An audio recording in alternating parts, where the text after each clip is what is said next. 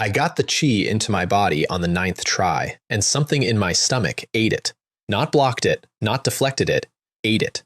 There was a thin black disc sitting where my dantian was supposed to be, and when that pale thread of spirit energy finally slid down into it after 8 failures and 4 hours of sitting very still on a wooden floor, the disc opened up like a mouth and swallowed the thread and then went back to looking like a disc. I sat there in the dark for a while, because here is the thing. I was 16 years old, which was news to me since I had gone to sleep at 31 after a 14-hour shift and woken up in a body with no calluses and a voice that cracked. I was in a mountain sect I had never heard of. I had 3 days to accomplish something called Wu induction, or get thrown off the mountain. And I had just found out, in the most personal way possible, that somebody had put a lock on my soul before I ever got here. Somebody had poisoned this kid.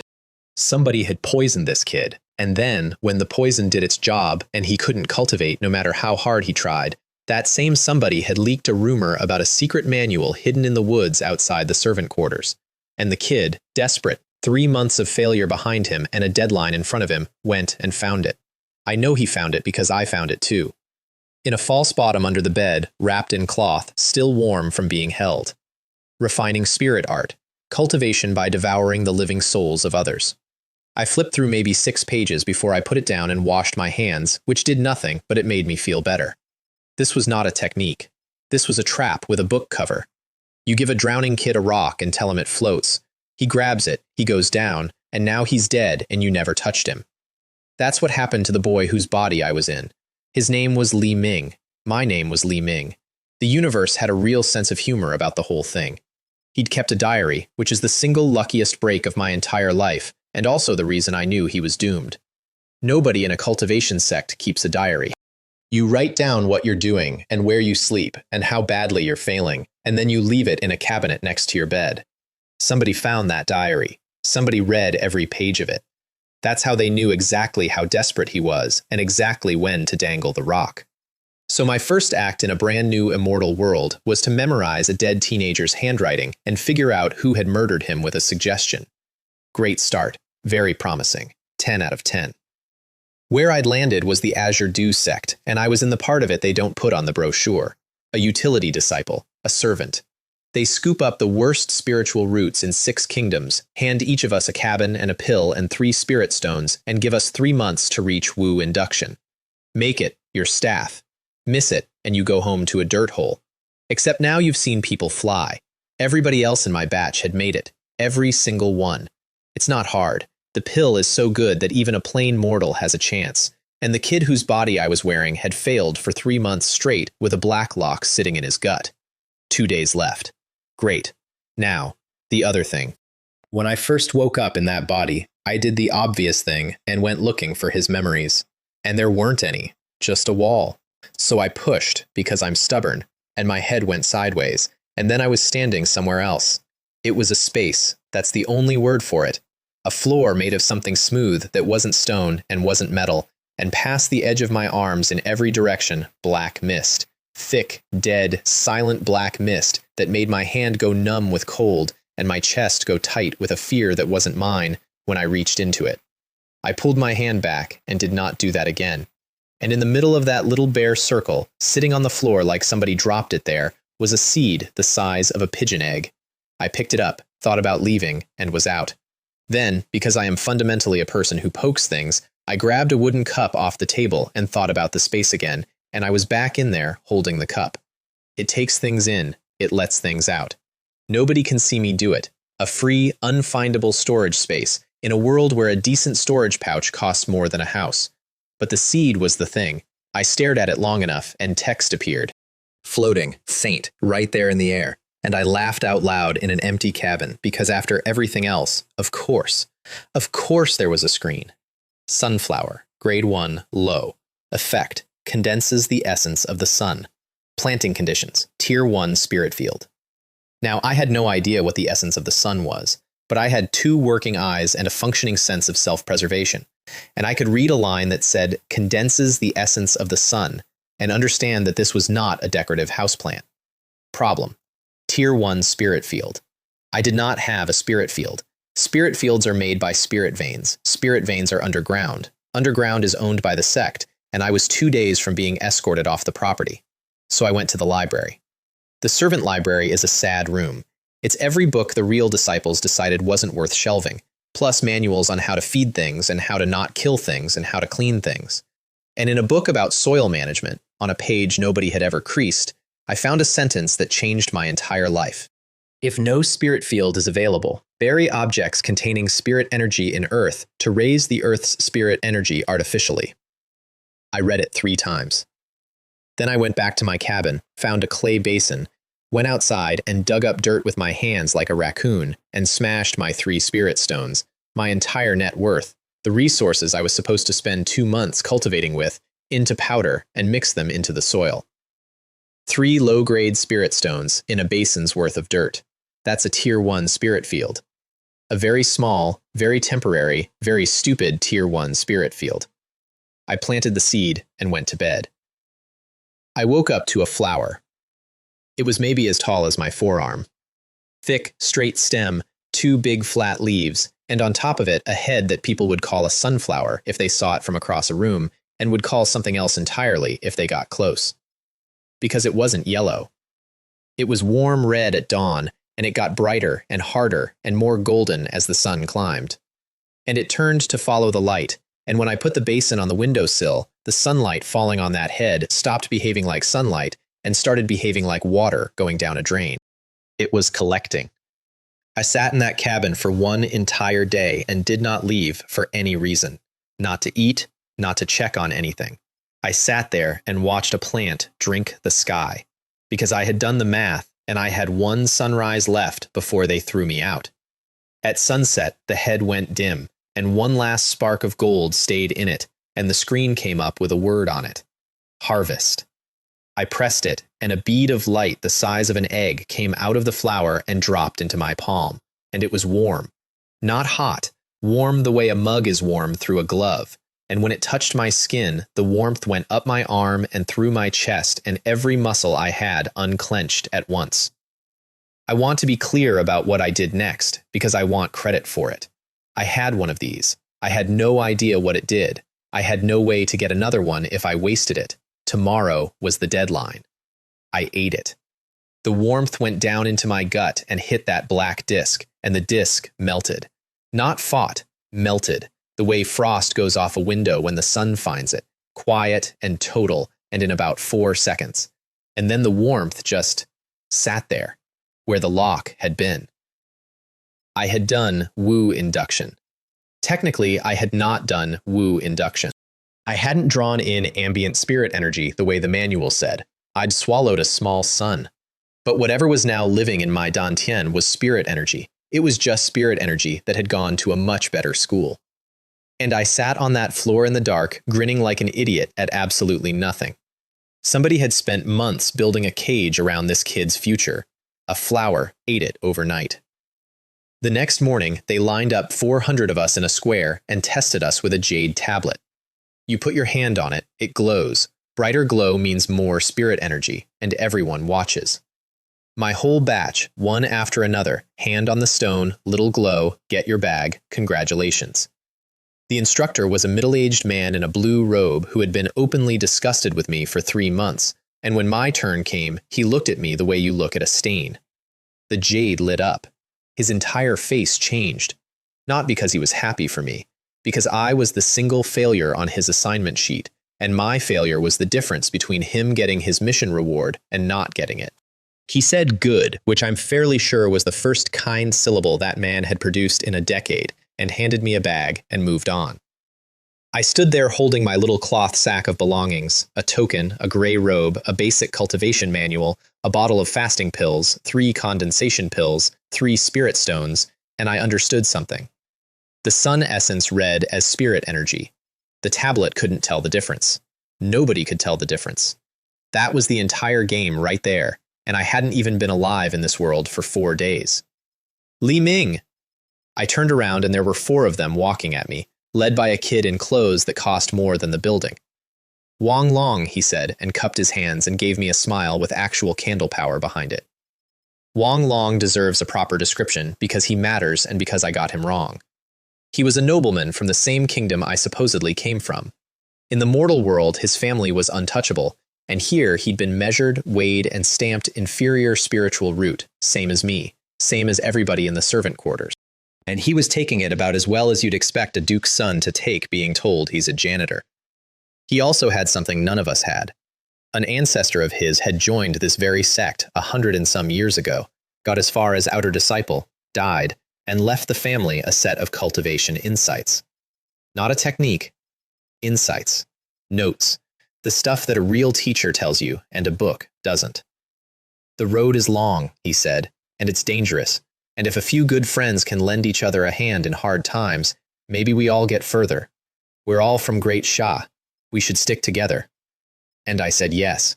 I want you to understand that I said yes on purpose, and I'd say it again. I was 4 days old in a world where everybody has a knife. He was offering a group. Groups are good. That's not naivety, that's arithmetic. He fed us that night in a private room in the canteen, and he laid out those family insights on the table like a man dealing cards, and I actually learned things.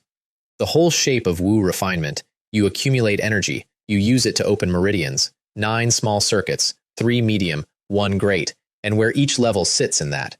It was a real gift. It was also an investment, and he told us so in the politest possible way, and I respected him for it.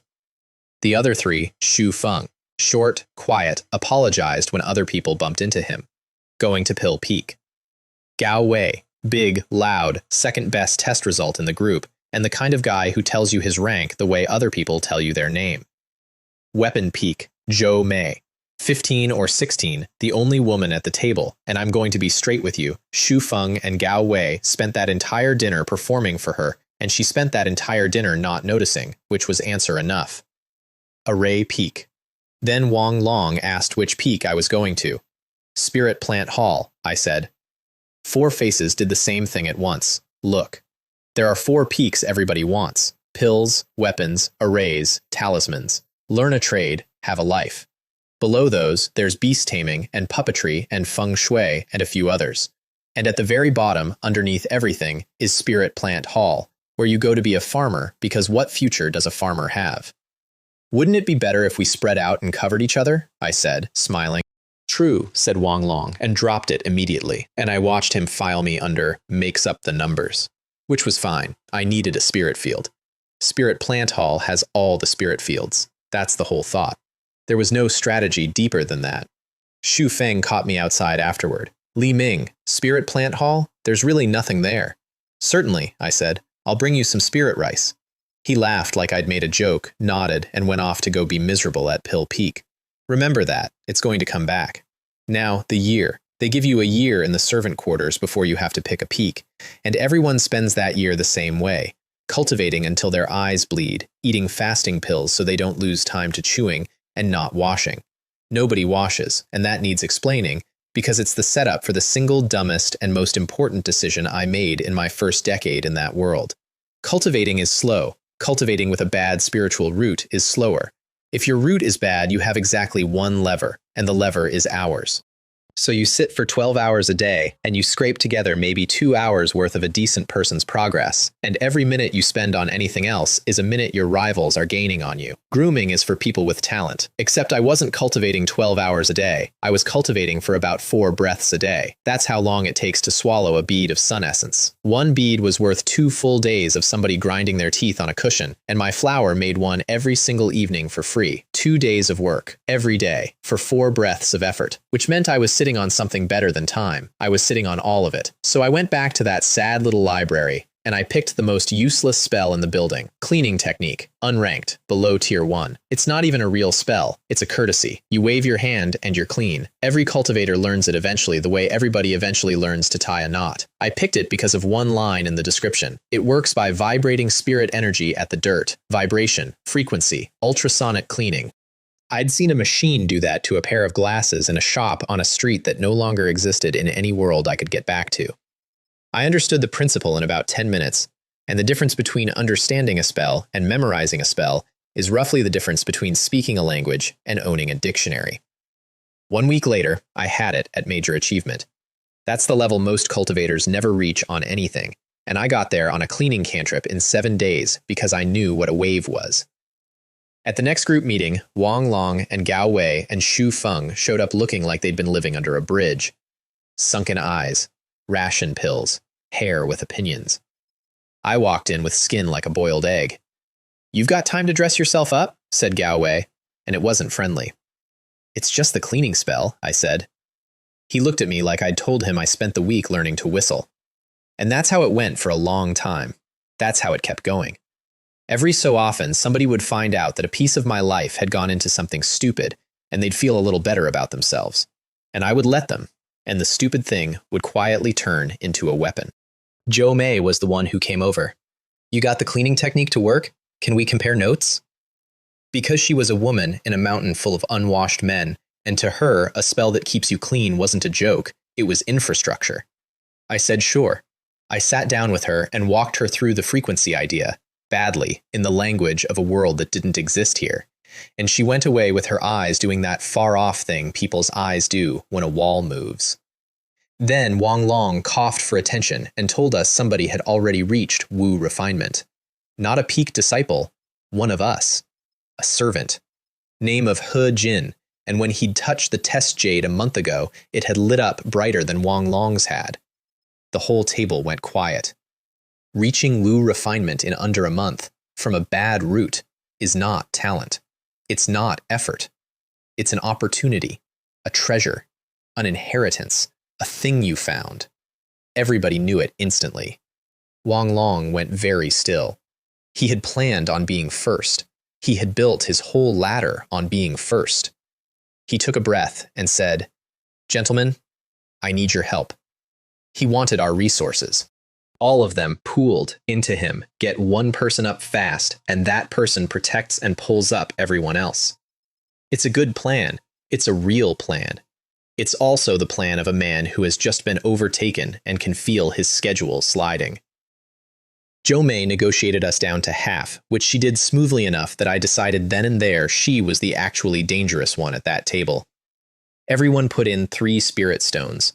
I put in 3 pills instead and asked to trade them for 3 more stones. Because I didn't need pills, I needed stones. My entire farm was 3 ground-up spirit stones in a clay bins, and that basin was drying out like a puddle in August, and when it went dry, the flower would drop back to a seed, and I'd have nothing. Wang Long was surprised and pleased because pills are worth more than stones at that level, and I'd just quietly overpaid him. He wrote me down as loyal. He was wrong about what I was, but he was right that I was useful, and honestly, that's a fair trade. 2 weeks later, He Jin got ambushed and nearly killed. Turned out his opportunity was a magic treasure that gathered spirit energy for him. Turned out somebody noticed that a bad root was outrunning good ones. Turned out that somebody was another servant, an older one, already at Wu refinement, who did the arithmetic and decided a treasure was worth a body. The sect's enforcers caught him in 3 days, destroyed his cultivation, and threw him off the mountain. He Jin lived. He immediately handed his treasure to an outer sect steward and got protection and healing pills in return, which was the smartest thing anybody in this story had done so far. He lost the treasure and bought a patron with it. Everybody had a reaction to this. Some people said, "Look how fast the sect caught him. We're safe here." Some people said, "Look at He Jin's luck." I said nothing and went back to my cabin and sat down on the floor and thought about the fact that a flower that turns 2 days of work into 4 breaths is worth considerably more than a rock that gathers ambient energy. Then I cut my cultivation speed in half. That's the decision. Right there. That's the whole thing. He Jin got caught because he went fast, not because he was found out, because he was fast, and fast is a signature. A bad root moving at a medium root's speed is a sign hanging over your head that says, "Come look at me." So I went to 1 bead every 2 days instead of 1 a day, exactly the pace of a bad spiritual root grinding away, exactly boring. And I took the other bead and I fed it to the black mist, because I'd found out by accident that the sun essence burns it. Not much. A bead clears a wisp, but it clears it. And I had gotten this flower out of that mist, so what else was in there? While I was busy doing that, somebody walked into my cabin again. I knew because there was a book on my desk that hadn't been there when I left. Corpse Demon True Understanding, Body Cultivation. Doesn't need a spiritual root. Astonishingly fast. Only cost is you have to eat the blood and flesh essence of cultivators. And if you're already running refining spirit art on the soul side, well, look at that. The two of them cover the whole person. Nothing wasted. I stood in my own room holding a manual that a stranger had walked past a warded door to leave on my desk. And I felt the back of my neck go cold. And then I felt something else, which was funnier and more useful. They didn't know. They thought I was cultivating the first book. They thought the kid had taken the rock and gone under, and was down there now, thrashing, desperate, ready for step 2.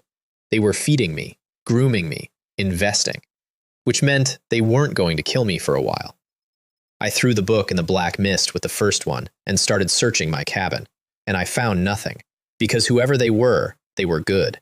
And every time I left that room after that day, I took the flower with me. Months went by like that.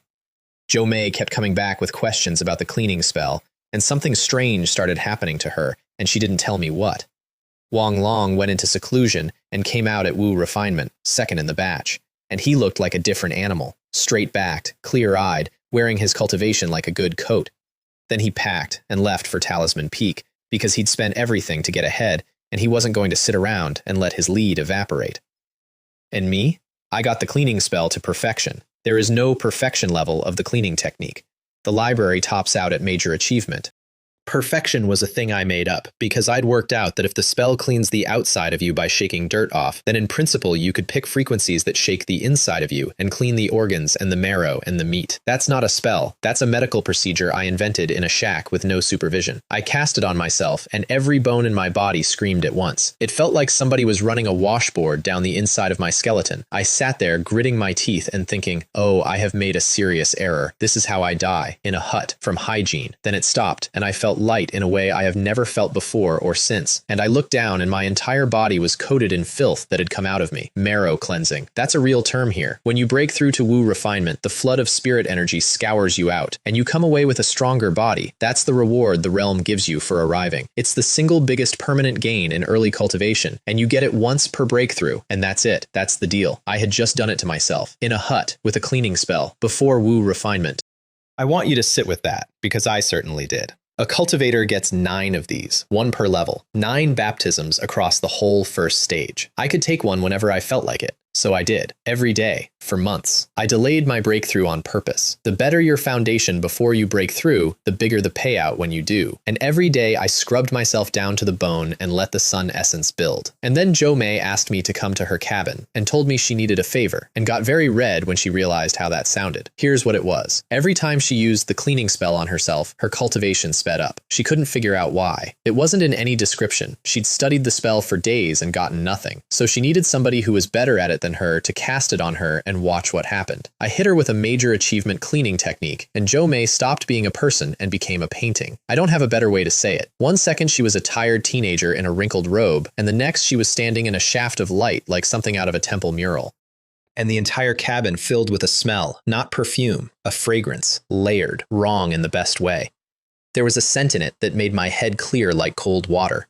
There was one underneath it that made my blood move. There was a warm one that made me want to lie down. She checked herself and said in a small voice, cultivation speed increased 5-fold. 5-fold. That's a medium-grade spiritual root. That's not an improvement. That's a different person's life. Then it faded. Within a couple of minutes, she was a tired teenager again and looked like she wanted to cry. So I hit her with it again, and it came back. And that's when I understood what she was. She was a piece of jade buried in dust. The cleaning spell wasn't giving her anything. It was taking something off her. Wipe the dust, the jade shines. Dust settles again, jade goes dull. She had a special physique, not a treasure, not a technique, a body, which meant it couldn't be stolen, but she could be. Li Ming, she said, can you keep this secret? He Jin was 2 months in the past, and everybody on that mountain still knew his name. Certainly, I said. And she didn't ask me how a servant, 3 weeks into learning a cantrip, had it at a level she'd never heard of. She noticed. She just didn't ask. That's the day we stopped being 2 people from the same province and became something else. Not friends, not yet. 2 people holding each other's throats, politely. Which in that world is the beginning of friendship. The rest of that year emptied out fast. Jo May broke through and got hit with a full marrow cleansing, which detonated her physique way harder than my spell ever had. and she had to seal herself in her cabin for a month because she could not stop smelling like a garden and she'd run out of food. I gave her my fasting pills. I never used them anyway. I ate rice like a person. Gao Wei broke through and announced it the way he announced everything. Xu Feng broke through, failed, took it hard, and I sat in the canteen and told him it was one failure and there was time and to try again, which is a very easy speech to give when you have a magic flower. I'm someone who hasn't even broken through yet, and I'm here comforting somebody who has actually tried, I said. Is there no justice in this world? He went red and laughed, and 2 weeks later he made it, and he came and dumped every single thing he'd learned about breaking through into my lap because he'd promised he would. Then he left for Pill Peak, and the group of 5 was a group of 1, and the 1 was me, standing in an empty canteen private room. Then I broke through. 3 hours of marrow cleansing. The standard is 1. 3 times the standard scouring means 3 times the reward, and I came out of it with meridians wider and tougher than anyone at my level had a right to, holding 3 times the spirit energy, hitting 3 times as hard. On paper, I was Wu refining, first level. In an alley, I was a solid second. And when I cast the perfection cleaning spell on myself afterward, to wash off the filth, the marrow cleansing effect came back stronger. I sat down hard, because I just realized what I actually had. The reason my self-cleansing had been getting weak was that I hadn't had enough spirit energy to run the spell at full power. Now I did. And now that I was a real cultivator, I could run it at higher power and get more out of it. And every level I climbed would let me run it harder still. 9 baptisms in the whole stage, that's the rule. I had a tap. So I packed up my life, which took about 4 minutes because everything I owned lived in a black mist, and I walked east to the personnel hall to go be a farmer. The personnel hall was full. 4 tables in the middle with crowds around them, alchemy and weapons and arrays and talismans, everybody shoving. And off in a corner, at a table nobody was standing anywhere near, was a young man in an outer disciple robe staring into space with the expression of a man watching his own funeral. "Greetings, senior brother," I said. He jumped about a foot. Oh, what's up?" "Senior brother, is this Spirit Plant Hall?" And Tang Bo, that was his name, and he is going to be in this story for a long time, and he never once stops being exactly this guy, looked up at me, and his eyes filled with actual tears. Because he had been running the Spirit Plant Hall recruitment table for years, and this was the first year he was not going to score a 0. He grabbed my sleeve like I might evaporate and started reciting the benefits so fast I only caught about half of them. And it turned out the reason he was so desperate was structural. Spirit Plant Hall gets the leftovers.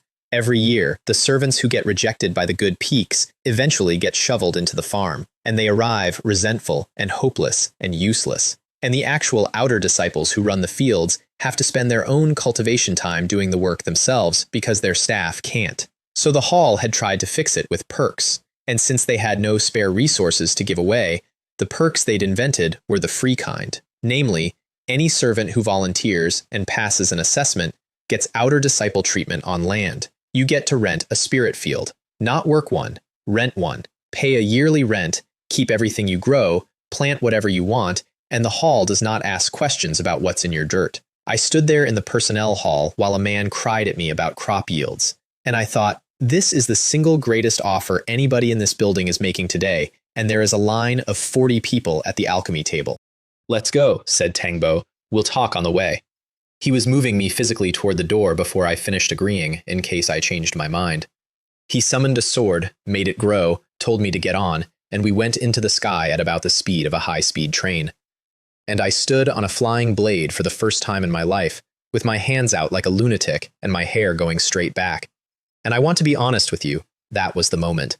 Not the flower, not the black disc melting, that. 15 minutes later, a valley opened up under us. Endless terraced paddies from wall to wall, green going gold, water catching light. The farm. They took me to see the steward first, which nearly ended everything before it started. Liu Kai, foundation establishment, an entire realm above me. He would be able to look straight through my little concealment trick, and what he'd see was a fresh servant with the spirit energy and body of a man 2 levels up, which is exactly the kind of thing that makes an official start asking where you got it. I compressed my energy as tight as I could, a garbage technique I'd copied out of the library, not even a real method, more of a suggestion, and walked in. He glanced at me for about a second and a half. Li Ming, is it? Very good. He handed me a booklet and said if I could learn one spell out of it, I passed. Then he lost interest, because he was a Foundation establishment steward and I was a servant, and normally these two categories of person never meet. I got out of that hall and let out a breath I'd been holding since the valley. The booklet had 5 spells in it, the 5 that belonged to spiritual farmers, 1 per element. Little Gengjin Sword Wu, metal, a concentrated single-target cut. It's for killing spirit rats and spirit bugs, because ordinary blades and ordinary people can't touch them, and it's single target so you don't shred your own crop. Xiao Hui Chun, wood, heals plants, also heals people. Small cloud rain, water, makes a rain cloud. Spirit crops only really thrive on spirit rain. Little flame wave, fire, a wide burn, for clearing stubble and cooking insect eggs in the soil.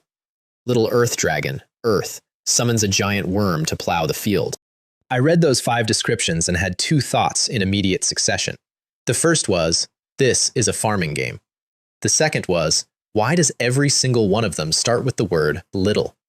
I picked small cloud rain because it's the one you use every day, and because if I couldn't make rain, I'd be hauling buckets from a spring like a peasant. And then I broke it in a month.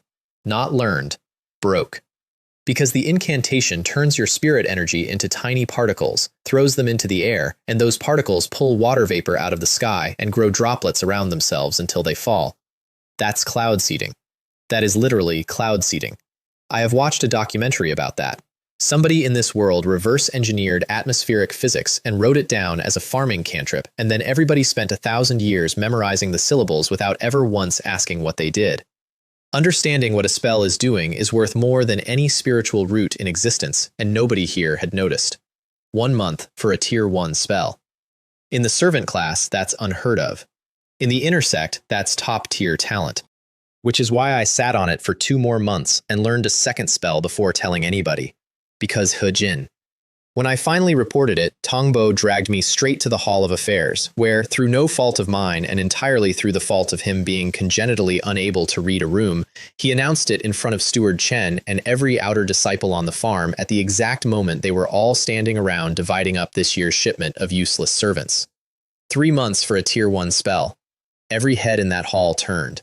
And Liu Kai looked at me properly for the first time and immediately saw everything my concealment wasn't hiding. So I gave him something to explain it with. I told him about the cleaning technique, perfection level, marrow cleansing, and the room made a noise, because it turned out, and I only learned this from his reaction, that this wasn't unknown. Deep in the inner sect, there are disciples who deliberately grind the cleaning cantrip to perfection specifically for the marrow cleansing, to build a monstrous foundation before they break through. It's the cheapest way to be a prodigy. It's also a bet that eats years of your life and only pays off if you have enough talent to spare those years. So only the top of the inner sect ever tries it. And here it was, in the hands of a servant. Liu Kai retested my spiritual root, found it just as garbage as advertised, and sighed like a man watching a good horse limp. Then he waived my rent for 3 years, gave me free seed for 3 years, threw in a magical artifact cabin, walked me in front of the entire crop of shoveled-in servants, and announced all of it out loud, which was, of course, the point. He needed a poster. Next year's intake needed to hear that a volunteer got treated like a prince. I stood there being a poster and thinking that this was the best trait of my life. I had shown him a secret worth nothing to me. The cleaning spell is only devastating if you already have a plant that makes time out of sunlight. And in exchange, he had handed me land, seed, a house, and a reason for everything strange about me. That is the whole trick, by the way. That's the entire strategy for the next several years of my life. You always show them something. You just never show them the thing. They gave me a map of the scattered fields outside the valley, the small, awkward ones nobody wanted, and I picked the largest Tier 1 medium-grade plot on it, about an acre. Then Tongbo flew me out and dropped me off and waved goodbye and left me standing alone in a field with a hoe. And I looked at that dirt, and I thought about a clay basin drying out on a windowsill. And I thought about a black mist with something in it, and about a man who walks through warded doors to leave books on desks. Then I planted my first crop. The second year is when a farmer became a problem. First, the field itself. An acre of Tier 1 medium-grade land. The spirit energy in a spirit field is locked underground by the formation of the vein itself, which means a cultivator can't sit on it and absorb it. Only roots can reach it. which is why the sect can leave a field like that lying around unguarded and not lose sleep. To any normal cultivator, it's just very expensive dirt. To me, it was a battery. I burned the stubble with little flame wave. I called up an earth dragon, which turned out to be a worm as thick as a wash basin that came boiling out of the soil and swam through it back and forth like it was having the time of its life, and plowed the entire acre in the time it takes to eat lunch. Then I made it rain. And when the rain hit that soil, the spirit energy came up out of the ground like heat off a road. And I stood there in a drizzle I had personally manufactured, on land that was mine for 3 years, and I thought, okay, now. Second, the cover crop. I went to the seed warehouse, and the old man in charge handed me a catalog, and I flipped through it looking for one specific thing. There's a plant in there called spirit sunflower, tier 1, low grade. Slow, takes years to mature instead of months, which is why almost nobody grows it in bulk. And it looks like a sunflower. It looks almost exactly like a sunflower. The difference between a spirit sunflower and my sunflower is the head. Spirit sunflower's head is a flower. Mine's is a small sun. You'd have to be standing in the row and paying attention. Senior, I said, I'll take Lingyu rice and spirit sunflower. He didn't even look up. Everybody takes Lingyu rice. It's the beginner crop. And a lot of people throw in a few spirit sunflowers, because with enough years, there's a chance one grades up, and cultivators are gamblers. I ordered several hundred spirit sunflowers. He wrote it down. A bit much, but within range. So I planted an acre of rice and a patch of several hundred golden decoys right outside my door, and 3 days later I walked out into the middle of that patch and put one real sunflower down in the middle of it. Third, the change. The next evening I harvested the essence, and it was different, denser, solid where it used to be foggy. Same flower, same seed, new soil. 3 ground-up spirit stones in a basin was tier 1 technically. A real tier 1 medium-grade field is a mountain range with a spirit vein under it. The bead that used to be worth 2 days of grinding was now worth 3. And I stood there in a field of fake sunflowers doing extremely simple arithmetic and getting extremely excited about it, because there was no ceiling in that sentence. If a medium field improved the yield, then a high field would improve it more, and a tier 2 field, and a tier 3.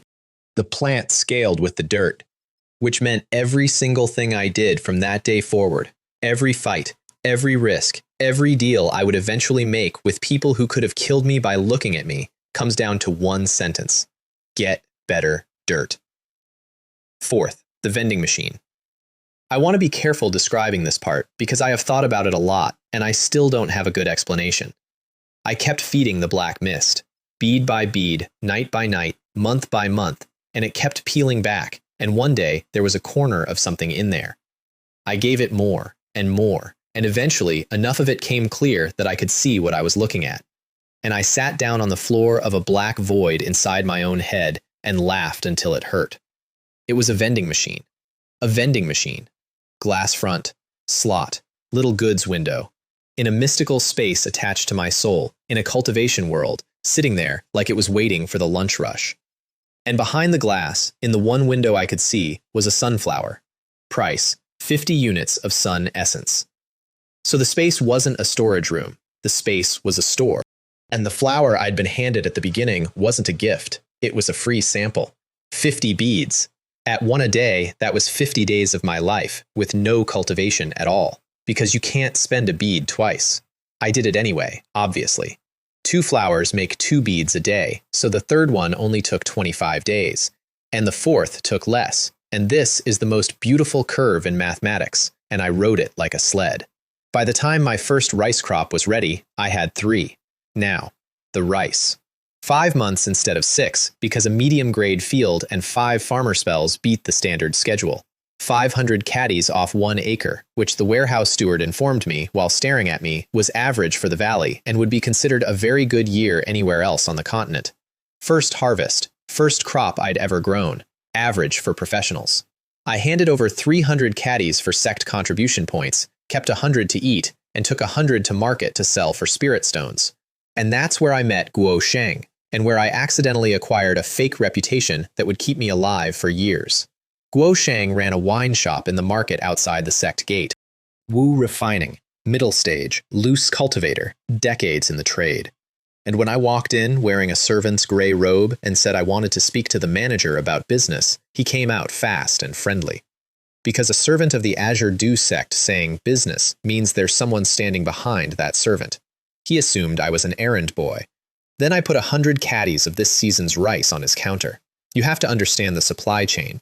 Big sects grow enormous amounts of rice. The good new stuff goes to their own disciples, and what leaks into the market is old stock. Nobody outside gets fresh.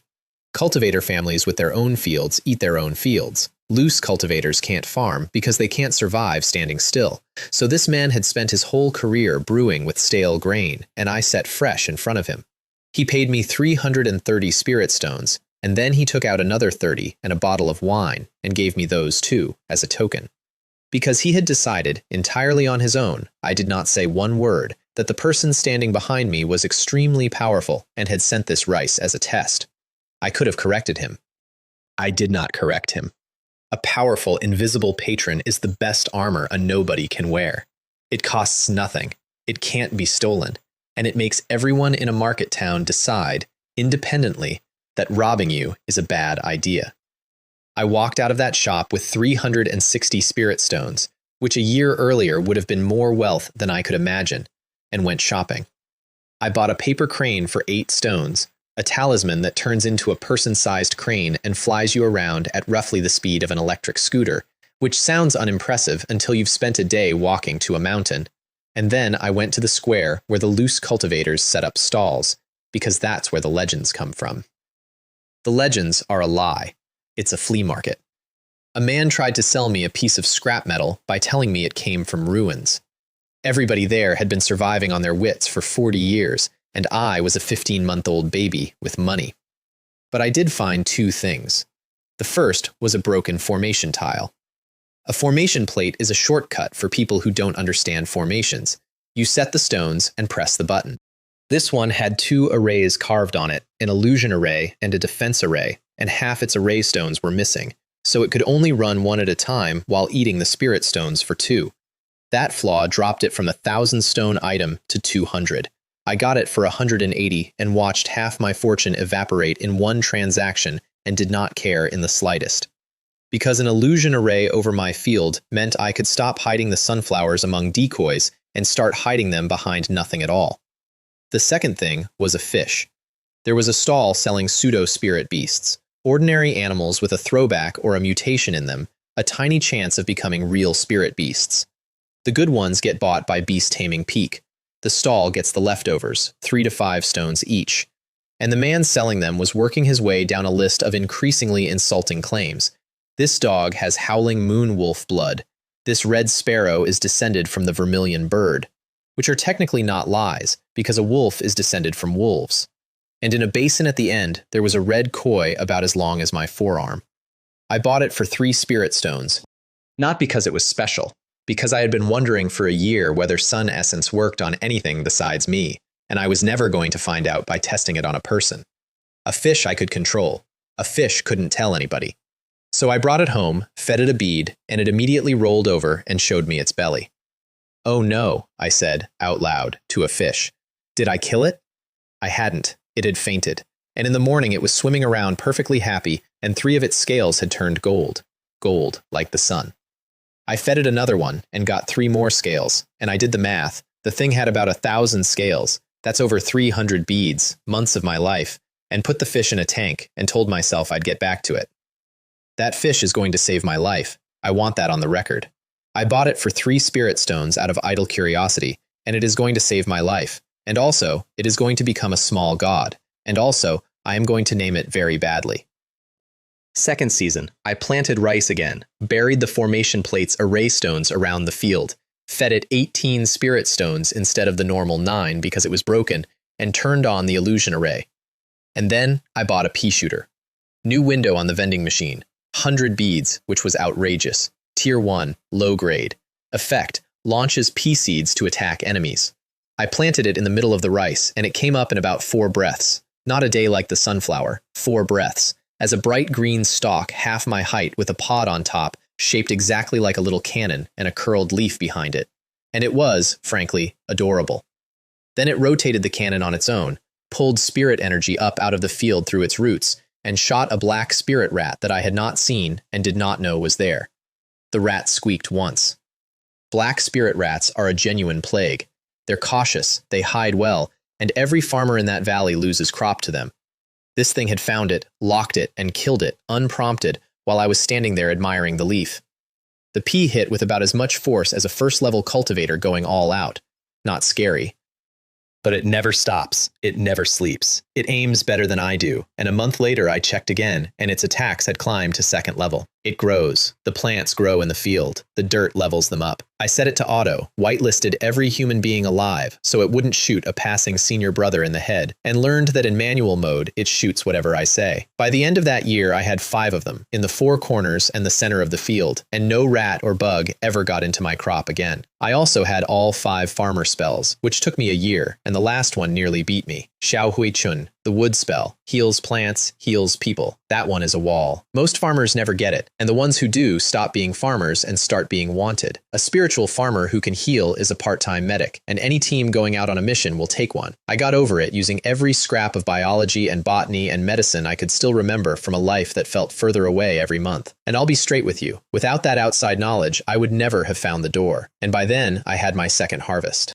I cut the whole acre with sword chi, one gesture, whole rows going down, and swept it into my sleeve with a spell called Sleeve Small Universe. Which I should explain because it's important. Sleeve Small Universe is a hilariously degraded copy of a genuine top-tier divine ability, watered down so many times that it now sits at the same rank as the cleaning cantrip.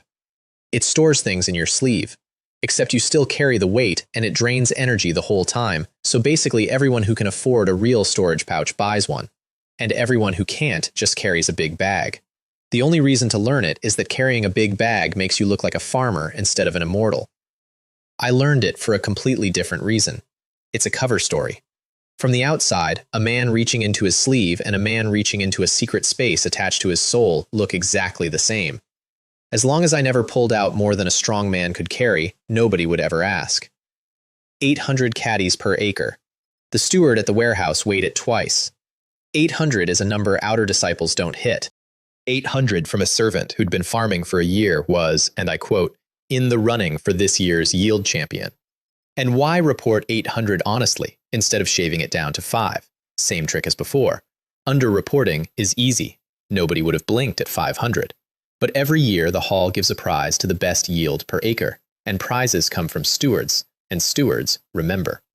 What I have to hide is 1 flower. What I want to advertise is that I am freakishly good at farming. Because if everyone in the building already believes I'm a monster at growing things, then every strange thing about me has a boring explanation waiting for it. So I told the truth, took the win, and let it spread. That's the year Steward Chen sent Tong Bo to come get me at speed, which nearly gave me a heart attack, and which turned out to be the best news I'd had since the black disc melted. The hall's rice yield had been sliding for years, not crashing, sliding, a little every year, which is worse because a crash has a cause and a slide has a manager. The valley fields were maxed out. The only growth left was the scattered plots outside, the ones nobody wanted to work. And the first man to ever take one had just posted 800 caddies an acre. Liu Kai said good 3 times in a row, which for him was practically weeping. Then he asked me a question. Do you know what a spiritual plant master is? I did not. Think of a spiritual farmer as a farmer, he said, and a spiritual plant master as a professor at an agricultural institute. One grows the crop, the other invents the crop. That seed you were issued, someone made it. I want you to understand what went through my head in that moment. Not status, not power. Cover. Because if I am a spiritual plant master, then me having a weird plant nobody's ever seen is the most normal thing in the world. That's what they do. Making bizarre new plants is literally the job description. I could put a pea shooter in the open. I could put anything in the open. The identity is the camouflage. I have an opportunity here that could make you one, said Liu Kai, in the tone of a man giving away something that cost him nothing, which it did. Consider it your prize. The opportunity was a seat at a lecture. The sect had no spiritual plant master lineage, none. Alchemy, weapons, arrays, talismans, all Tier 4 traditions. Beast taming and puppetry, Tier 3. Spiritual plants, nothing at all.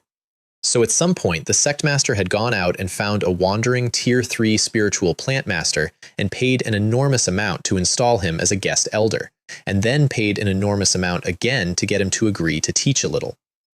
Golden core. an elder who could seal himself in a cave for a decade without noticing. The seat was worth nothing and everything. Worth nothing because he'd lecture to whoever showed up and wouldn't care who learned anything. Worth everything because that lecture was the only door in the entire sect. Tangbo flew me home afterward and told me, with feeling, that he'd been holding a seat at that lecture for years, and the elder had never come out of seclusion once. Then he took me to the miscellaneous disciple area to recruit, because Liu Kai had figured out how to use me, and honestly, it was good management. Send the farm's outer disciple to recruit, and he's too embarrassed to hustle. Send the servant who got outer treatment on day one and let him walk up to strangers and say it out loud. So I stood in the servant quarter and grabbed people by the sleeve. Junior brother, ever thought about Spirit Plant Hall? Sorry, I'm joining Pill Peak. Join Spirit Plant Hall and you get outer disciple treatment. Come on, one conversation. Wait, are you senior brother Li Ming? And that stopped me cold, because I had never met this person in my life. But the hall had been telling my story to every new intake for a year. The servant who volunteered and got treated like a prince. My name had been doing work in rooms I'd never entered. 40% of that year's intake signed with Spirit Plant Hall. 40%. The other peaks came and complained to Tang Bo about it, and he, a man who had scored 0 for 6 consecutive years, told them they were welcome to try recruiting too, and then had to go stand somewhere else because he was smiling too much to keep talking. And while I was doing that, 2 men sat in an ordinary courtyard in that same servant quarter with a high-grade sound isolation array around them, and one of them handed the other a stack of jade tokens with names on them. I didn't know about this at the time. I learned it later, but you should know it now. They weren't from this world. They'd come from across the sea. They needed a spirit vein, and every good one on this continent was already owned by somebody or occupied by something. So they went looking for a soft target. And they found one. The Azure Dew sect had a Tier 4 spirit vein. The Azure Dew sect had no nascent soul ancestor. He'd died decades ago in some ruin, and another sect's nascent soul had watched it happen, so it was confirmed. A Tier 4 vein with nobody on it who could actually stop a top-tier cultivator. The only reason nobody had taken it already was the sect's own great defensive array, which was strong enough to hold off a nascent soul on its own, plus the small matter of every other local power on the continent getting extremely nervous if an outsider started eating sex. So they couldn't attack it. They'd have to rot it. And you don't rot a building from the roof, you rot it from the sill. The junior asked the obvious question, why servants? Why not go after outer or inner disciples, the ones who matter?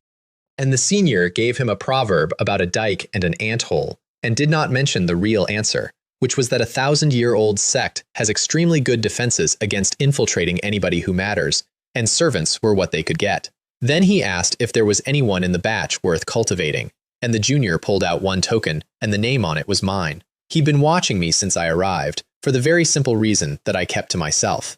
A boy with no friends is a perfect target. He poisoned me first. That's what the black disc was. Then he waited for despair, and when it came, he leaked the rumor about the manual in the woods. And the boy went and got it, and, according to his own report, delivered with satisfaction. The boy had successfully cultivated it and reached Wu induction just before the deadline. That's what he thought had happened. He had watched a kid fail for 3 months, watched him take the poisoned book, and then watched him pass the test at the last possible second, and drawn the only conclusion that made sense. It never occurred to him that the boy died and something else woke up in the bed. It never occurred to him that the thing that broke the lock was a flower in a plant pot. And that mistake is the single reason I'm alive, because those jade tokens weren't a filing system. Each one had a wisp of the target's soul sealed in it. And if the target ever stopped obeying, they could crush the token and kill him from across a mountain.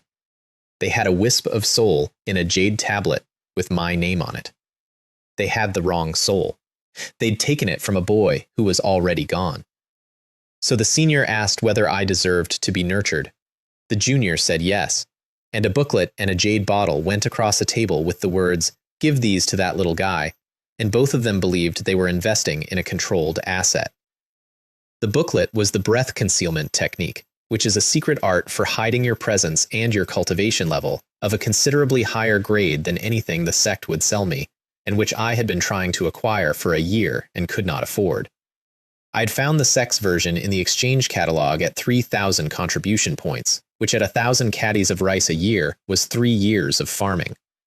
They gave it to me for free. They gave it to me because if you're going to devour souls, you accumulate karma, and certain arts can detect karma. And also, if your strength suddenly jumps after eating somebody, you need to explain that. They were being thoughtful. They were handing their attack dog a better collar. I learned the principle in an afternoon. Cultivators are walking lanterns. You're stuffed with high-energy spirit power, and it leaks constantly. The technique builds a shell inside you that contains the leak, and while it's at it, contains the smell of being alive. Mastered it in 6 weeks. The jade bottle I opened got a lungful of blood stink and a thin, distant screaming sound, and threw into the black mist so fast I nearly dropped it. Because I knew what that was. That was a cultivator's life essence and soul, bottled. If you were running the 2 evil manuals they'd given me, drinking that would jump you a full level in a night. They had murdered somebody and put them in a jar and left the jar on my desk as a treat. "That's really thoughtful," I said to an empty room, and my voice came out wrong. That's the first time I properly wanted to kill someone in that world. Not fear, not calculation. I stood there, holding a control formation for a spirit field, and wanted to find a stranger and end him. And I couldn't. I was Wu refining. He walked through wards. If I reported it, I'd be reporting a suspicion with no evidence about a person I couldn't name. So I put it away and went back to work, which is what you do, and it did not stop bothering me for years. But I took the technique. Because here's the thing about a gift from an enemy. It works exactly as well as if a friend gave it to you. With breath concealment at proficiency, I could finally stop pretending. No more 1 bead every 2 days. No more crawling at the speed of a bad route so nobody would look at me. I took 10 beads out of the black mist and ate them. 1 bead was 3 days of hard cultivation. 10 was a month. And I dumped a month into my body in 1 sitting and felt my meridians widen like a river taking a flood. And when the surge started to thin, I ate 10 more. And when that thinned, I ate 10 more. Second small circuit opened. Second level of Wu refining, in an afternoon. And then I sat there, breathing hard, with my meridians stinging, and told myself, out loud, that that had been a stupid thing to do, because it had been. The pressure could have torn me apart, and only the cleaning technique had made my meridians tough enough to take it. And then I turned on the breath concealment technique and watched my aura slide back down to first level like nothing had happened. Nobody knew. That's the year everything changed shape. That's the year I stopped being a boy hiding a flower and started being 2 people at once, a slow, modest, slightly gifted farmer on the outside, and on the inside something with no brakes. And that's the year an inner sect disciple walked up my hill and asked me for a favor. Her name was Yang Ru, and the first thing you noticed about her was the hair. Black and red, mixed, growing out of her head like that on purpose. That's what happens when your spiritual root is skewed hard toward one element. The stronger the skew, the weirder you look. Medium-grade fire root. Inner sect, 15 maybe. She'd started a few months before me. She was standing in my field when I came back with seed, and I bowed and called her senior sister. Because she was inner sect and I was a servant, and that's how it works even when the senior sister is visibly younger than you and comes up to your collarbone. "I heard you have the cleaning technique at perfection," she said. "Exactly. I'd like you to use it on me, for marrow cleansing." And I said, "Ah," like an idiot, because I had been walking around with that spell for over a year and it had never once occurred to me that anyone would ask.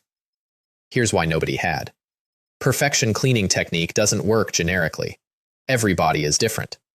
To find the frequency that scours your organs instead of shredding them, I have to run my spirit energy through you and read you completely. Bones, meat, blood, every hollow. There is no part of you I don't see. Which means the inner sect disciples who have this spell can only ever use it on themselves, and they're all competing with each other, so asking a rival to map your body is the same as handing him your weak points and asking him to hold on to them for you. And every one of them would rather die than create a second monster in their own weight class. She'd worked all this out before she walked up my hill. She wanted it anyway. Because Yang Ru was in a race, the sect's true lineage, 9 slots, the actual core of the whole organization, future sect masters and peak lords, gets picked in an assessment. And the assessment doesn't test your level, it tests your foundation. They send a golden core elder to suppress himself down to your realm and beat you up, and how long you last tells them what you're really made of. You cannot win that with level, you win it with foundation. And the cheapest foundation in the world is a cleaning cantrip at perfection, and she could not cultivate it. Because she had a fire root, and fire roots are magnificent at fire and clumsy at everything else, and she knew it about herself. So the only door left was to find someone with the spell who wasn't a competitor. A servant, controllable, cheap. If you help me, she said, I'll pay. Spirit stones, pills, a magical artifact, what do you want? Now here I want to point something out. An inner sect disciple with a golden core master has spirit stones the way the sea has water. She'd have paid me a fortune and never noticed, and I could have farmed the equivalent in a year. You don't need to pay me, I said. Just lend me a hand sometime when I'm in trouble. Because a favor from someone who can actually reach the people who decide things is worth more than any object in that sect.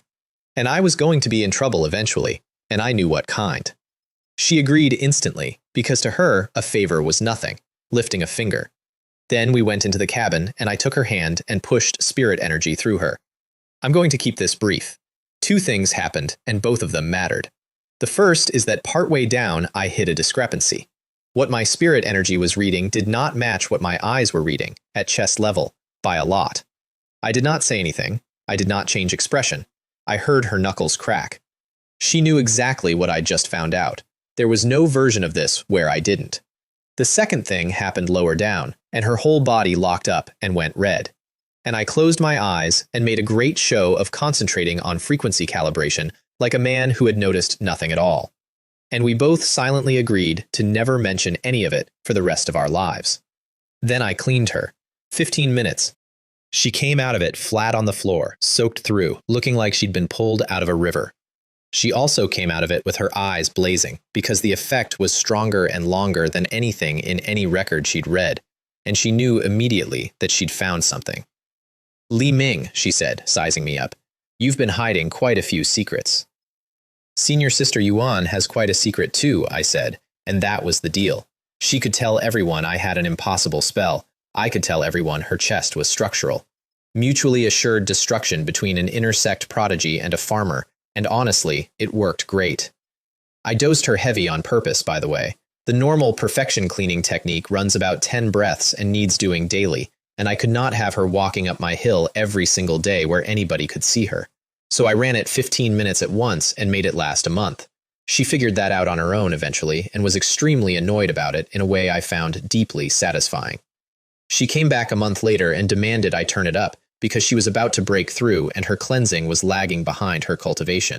I told her that was a bad idea. The spell works by vibrating your flesh. Turn it up too far and it stops cleaning and starts breaking. She told me she was in a race with a boy who had just joined the inner sect a few months after her, an upper-grade spiritual root the sect master had personally taken as his own disciple, which effectively locked one of the 9 slots before the assessment even started. His name was Duan Li, remember it. I won't be responsible for accidents, I said. Fine. Anything else? Yes, it costs more. She thought about it, then handed me a flying sword, a medium-grade magical artifact, standard weapon peak make, which she kept as a spare because her master had given her a high-grade fire one, a spare. I took it and asked if she had the sword control technique to go with it, and she rolled her eyes at me and said techniques can't be privately taught inside a sect. Go earn your own contribution points like everybody else. Then I doubled the intensity and she screamed, and about 10 minutes in she started bleeding, nose, mouth, skin. The spell had crossed from cleansing into damage, exactly like I said it would.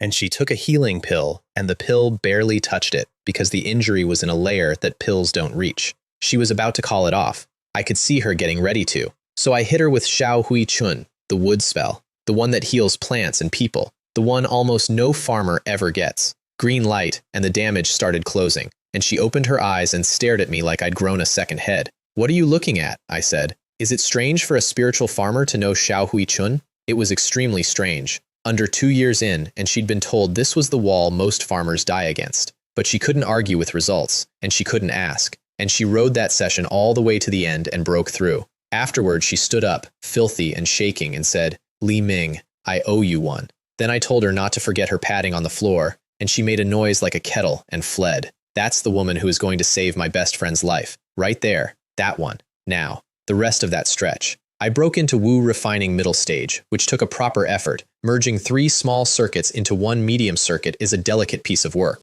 And this is the point where a bad spiritual root actually starts to drag. Except merging 3 complex loops into 1 more complex loop is a routing problem, and I had mathematics from a dead world. And I sat down and decomposed the pathways like a man untangling cable, and the difficulty dropped through the floor. Then I found out my sun essence had gotten worse. 1 bead had been worth 3 days. Now it was worth 2. I checked the bead. Bead was fine, which meant it wasn't the bead, it was me. I'd climbed a stage, and the same fuel didn't go as far, which raised a question I did not like at all. If 1 bead is 2 days now, is it 1 day at the next stage? Is it nothing at foundation establishment? Was my entire miracle going to quietly expire? So I went and looked at the flower's description again. Grade, level 1, low, low, which implies medium, which implies high. And in the black mist, there were now 2 things. The vending machine, which sold plants, and a door I'd uncovered on the other side, which opened onto a completely separate space with its own black mist that had to be cleared separately. 2 roads, buy a better flower or upgrade the one I had.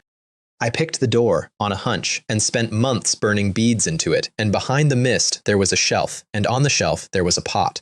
Cultivating flower pot. I ran out of that space, dug up a sunflower, and jammed it in, and an arrow appeared next to its grade. Gray.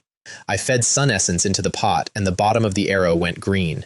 50 beads turned the arrow fully green, and I pressed it, and the flower got taller, and the words changed. Grade, level 1, medium.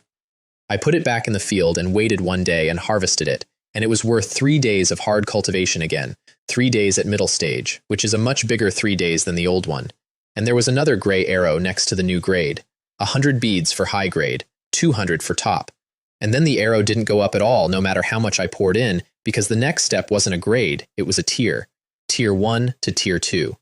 That's the wall between Wu refining and foundation establishment, expressed as botany. It took a year.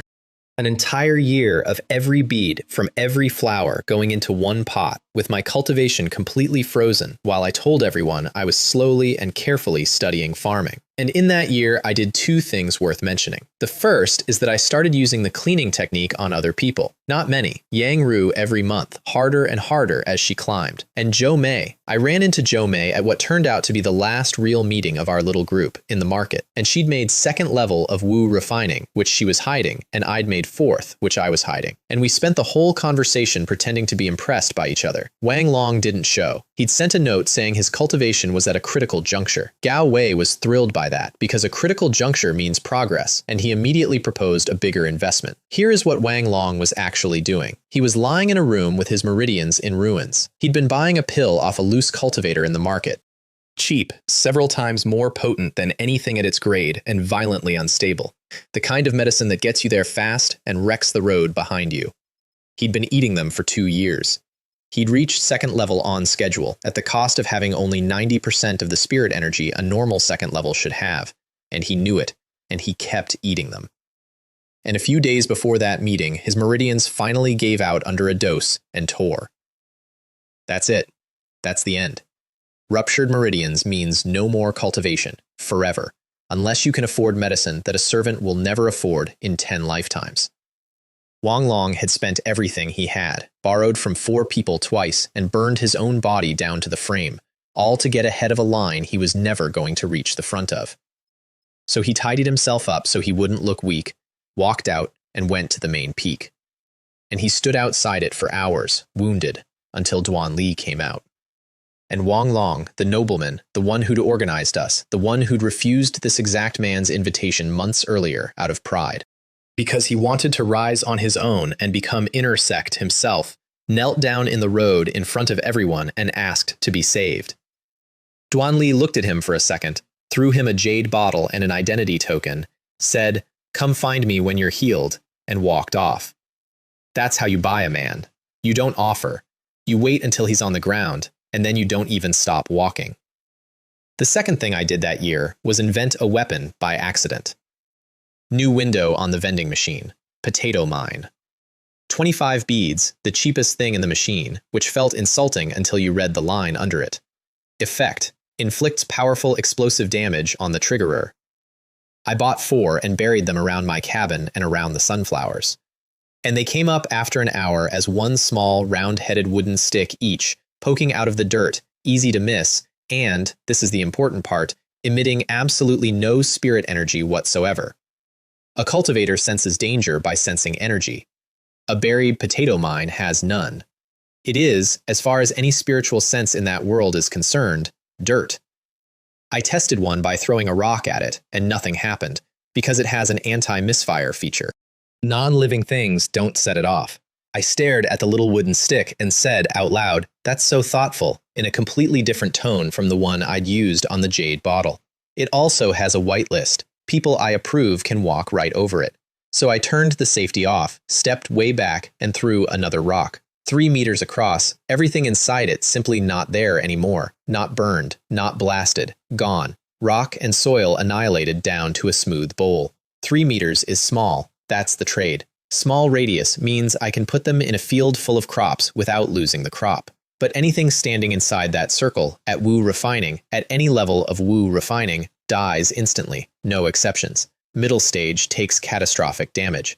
I filled that in, planted a new one in the same spot, and went to bed feeling better than I had in a year. Then the sect announced that the sect master had taken a personal disciple, and that this personal disciple was looking to recruit a few servants as followers. Every servant on that mountain lost their mind. Becoming an inner sect disciple's follower is one of the few ladders out of the bottom, and the sect master's own disciple is the top of that ladder. Then 2 invitations went out personally, by name. One to Wang Long at Talisman Peak, and one to me out on my hill. Delivered by an outer disciple who flew all the way out to a scattered field to hand a note to a farmer. I read it, said, "No thank you," and handed it back, and the man's face did something complicated, because he had just watched somebody refuse the thing 400 people were praying for. Wang Long, at that time still whole and still proud, also refused, and Duan Li, up on Main Peak, looked at a list with 2 names circled in red and one of them marked, and smiled. Because that's the point of an invitation. You're not sorting for people who say yes. You're sorting for people who are worth asking twice. I did not know that then. I just knew that a stranger with power had noticed me for no reason at all, and that when someone with power notices you for no reason, there is always a reason. Yang Ru, when I asked her about it, went off like a firecracker, because if Duan Li got me, she'd lose her cleaning technique, and demanded I become her follower instead. "Don't want to," I said. She snorted like a horse and did not push it, because she needed me and we both knew it. And honestly, that's the healthiest working relationship I had in that entire sect. And then a year of pouring my whole life into a flower pot ended, and the arrow went green, and I pressed it. And there was a light, and the sunflower came out the other side, with faint golden runes moving inside its head. Grade, level 2, low. Planting conditions, 2nd order spirit field, which I did not have and could not get. I planted it in my tier 1 field anyway, because I was not going to spend a year on something and then not try it. It grew. It didn't revert. It just wasn't happy. And that evening its head condensed a bead that was smaller than the others and had specks of gold drifting inside it. I ate it. And a thin thread of mist appeared inside my body. I want to explain why I sat down. Spirit energy has states. In Wu refining, it's a gas. To reach foundation establishment, you have to compress it into liquid. And that compression is where the spiritual root actually matters, because pushing gas into liquid against a bad root is the wall that kills most careers. In between gas and liquid, there's an intermediate, mist. That belongs to the very top of Wu refining, Wu completion, the last stop before the jump. I was 4th level, and I had mist. Same volume, higher quality, heavier. I could feel the weight of it moving, which meant every spell I cast from that moment came out of a Wu completion cultivator's tank. It meant a 4th level farmer throwing a farming cantrip could hit as hard as the strongest man in the entire Wu refining stage. And it was an incomplete bead. That flower was in the wrong soil and starving. If I ever got a real tier 2 field, it would give me liquid. Liquid is foundation establishment. A bad spiritual root is a wall built specifically to stop you from making liquid, and a plant was going to hand it to me in a cup. So I stopped everything and started upgrading flowers, and pea shooters, and potato mines. A Tier 2 pea shooter hits like a Foundation Establishment cultivator once because a Tier 1 field can't feed it faster than that. A Tier 2 potato mine I did not test because I only had one and testing it means losing it, but a Tier 1 kills anything in Wu refining, and I put one of them in the ground in front of my cabin and I went back to work and I thought, come on, come and leave me another book. Meanwhile, Zhou Mei was in trouble. An inner sect disciple named Zhang Hao had come to Array Peak to hand out perfume. I need to explain Zhang Hao because he's the most usefully disgusting person in this story.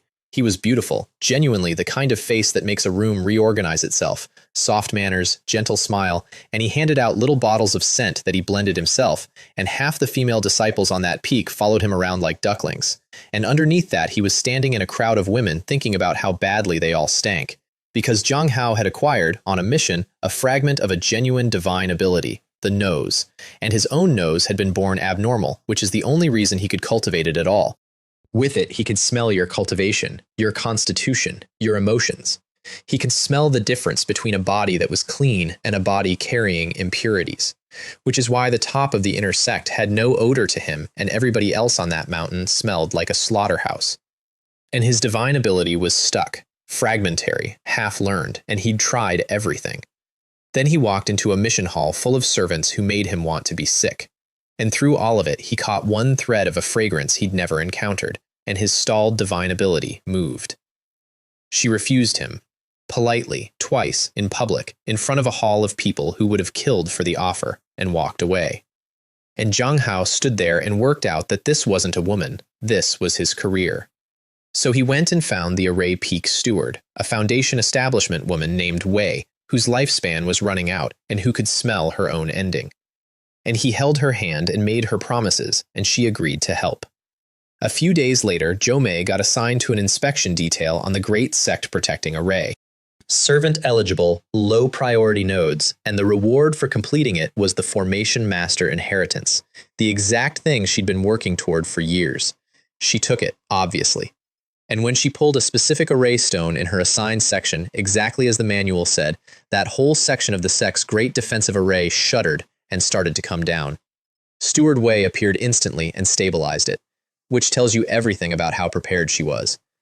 Damaging the sect-protecting array is a serious crime, she said, over Zhou Mei's attempts to explain. But considering your record, I'll give you a chance. If you want to prove your innocence, get someone of influence to vouch for you. Someone of influence, a servant, vouched for by someone with weight, for sabotaging the great array. There is exactly one person in the world who was ever going to volunteer for that, and he had already invited her twice. Zhou Mei stood in that hall and understood that she'd been walked into a room with one door in it. And then, because I had told her twice, once when she first got Zhang Hao's attention, and once again after. And I want credit for the second one, because the second one is what saved her. That if anything at all went wrong, she was to tell me immediately. Even if she thought I couldn't help. Even if she thought it would drag me in, she sent me a message. And I spent Yang Ru's favor. Here's the thing I didn't know when I bought that favor. Yang Ru's master was Fan Ling, the Law Enforcement Hall Elder, Golden Core Great Perfection, the single strongest fighter in the entire Azure Dew sect, stronger than the sect master, a woman that people described in lowered voices as somebody who had once been willing to hit the sect master and might do it again. The favor I'd bought with a 15-minute cleaning spell had that behind it. So when Steward Wei was standing over a kneeling servant saying, "My patience is limited, I'll hand you to the Law Enforcement Hall," and Zhang Hao was waiting in the next room to make his entrance the second Zhou Mei broke. The door opened, and a girl with black and red hair walked in and said, "Senior Sister Wei, who are we handing to the Law Enforcement Hall?" I would have paid real money to see Steward Wei's face. Because she hadn't reported anything to the Law Enforcement Hall. There was nothing to report. She'd tampered with the array herself and put it back. "I heard this servant committed a crime," said Yang Ru, looking Zhou Mei over. "I'm here to arrest her." "Ahem. Junior Sister Yuan, there's been a misunderstanding. This servant made a small mistake, and I've already punished her. There's no need for the Law Enforcement Hall to be involved." "Is Senior Sister Wei quite sure?" "Certainly." "Then, since she's been punished, she's innocent. Come with me." "Wait, if she's innocent, why are you taking her to the Law Enforcement Hall?" "I never said I was taking her to the Law Enforcement Hall." And Zhang Hao finally had to come out of the back room and try to salvage it, and got absolutely nowhere. because threatening the personal disciple of the law enforcement hall elder is a thing you only do once. Yang Ru walked Zhou Mei out of Array Peak, took a long, looping route through the sky so nobody could track where she was going, and dropped her in my field. Then she looked at Zhou Mei and, I am told, was visibly relieved to find her only moderately pretty, right up until her eyes went lower, at which point she became annoyed again. "Fairy Qin," I said, "what's your plan now?" She didn't have one. She couldn't go back, even with Yang Ru's face protecting her. A peak steward has 1,000 ways to grind a servant down, and Steward Wei now had a personal reason. So I gave her one. Become Senior Sister Yuan's follower. Which was, on its face, an outrageous thing to propose.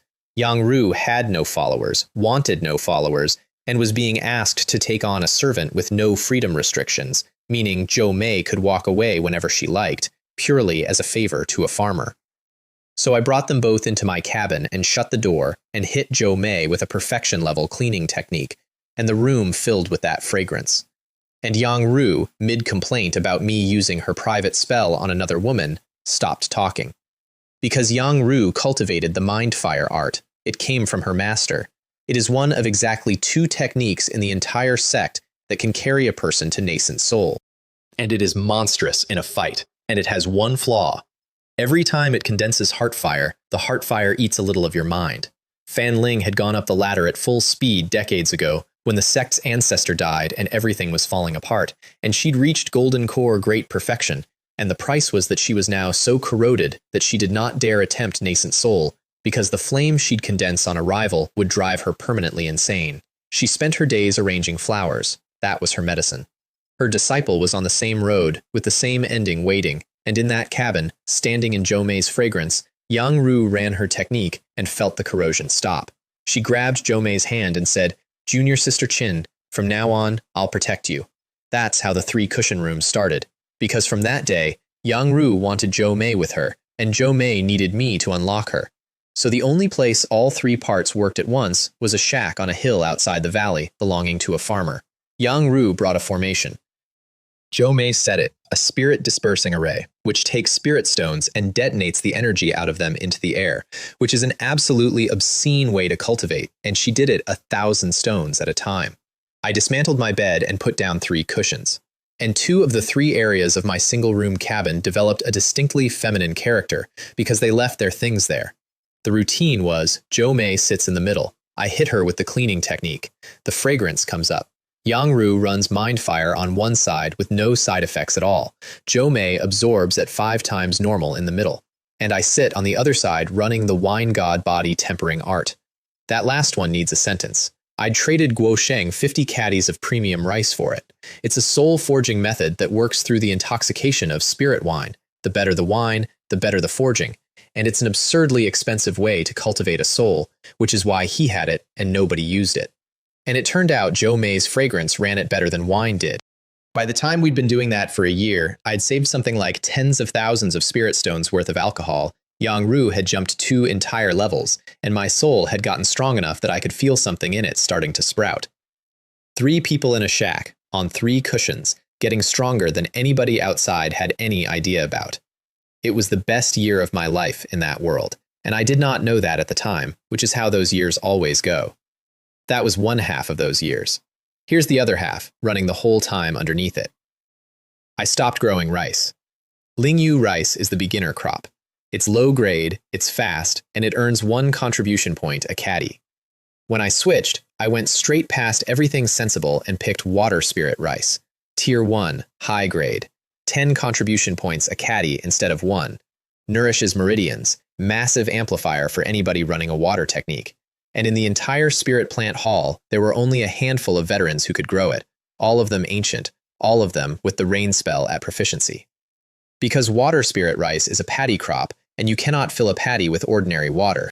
It has to be spirit spring water or spirit rain, and it has to stay flooded, and if your rain spell isn't strong enough, you simply cannot keep up with evaporation, forever, every day, for a year. The steward at the seed warehouse would not hand me the seed. He sent a message up to Steward Chen instead, in front of me, because he did not want to be the man who wasted premium seed on a servant. And Liu Kai approved it, because he had already started suspecting what I actually was, and he wanted to see. It took me a week of raining on my own field for 8 hours a day until my spirit energy was a dry socket every single night to get that acre flooded past my calves. Then I planted seedlings, looked at all that standing water, and had an idea. I went into my cabin, scooped the koi out of its tank, and threw it in the paddy. It hung there stunned for a second, and then went absolutely berserk with happiness, and I fed it a bead and said, "I've kept you a long time. You're on patrol. Anything with legs in the water, you eat it, understood?" It smacked its lips at me, and it did the job. For a full year, that fish hunted spirit insects in my rice, and when the crop got tall, it learned, on its own, nobody taught it, to spit jets of water to knock bugs off the leaves and then eat them off the surface. I fed it beads as wages. Its scales kept going gold. That crop came in at 300 caddies an acre, which sounds like a collapse next to 800 of Lingyu rice until you remember the 10-to-1 exchange rate, and that the entire hall's own veteran-run water paddies had ranged from 180 to 290. 300 first attempt from a servant. The warehouse steward waited and then just looked at me for a while.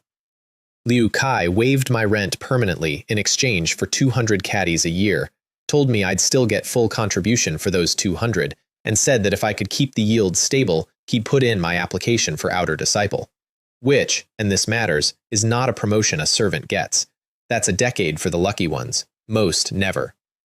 Then I sold 50 caddies to Guo Sheng, whose face when he opened the bag was worth the trip on its own. And he asked, very carefully, whether he could trade instead of pay, and offered me a soul cultivation method. That's the wine god body tempering art. That's where that came from. And when I made the deal on the spot, without going away to consult the enormous, powerful patron who supposedly stood behind me, Guo Sheng started doing math. He didn't say anything. I didn't correct him. But from that day, the way he greeted me changed, and eventually he stopped pretending. And I stopped pretending, and we just did business like two people, which was easier for everybody. Somewhere in there, I got called to a mountain. The Tier 3 spiritual plant master had come out of seclusion. The sect master had woken him up early, personally, because the Azure Dew sect was quietly running out of time and needed him to force ripen a batch of rare herbs. But while he was awake, he agreed to give the lecture. 50 of us went up that mountain, outer disciples from every peak, one inner sect disciple, and me, a servant and an inner sect disciple in the same crowd. We were the two people everybody looked at. The hall at the top had rows of cushions, and the moment we walked in, 50 grown cultivators started physically shoving each other for the front row, because sitting close to a golden core means he might notice you. No spells allowed inside, pure muscle. And with a body 3 times a normal man at my level, I could have thrown every one of them into a wall. I took a cushion in the back. Because a golden core cultivator's divine sense covers the mountain, he could read a man sitting a mile down the slope as easily as one in his lap. The fight for the front row was a fight over nothing, staged by people who had never been in the same room as real power and were guessing at how it worked. Tang Bo, to my genuine delight, got a front seat, because Steward Chen had quietly arranged for the other Spirit Plant Hall disciples to grab it for him. Nepotism, out in the open, and Tang Bo turned around and thanked them all individually, and then spotted me at the back and looked so sorry for me I nearly laughed. Then Han Wen walked in. Dark green hair, a weathered face, a robe that was, all by itself, a magic treasure, and a presence that made 50 people stand up before anyone told them to. His eyes went across the room and squalled a second and moved on. I knew exactly what had happened. My breath concealment technique was at proficiency, which fools Foundation establishment. It does not fool Golden Core. He had seen straight through the shell to a Wu-refining 4th-level cultivator with a foundation 6 times what anyone at that level should have, wearing servant gray. And he let it go. Because he was a guest elder who did not care. And because a Wu-refining disciple's little secret is not worth a Golden Core's afternoon. Then he started teaching, and everyone else in the room slowly stopped understanding him. He talked about cultivating spirit plants. He talked about fusing 2 different spirit plants into one. And 50 faces went from concentration to confusion to a kind of quiet despair. Because how do you merge 2 entirely different plants into one plant? That's not a thing. That's nonsense. I sat in the back row and thought, That's grafting. He talked about breeding new varieties out of existing ones and used Lingyu rice as his example. That's hybrid rice. There are statues of the man who did that where I come from. He wasn't teaching magic. He was teaching agriculture at a level this world had never systematized, to a room of people who had no framework to hang it on. That's the basics, he said.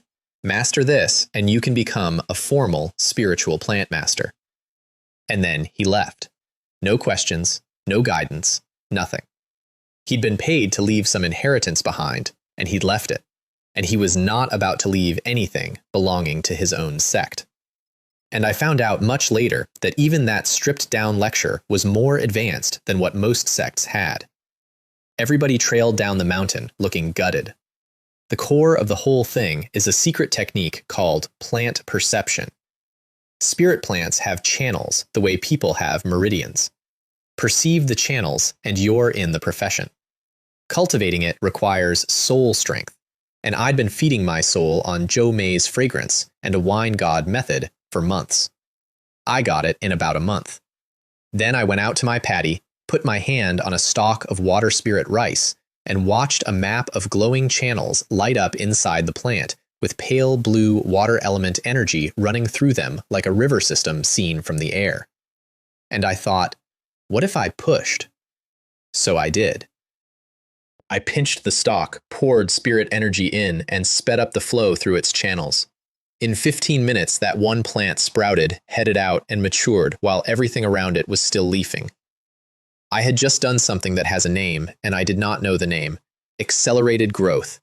A genuine advanced spiritual plant master technique, which requires plant perception, plus spirit control fine enough not to burst the plant's channels, plus, and this is the part almost nobody clears, spirit energy of a nature the plant can accept. Run fire energy into a water crop and you don't speed it up, you kill it. My spirit energy came out of the sun. Balanced, absurdly pure from being sun essence instead of raw ambient chi, and carrying a trace of solar nature, which is possibly the most agreeable thing you could ever pour into a plant. I stumbled into it in an afternoon because my energy was made of sunlight. Then I grafted to complete the set. Water spirit rice root, Lingyu rice top, cut clean with sword chi, joined with a Xiao Hui Chun so I didn't even need to bind it, and then the actual spiritual plant master part, going in with plant perception and rebuilding 2 severed channel maps into one working system, opening new routes, closing dead ones, while sweat ran off my chin. It cost me nearly all my spirit energy. A first attempt is supposed to use 2 low-grade plants. I'd used a high grade and a low grade because I'm an idiot, and what grew was Lingyu rice at medium grade, which, judged as fusion, is a failure. I put in something expensive and got back something cheap. Judged as a graduation piece, it's a pass. Same as an alchemist burning premium herbs to produce a mid-grade pill. The pill's a waste, the alchemist's a professional. Just over a month after the lecture, I walked into the Hall of Affairs and told Steward Chen I wanted to register as a formal spiritual plant master. The previous 2 had taken 2 years each to barely get in the door. He demanded proof. I put the fused plant on his desk. He said, okay, twice, submitted my outer disciple application on the spot without waiting for the yield stability he'd asked for, and sent word up the mountain. Which is how I ended up standing on a peak with a Tier 3 spirit field on it, in front of the sect master of the Azure Dew sect and a Golden Core elder from a place called Shennong Valley. Zhang Tao put a hand on my shoulder to read my spiritual root himself because he did not believe a servant's test result. And I felt him find it. Inferior, exactly as advertised. Then I felt him find the rest of it, and his eyebrows moved. Inferior root, 4th level of Wu refining, foundation 6 times a normal man at that level. 2 of those 3 facts do not belong in the same person.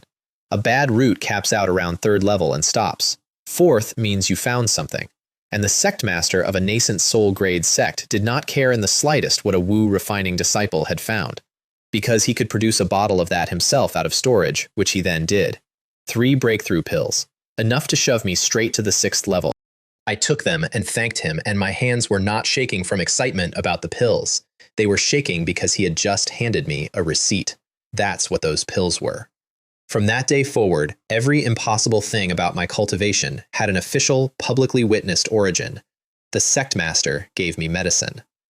Nobody in the entire mountain was going to interrogate a gift from the sect master. Nobody was going to covet it. It was the cheapest, most bulletproof alibi in the world, and he handed it to me out of pity. Then, Hanwun, who had been watching all this, decided he ought to give something too, and pulled out a booklet. I opened it politely and froze. It was accelerated growth, the real one. The thing I had invented by myself in a paddy field 6 weeks earlier. What, is there a problem? I could have lied. I looked at a golden core cultivator and decided that whatever I hid from him would be worth exactly nothing anyway. Reporting to Elder, this disciple worked out a small method for speeding up spirit plants recently. It seems very similar. He made me prove it. He pulled out a spirit plant to test me with, and I looked at the aura coming off the thing and said very carefully, Elder, could this disciple use his own plant instead? Because I am a 4th level Wu refining cultivator, and that was tier 3, and I could have squeezed myself dry and not moved it a millimeter. He put it away without a word, which I appreciated. So I did it on my own rice, and he watched a servant push a crop from seedling to harvest in a quarter of an hour, and then he got up and walked back and forth a few times, and handed me a wooden token. Reach Foundation Establishment, he said, and come find me with this. I'll take you as a personal disciple. Not a named disciple, personal, meaning he'd spend whatever it took, even if it cost several times what a normal student would. The token wasn't an Azure Dew Elders token. It was carved with 2 words, Xianxia Valley, and his own name on the back. Xianxia, named after the ancestor of every plant cultivator who ever lived. You do not name a sect after Xianxia unless you have his inheritance, or unless you would like to find out what happens to people who do. Zhang Tao coughed. Because he had brought me up that mountain hoping his guest elder would take a named disciple and, in exchange, maybe leave a little of Xianxia Valley's actual inheritance behind in the Azure Dew sect. That was the entire play. Instead, the guest elder had just reserved the boy outright, on condition, and if that condition ever got met, then Li Ming stops being an Azure Dew disciple and leaves with him. The sect master of a nascent soul-grade sect could have shoved me to Foundation Establishment personally. He had the resources. He just would have been paying 10 times over to gift wrap a talent and hand him to somebody else. So he said nothing, and Han Wen smiled and asked what was wrong, knowing exactly what was wrong. And I stood between 2 golden cores being bargained over and kept my face extremely still. I walked down that mountain, a formal spiritual plant master, 3rd in the sect's history, with an outer disciple token in my pocket and a wooden plaque from another sect entirely. And the very next thing that happened was Zhou Mei's message about Xu Feng. I want to slow down here. Xu Feng was the small one, the one who apologized for existing. The one who told me Spirit Plant Hall had no future and then wished me luck anyway. He'd taken a bottle of cultivation pills from Wang Long at the farewell dinner. First real acceleration of his life. And when the bottle ran out and he dropped back to the crawl of a bad root, he could not stand it. So he started taking drug testing missions at Pill Peak. Alchemists there don't only make known pills, they invent. And a new pill has to be tried on somebody, and the somebody is always a servant. And the pay is very good, and the experimental pill is full of raw spirit energy on top of the pay. It worked. He rode experimental medicine from 1st level to 3rd, and then all the accumulated toxin in everything he'd swallowed came out at once, and by the time we got his door open, he had gone the color of ash, and every meridian in his body was full of poison. I checked him. There was nothing I could do about it in any normal sense. It was in his marrow. Do you want to live? I want to live. Then grit your teeth. And I hit him with a cleaning technique cranked past anything I'd ever done to Yang Ru. No calibration, no comfort, straight to the highest intensity that would not kill him. Because the only thing that scrubs a body from the inside is the thing I'd invented in a hut. He screamed for an hour. He was a black rag, and I was scrubbing him on a washboard. And when the rag started to tear, I stitched it with Xiao Huichun and kept scrubbing. An hour later, he was clean. Bones, muscle, flesh, all of it purged. And I could not touch the spirit energy in his meridians, because the cleaning technique works on the body, and spirit energy is not the body. So Xu Feng got to choose. Dissipate all his spirit energy, drop to 0, start over from nothing at 3rd level with a bad root and no time. Or keep it, poison and all, stay at 3rd level, and never advance again for the rest of his life. He kept it. He kept it because for a servant with a bad root, third level is roughly the ceiling anyway, and starting over might not even get him back there. And because that corrupted energy turned out to be a weapon, it rots what it hits. Strike a person, their strength drops. Strike a magic treasure, their control over it slips. Xu Feng was suddenly, in a fight, considerably more dangerous than he had ever been. Which meant he could no longer do any craft work of any kind. You cannot refine medicine with poison in your hands, so the sect had no use for him inside and sent him out to guard a business overseas. We had one last meeting at the market. Gao Wei was there and had learned that I'd become an outer disciple, and got up out of his seat when I walked in and offered me the head of the table. He'd spent years working Wang Long and ignoring me, and now he was recalculating, out loud, in front of everybody. And it was one of the saddest things I've ever watched. No need, I said, and sat in my usual place. Xu Feng talked more that night than in all the years I'd known him, and before he got up, I put a bag on the table in front of him. Water spirit rice, tier 1, high grade, 20 caddies of it, which is more than most intersect disciples see in a year, and considerably more than a man being shipped out to guard a warehouse is ever going to be issued again. He opened it and didn't say anything for a while. You said Spirit Plant Hall had no future, I said. I said I'd bring you some rice. That was 6 years earlier, outside a canteen, and I don't think he'd thought about it once since. I don't have anything to trade, he said. You gave me your breakthrough notes for free when you had nothing. Eat the rice. He looked once at Wang Long's empty seat. He'd sent word. Wang Long hadn't come. Then he stood up, bowed slightly, and left to go be a poison for a business he'd never seen, carrying 20 caddies of rice that a farmer had promised him before either of them had anything at all.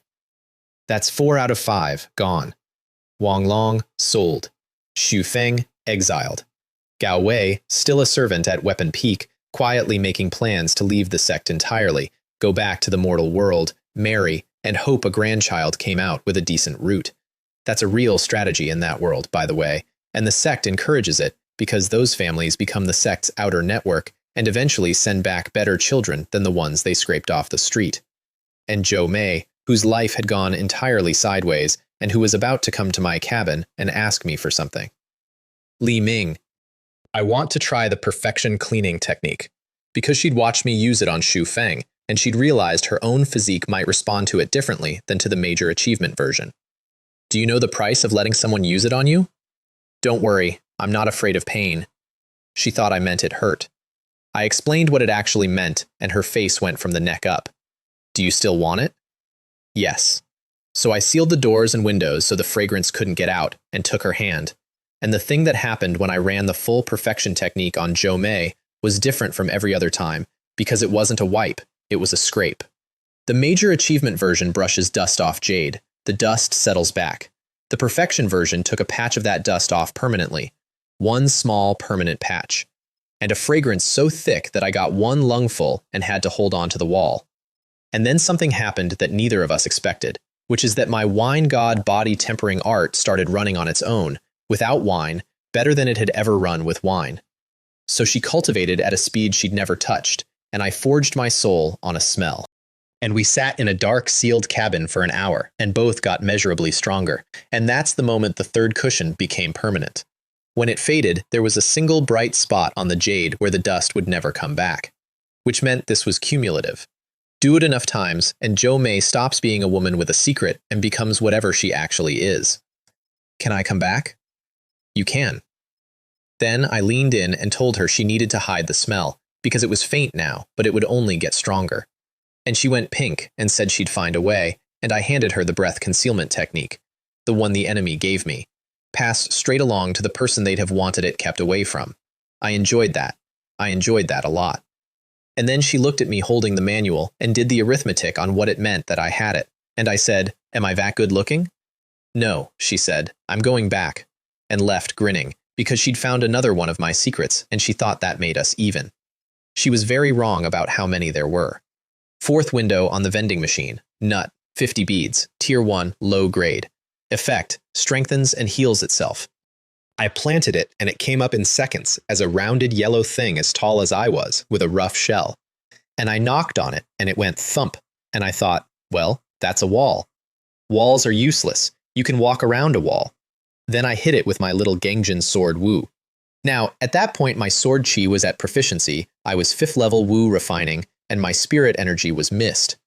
That combination, not even trying, hits about as hard as a 7th level cultivator going all out. The cut went 2/3 of the way in. 2/3, not through. A tier 1, low-grade plant had eaten a strike from 2 whole realms above it and was still standing there looking smug about it. And then it started closing the wound by pulling energy out of the soil, which means if you can't outdamage its healing, you will never break it. Ever. You could stand there hitting it for a year. Useless, of course. It can't move and it can't attack. Anybody with a brain just goes around it. I stood there being frustrated about that for a while, and then I thought about what a formation actually is. A formation is arrays and array stones. The stones hold it up. And formations don't usually break because the design failed. They break because the stones take a beating and crack. And a cracked stone is a hole, and a hole is how you get in. Every formation master in the world designs to protect the stones. What if you did the opposite? What if you designed a formation whose entire purpose was to funnel every incoming attack directly into the stones, and the stones were nuts? I called Jo Mei. She came out with tools and set a simple defensive array with a nut at its heart, and she followed my instructions even though everything about them was backwards. And she told me flatly it went against everything she'd learned. And then she did it anyway, because I'd never once wasted her time. I stepped back and punched the light screen. No spell, no spirit energy. Just a fist from a body 12 times what it had any business being. The barrier rippled like a stone dropped in a pond. The ripple ran inward, and every drop of that force landed on the nut, which cracked 1/3 of the way in and started healing. The formation didn't even flicker. Jo Mei's face when she turned around was worth the entire year. Because she just watched a man throw a bare-handed punch with the weight of a 6th level cultivator and no aura at all. Which meant either I was a monster or I was hiding one, and she had already decided which. Is there something on my face? Your face says you deserve a beating. And she went to check the array and got very quiet and told me it had worked perfectly. So I ordered a formation from her, a real one, designed from scratch to be as backwards as possible. Getting 100 on a test is hard, she said. Getting a 0 should be easy. That's the nut array. That is the single most important defensive object in my entire life, and it exists because a formation master agreed to deliberately fail an exam for me. And then the sect announced the true inheritor trial, 3 years early. 9 slots, the actual core. Every inner sect disciple in the mountain sharpening themselves. Stage 1 is the foundation assessment, closed doors, months of it. Stage 2 is a trial mission outside the sect, and you're allowed to bring helpers, and bringing helpers lowers your final grade but speeds you up, so everyone brings helpers. Yang Ru came to the shack and told us we were both coming. She'd already assigned roles, which I found genuinely funny. Jo Mei would do formations, she would do the killing, and I was assigned, in her words, the role of stay at home, because I knew Xiao Hui Chun, the healer. I let her have it. She placed 4th in the foundation assessment. 4th out of every intersect disciple in the Azure Dew sect, after a couple of years, because a farmer had been washing her once a month. Duan Li placed 1st from the opening day to the last, and never moved, and every Golden Core elder in the sect started openly regretting letting the sect master take him. Jiang Hao placed 10th. He'd been 5th. He had gone bankrupt, spent absolutely everything, and could not tell anyone why, and dared not let it show, because he had hired an assassination organization to kill Yang Ru. That was his solution, not to compete. To remove the woman who had taken Jo Mei out of his hands and, with her, his stalled divine ability and his whole future. He'd found their contact point in the market, offered the contract expecting to be laughed out of the room, and to his surprise, they took it. He signed. He paid until he had nothing.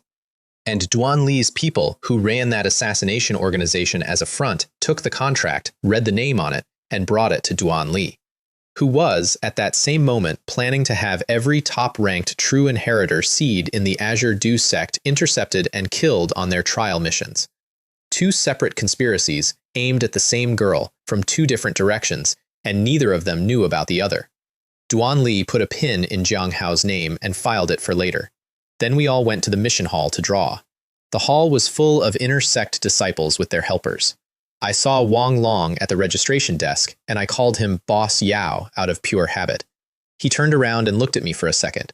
I'm no longer your boss. He was Duan Li's man now, healed, running intelligence.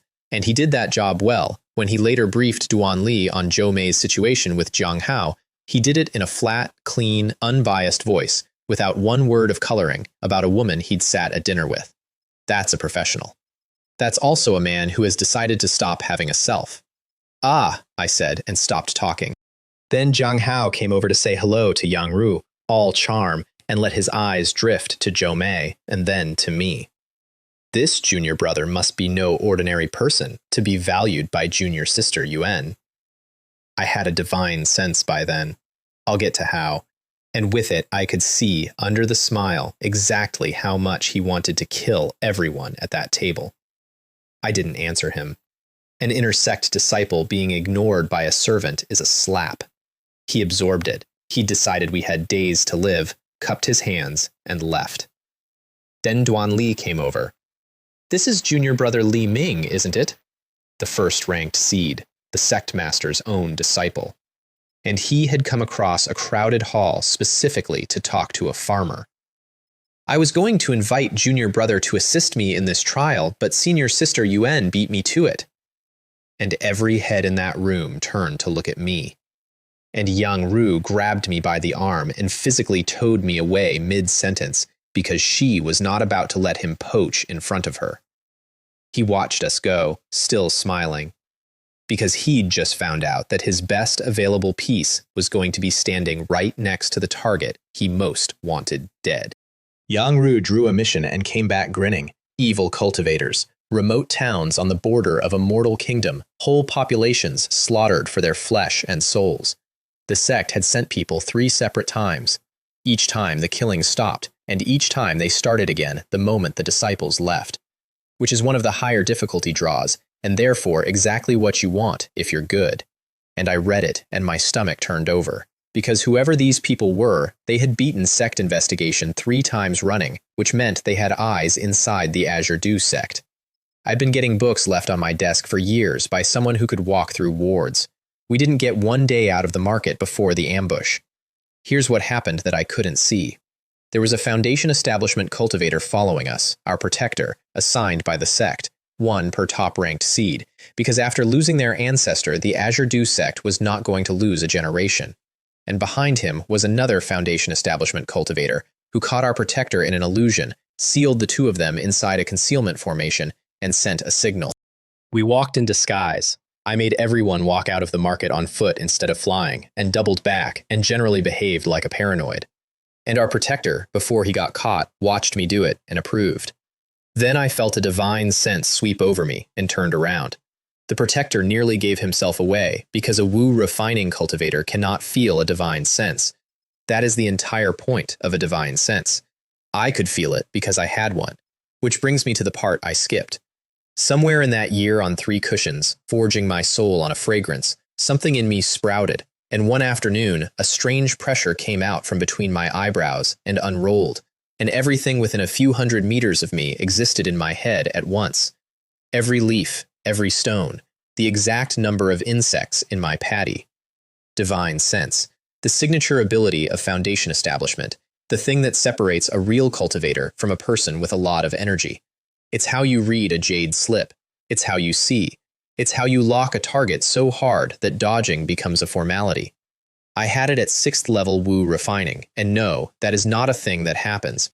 And when I first tested it in a crowded sect square, I lit up a passing Foundation establishment steward's senses like a flare, and had to stand very still while he looked around for a colleague who wasn't there. So, on the road, with our protector gone and several killers closing in, I had mist-grade spirit energy, a body 12 times normal, and a divine sense. The men chasing us had a Wu completion leader and a pack of late-stage Wu refining. Zhou Mei threw down a fast illusion array. They charged it, because a Tier 1 illusion is nothing to a Wu completion, and hesitating would let us run. I went in. I want to describe this properly, once, because after this I'm going to stop describing fights of this size. They could not see me, and I could see everything. Their attacks arrived like a man throwing a ball underhand from across a courtyard, slow, telegraphed, full of holes. My sword chi went through 4 throats in the time it took them to register that the first one was down. The Wu completion leader felt his people die and assumed the target had burned a life-saving treasure, which is what he'd been told to expect.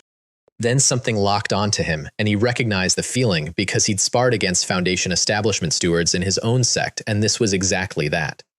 He abandoned defense entirely and threw everything into one strike, which is the correct professional decision and also the only reason I could kill him quickly. If he'd turtled, I'd have needed a while. I took his head off. Behind me, Yang Ru finished her one, and she turned around glowing with pride, first kill, ready to be enormously impressed with herself, and saw the Wu completion body on the ground. I watched her face go through about 4 things. "Damn it, Li Ming," she said finally. "You've really been fooling me." Zhou Mei just stared, because from inside her illusion array she'd had the best seat, and she was now seriously entertaining the possibility that I was Foundation establishment already. I told them to get to work and did not explain, because there was no explanation that wouldn't require 6 more. Nothing on the bodies, professionals, a few decent artifacts. I burned the corpses with little flame wave and turned them into fertilizer, which I understand is a strange thing to be practical about. Then we had to decide. Go back with a Foundation establishment enemy loose and our protector missing. Or go on. "Li Ming," Yang Ru said, "I want to be a true disciple. I want to be stronger. I know it's more dangerous. I don't want to quit." And she started to say that if it got bad, I should take Zhou Mei and run. "Then we continue," I said, over the top of it, so she'd never get to finish that sentence. We found the town. I'm not going to describe the town. Bones and nothing else, and 3 of us standing in it with our jaws locked. Then I felt someone watching from a distance and grabbed him, a servant of the Azure Dew sect in our own robes, claiming to be gathering intelligence for the sect. Yang Ru's eyes lit up, because that's the break the mission needed, and I looked at him with a divine sense and saw an evil cultivator wearing a stolen uniform. I let him lead us. I wanted his friend, too. He took us to a manor with a formation around it, the kind a small cultivator family builds and lives in for generations.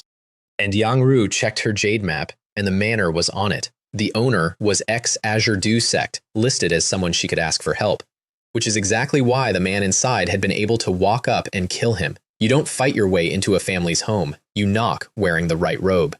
My divine sense went through that manor and found one living thing in it, soaked in blood stink. "3 senior brothers and sisters, please come in," said our guide warmly, and turned around and stopped smiling. I flicked my eyes at Zhou Mei, and she started palming array stones. They tried to trap us with the manor's own formation. Zhou Mei killed the activation before it started, dropped a cage around our guide, and held a 3rd-level evil cultivator by herself while Yang Ru went in the front door. The one inside was 7th level, withered to a husk, running the exact 2 manuals that had been left in my cabin as gifts. He blocked her opening strike with his bare body. That's corpse demon true understanding. That's what it does to you and for you, and then hit her with a soul attack that made her stagger, which is refining spirit art, which is what happens when you eat enough people. And I stood off to the side and recorded the whole thing. That was my actual job. Our examiner was missing, so somebody had to bring back proof, and my divine sense was on that man every second, and I could have ended him at any point. I did not, because it was her trial, and because she was going to win. She lit up. Her hair went from black and red to pure burning red. Her aura shot to Wu completion. And a fire dragon came off her sword and took half his body away. Mind fire art, ignited. That's the state she pays for with her sanity. Then she came out, and the one in the cage begged. He explained everything. He'd been forced at first.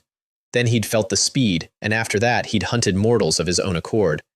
"Senior brother, senior sister, give me a chance to reform." "Did you give those mortals a chance?" said Yang Ru, and took his head off. And that is the entire moral argument, and I have never had anything to add to it.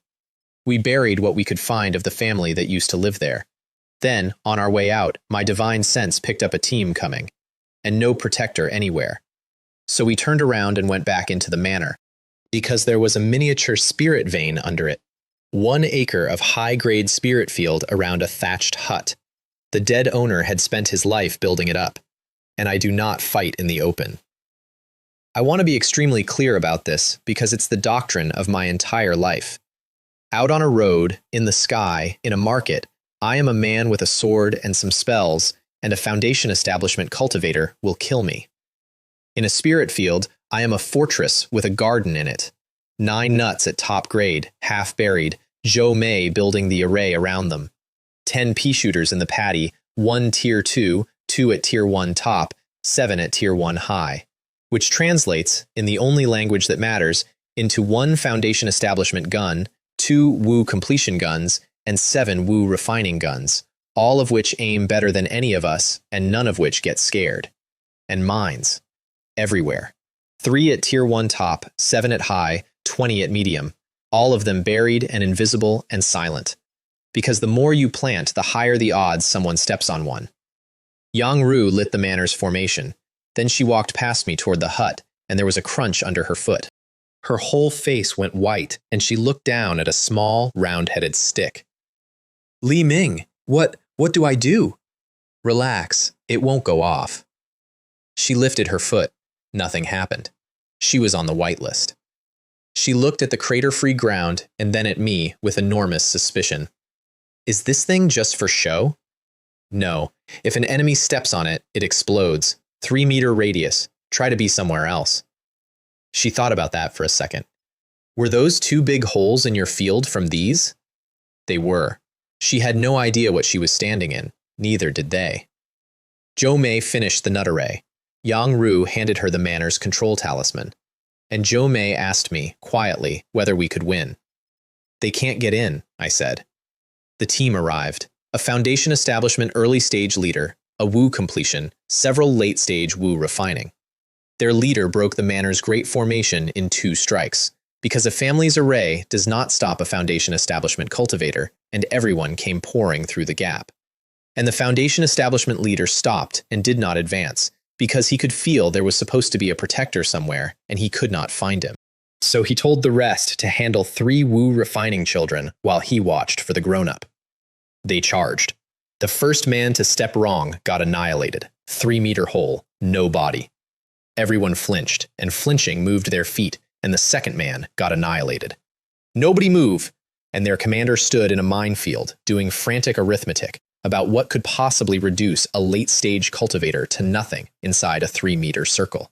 Because 3 meters is small, 3 meters shouldn't do that. They found one of the little sticks. He poked it with spirit energy. Nothing happened, because I turned it off. Maybe there were only the 2, somebody said. The rest are fake. And a late-stage cultivator, humiliated and furious, kicked one. 3-meter hole. Their commander, and I respect this, did not panic. He worked out the answer immediately. Fly, nobody touches the ground. Which is correct. That is the counter. Mines cannot hit air. Pea shooters can. 9 green peas came out of the rice, and the first man they hit had a defensive spell up and got torn through it and out the other side. They had come expecting to mop up 3 exhausted Wu refining kids who'd already spent their trump cards, and instead they were being shot at from cover by artillery that never missed and never got tired. Their commander blocked 1 pea with a treasure and looked down at his own split palm and could not understand what he was looking at because that force was Wu completion. And one of his men, knocked out of the air, landed on a mine.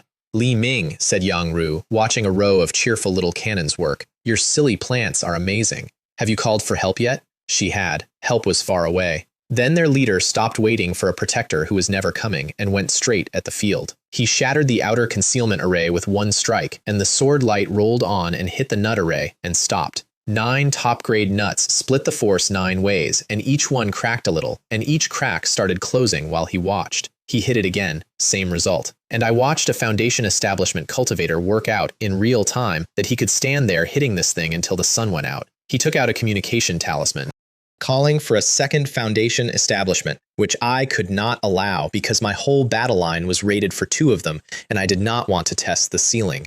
So I told Zhou Mei to open a hole in her own formation. She stared at me. He's already calling for help. We don't have a choice. She trusted me, which I have never once taken lightly, and she made a flaw. Small, subtle, the kind of thing only a divine sense could catch, appear and vanish and appear again. He found it on the second pass, and he thought about whether it was a trap, and then he remembered there were 3 Wu refining children in there, and laughed at himself. He threaded a flying sword through the gap, tore it open, and stepped inside. Little ones, the game is over. Crunch. He looked down at a round-headed stick and thought, that thing kills late-stage Wu refining, I'm foundation establishment, and then his instincts screamed. Because that was a Tier 2 mine, and I had put both of them right there, inside the array, exactly where a man breaking in would land. He was fast. He got half a step. An earth dragon came up out of the ground and grabbed at him, and he smashed it aside, and that cost him the other half. Half his body stopped existing. Foundation establishment cultivators have absurd vitality. He didn't die. He stood there screaming with one side of himself gone, and then he turned around with murder in his eyes to take all three of us with him. I came in with my sword chi and cut him, and it wasn't enough. A Foundation establishment cultivator on his last breath does not care about wounds. Die! And a green streak came out of the patty and took his head off like a melon. Tier 2 pea shooter. One shot. That's all a Tier 1 field can charge in a fight. I'd been saving it for exactly this. Yang Ru finished the last runner outside. The Wu completion tried to flee the instant he saw a Foundation establishment die, which was smart, and about 10 seconds too late, and then he stepped on a mine, which made her job easy. Whole team, gone. Yang Ru put her flame out and sagged, which is what happens after mind fire, and then just stood there staring at a field of vegetables. She had assumed the plants were for spirit rats. I burned the bodies and smoothed the craters and made it look like a place where nothing had happened. And then I went through the Foundation establishment leader's belongings. And what was in there changed everything. A low-grade magic treasure flying sword. Magic treasures are a category above magical artifacts, not tools, but treasures, refined into your body and grown over years. A real one. A storage pouch, which is worth as much as the sword. 50 mid-grade spirit stones, Tier 2 pills, and a jade slip. And I read the jade slip with my divine sense, and it was the breath concealment technique. The complete version, the one that goes all the way to perfection, where mine had been a fragment that capped out at proficiency. The same technique they'd gifted me years ago in my cabin, which told me these assassins and the thing living inside my sect were the same organization, and that the reason so many of them had it was that they'd all been cramming it while lying in ambush. I gave Jo Mei the storage pouch, the most valuable item in the pile, because she carries formation materials and half of them spoil, and because without her opening that flaw on command, we'd have been facing 2 Foundation establishments instead of 1. She tried to argue. You earned it. Yang Ru didn't want anything. She's rich. I traded her a secret technique for her share of the loot instead, and got a top-grade magical artifact and 7 high-grade ones out of it, because assassins carry deliberately generic gear, and generic gear is exactly what a man who must never be identified wants to be seen holding. And then a second Foundation establishment arrived, found his colleague missing, found 3 Wu refining children sitting calmly behind a formation, and became visibly unnerved by how calm we were. He hovered out there, not attacking, trying to work out what could have killed the man he came to help. And then a third figure arrived, taking his time, in Azure Dew Sect deacon robes, Steward's son, the man who had personally found Duan Li in the mortal world and brought him back to the sect. He'd volunteered as backup and then dawdled the entire way, on purpose, so that Yang Ru would die for lack of support. And the cost to him would be a reprimand for slow response in a region full of assassins. He arrived and found all 3 of us unharmed, and was so surprised that the other Foundation establishment ambushed him from behind. And I got to watch 2 men from the same organization fight each other in the sky because neither knew the other's face. Then Steward's son sent me a voice transmission. He offered me a great deal to put a knife in Yang Ru's back, right there, mid-battle. And I stood there and looked at absolutely nothing and let it go past me like I hadn't heard a word. He noticed. Of course he noticed. He was Foundation establishment, and I was a servant.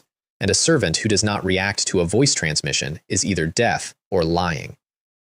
Our real protector showed up eventually, having broken out of the illusion, badly rattled, and everyone withdrew. We went home, and that night, up on Main Peak, Duan Li took a jade tablet with my name on it and crushed it. I felt nothing. I was asleep. Because the wisp of soul in that tablet belonged to a boy who had died in a bed 3 years earlier, before I ever opened his eyes. The unbreakable curse. The thing that kills you regardless of realm, that they had spent years quietly setting up, and that they had never once had a reason to doubt, aimed at a ghost. Duan Li sat there in the dark, holding a broken jade tablet, and waited, and nothing happened, and nothing kept happening. And a few days later, he watched me walk back through the sect gate, alive. I did not know any of this. All I knew was that the sect master's personal disciple looked at me across a courtyard with a burst of killing intent so raw that I turned around to find the source. And by the time I found him, he was smiling and waving. The trial was a massacre. Of the 9 top-ranked true inheritor seeds, 4 died. 3 came back so badly injured that their foundations were broken, which in that world is a longer way of saying they died.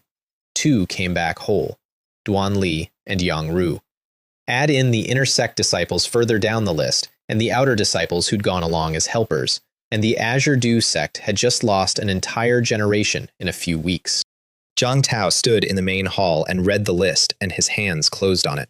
Then he called us in, and I have never been in a room that quiet. Duan Li first, perfect record, mission complete, and he had personally killed a Foundation establishment assassin above his own realm, admittedly with his protector helping.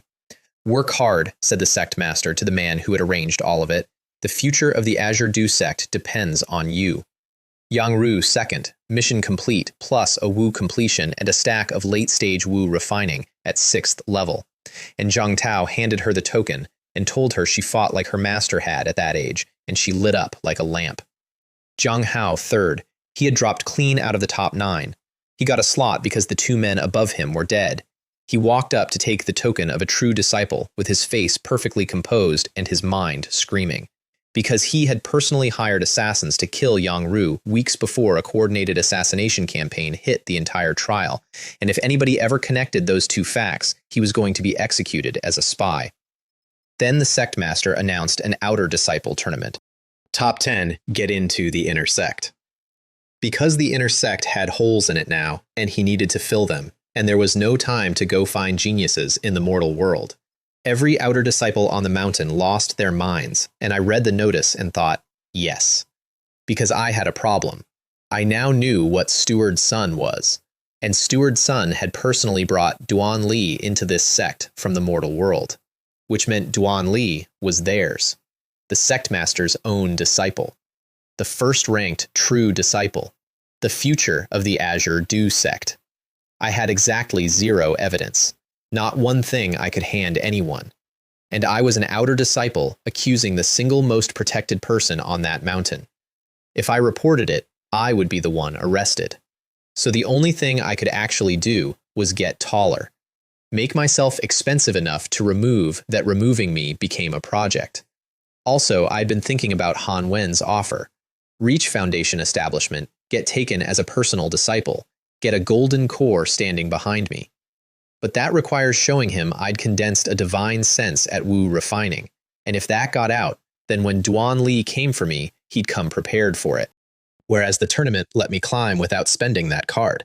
I could beat everyone in that tournament without breathing hard, and every impossible thing I'd show could be attributed to a bottle of pills the sect master gave me in public.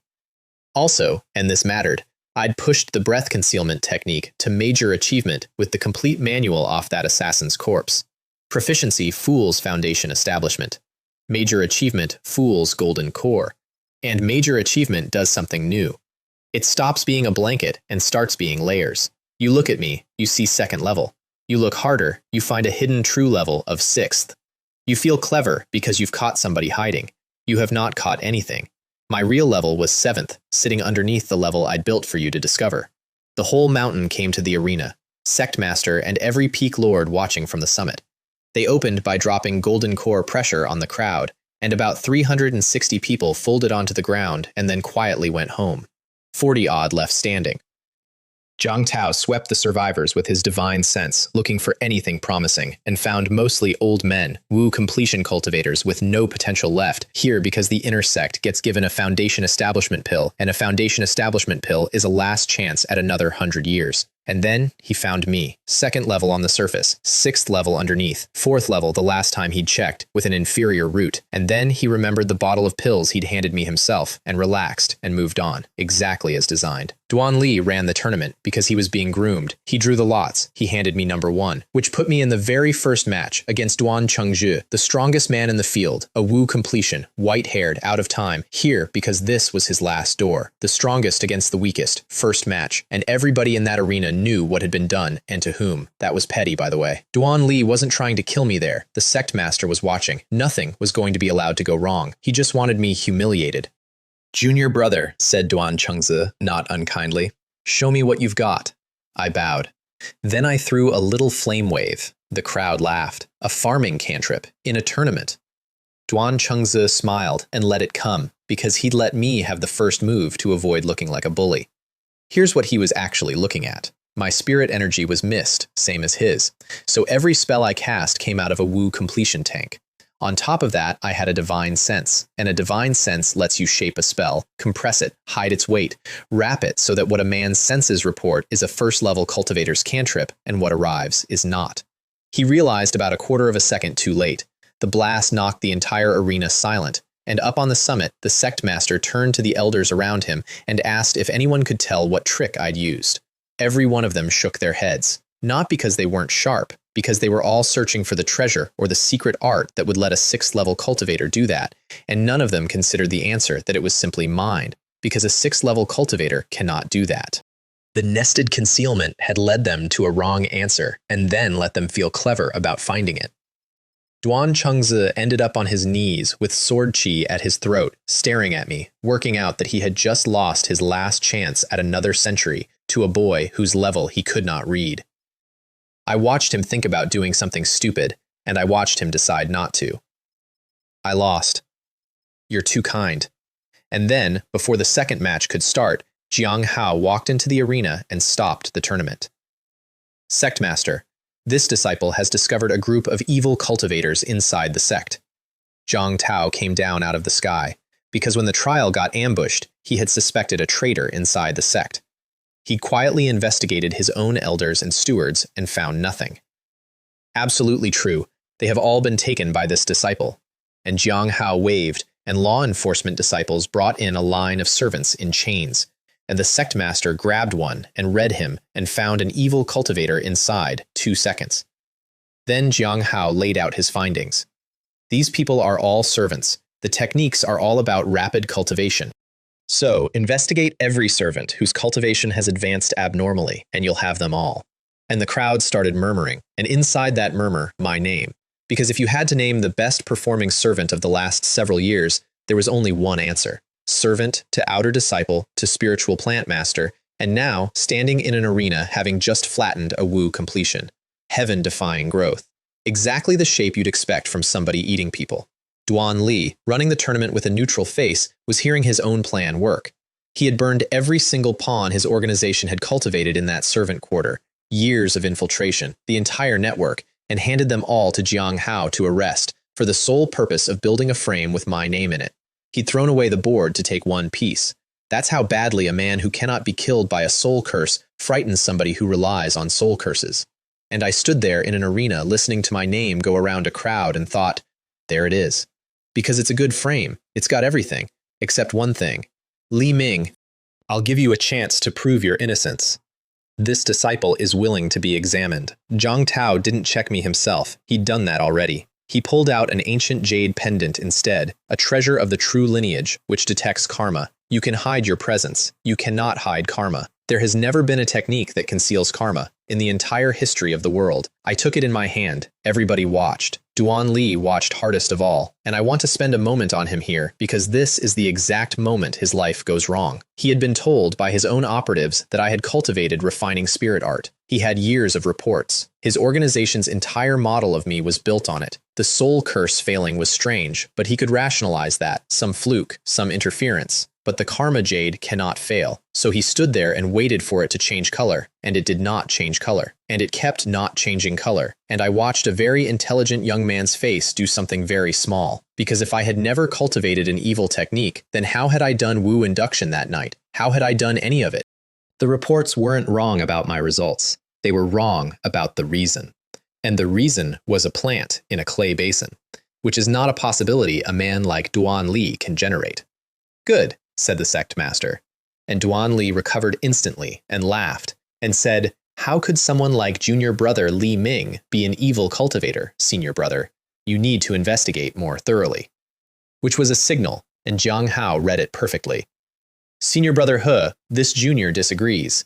An evil cultivator doesn't have to cultivate evil arts. If a man colludes with them, he's one of them."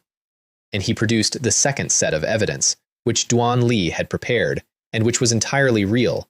Every date, every observation, every documented contact between me and a hidden evil cultivator over the years, including a Foundation establishment infiltrator who had gone into the servant quarters and disappeared, and whose soul lamp had gone out. All of it true. All of it recorded by the very organization that had been leaving books on my desk. They had spent years secretly cultivating me, and they had kept the receipts, and now they were entering their own receipts into evidence against me. Senior brother Ye means to say that junior brother Li Ming colluded with evil cultivators and leaked sect intelligence during the trial, while serving as senior sister Yuan's assistant? Duan Li let the sentence hang and did not finish it. Junior brother Li Ming would never collude with evil cultivators. That was Yang Ru out loud in front of the entire sect, which was the bravest and stupidest thing anyone did that day. And Jiang Hao turned on her instantly. Rumor has it senior sister Yuan is very close to Li Ming. Could it be that senior sister Yuan is also? Senior brother, watch your words. That was Duan Li, sharp, shutting his own dog's mouth. Junior sister Yuan passed the true lineage assessment. To doubt her is to doubt the sect and every true disciple in it, including you. He wasn't protecting her. He was protecting his operation. Dragging in a girl whose master is the law enforcement hall elder makes everything complicated, and complicated is how conspiracies die. "It's all right," said the sect master. "It concerns the safety of the sect. Any precaution is necessary." And that was it. That sentence was the whole verdict. Because Zhang Tao was about to attempt nascent soul, the sect had spent years and everything it had gathering materials for a fourth-tier pill. The entire future of the Azure Dew sect was riding on one alchemy, and the mountain was about to seal itself shut for years. He did not believe I was an evil cultivator.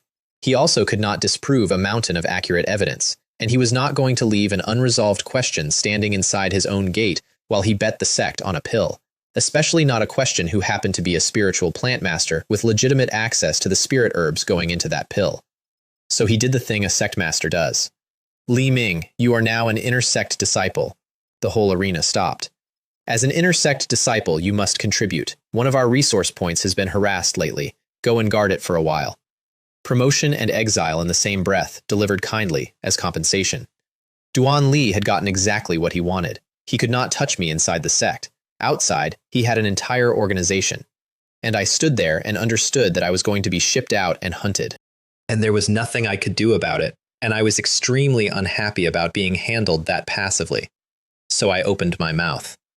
"Sect master, this disciple has one more thing." "Speak." "By sect law, an inner sect disciple is qualified to challenge the true lineage. This disciple would like to issue a challenge." And I looked at Jiang Hao. Jiang Tao blinked. "It's a real rule. It exists so true disciples can't get comfortable. Nobody had used it in a long time." Jiang Hao laughed out loud. He was Wu completion, and unlike the exhausted old man I'd just beaten, he was a genuine talent with a divine ability. "Junior brother Li Ming wants to challenge me? Senior brother Ye won't back down, will he?" "Of course not. Though accidents happen in a fight, I'd hate to hurt you." "No need to worry about that. The rule requires 2 golden core elders to witness. There were 4, and a sect master." "Do as you like," said Zhang Tao, who assumed I wanted to vent. Duan Li frowned because he hates variables. Zhang Tao tossed a spirit stone in the air. "When it lands, you start." Zhang Hao watched it fall, and his nose twitched, and he smelled something wrong. He had good instincts. That fragment of divine ability had kept him alive for years. In the arena, with the golden cores no longer flooding the space, he could finally smell me properly, and what he smelled was danger, and he did not understand why. The stone landed. He moved instantly, top-grade sword, going for a 1-strike kill, because he decided to trust the warning even without understanding it. And I opened my divine sense. Every cultivator below Foundation establishment in that arena felt something they'd only ever heard described.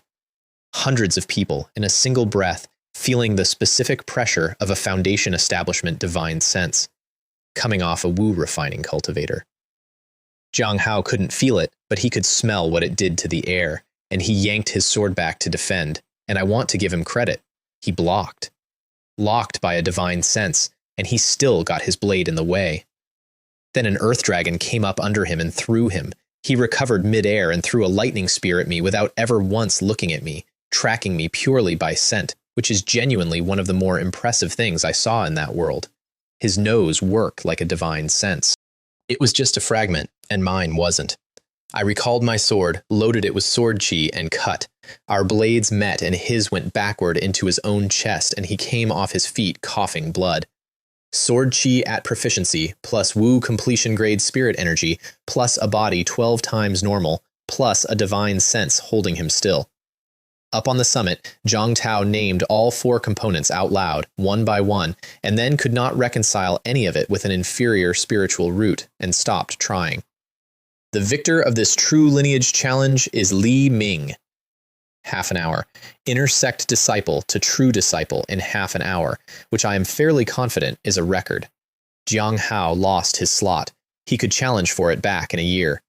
Instead, within days, Duan Li walked into a back room in an underground tavern in the market where Jiang Hao had gone to raise the bounty on Yang Ru and sat there drinking tea and offered to help him with his little problem in exchange for handling a small matter. Junior brother will follow the great master from now on, said Jiang Hao, and bowed because his throat was in another man's hand and he had the sense to notice. And Duan Li acquired the 3rd-ranked true disciple of the Azure Dew sect and dug another hole in the dam. Meanwhile, I went to collect my true disciple benefits, which is what I had actually wanted the whole time. A true disciple can draw on almost the entire sect vault, so I took everything I was owed, plus every contribution point I'd farmed for years, and I bought 2 things. The first was a body refining method called the Spirit Forging Art. Boring. Common. It uses spirit energy to temper the body instead of expensive materials, and its ceiling is that it can only refine your body up to the standard of your own realm, which for anybody else is a limitation. For me, it was a printing press, because my spirit energy is always from a realm above me. Mist at 7th level means I could refine my body to Wu completion standard, and when I eventually got liquid, it would go further. The second thing cost me all of it. Everything I had left, a half of a divine ability. Spells in that world go in 4 ranks: spells, secret arts, mystic arts, and divine abilities. A divine ability borrows power from the world itself and has no ceiling. This one was called External Body, and it was a clone technique, and it was incomplete. Why would a sane man empty his accounts for half of something? My combat power exists in 2 completely different states. Traveling. I'm a man with a sword and some spells and a very good body. A Foundation establishment cultivator kills me. At home, on a spirit field, behind an array, standing in a garden of artillery and mines, I have killed a Foundation establishment cultivator with a vegetable. The problem with being a fortress is that fortresses do not go shopping. The moment I leave my field, I'm the weakest version of myself, and every enemy I have knows where the field is and can simply wait. The answer is a clone. Body stays home in the fortress. Clone goes out and lives a life. And if the clone dies, well, that's what clones are for.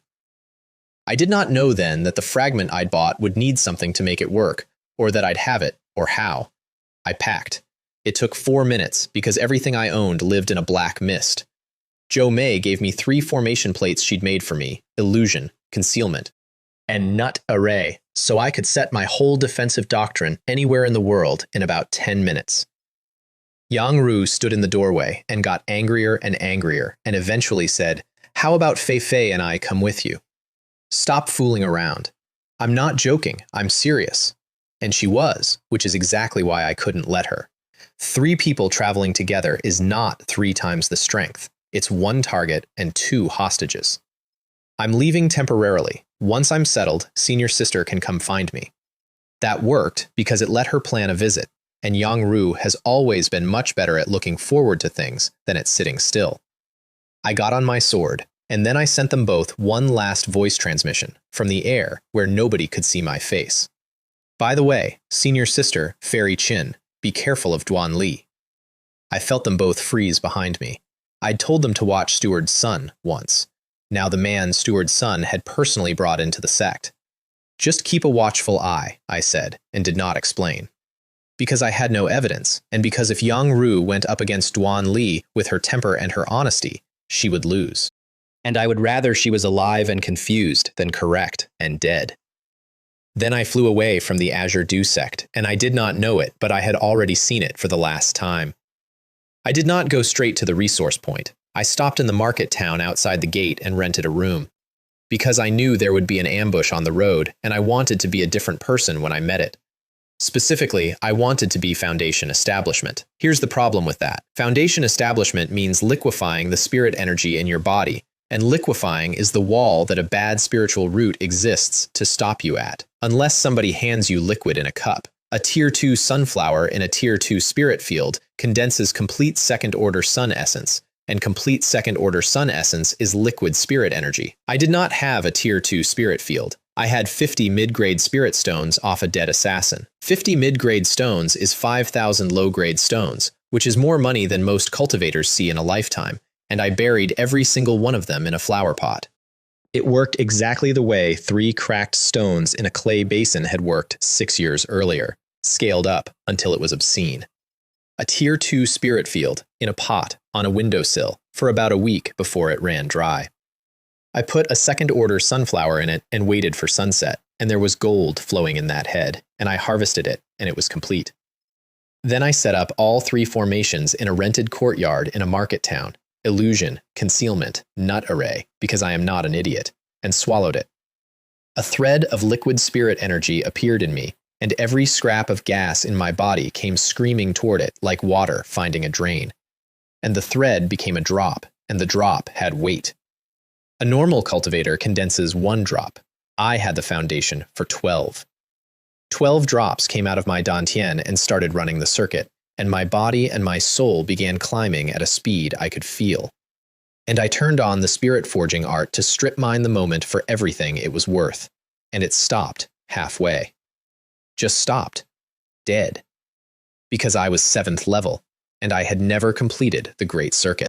And the Foundation Establishment method is a rigid piece of machinery that does not care how much power you have. Step 3 does not run until Step 2 finishes, and Step 2 is a thing you do at 9th level, and I had skipped it, so I got half a breakthrough reward, and the other half evaporated. I sat there in a rented room and did the math on what I'd just lost, and it was a lot. But here's what I ended up with. Half a reward on a Foundation 12 times normal is still a body and a soul at Foundation Establishment middle stage standard, which is 1 full stage above where I was standing, and 6 drops of the liquid never got consumed. They just stayed there, and when I looked at those 6 drops properly, they had something in them, something I could not name and could not measure. A quality. The thing the world adds to you when you cross a threshold. The reason a breakthrough gives you more than the arithmetic says it should. Primordial power. I tucked those 6 drops into the deepest part of my dantian and did not spend them, on instinct, without knowing why. That instinct is going to be worth 6 lives. Then I went to the valley. There was one on the way to the resource point, and you cannot go around it, because going around means going through the territory of a Tier 3 demon beast, which is Golden Core equivalent, and no. 3 of them were waiting in there. Foundation Establishment middle stage and 2 early stage. 3 Foundation Establishment cultivators.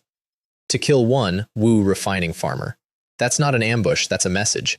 They'd been sitting there for a week, with their auras completely sealed and their divine senses turned off, because their intelligence said the target had condensed a divine sense and would feel them coming, which is good tradecraft, and also meant they were sitting in a hole with their eyes closed.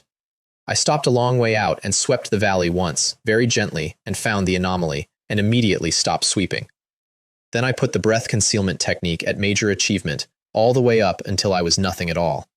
And I walked into that valley on foot, and got close enough to see 3 men sitting cross-legged in a row, and I rolled a cherry at them. I should explain the cherry. 5th window on the vending machine, cherry bomb. 150 beads, the most expensive thing in the machine by a wide margin. One-time use, which made me want to scream.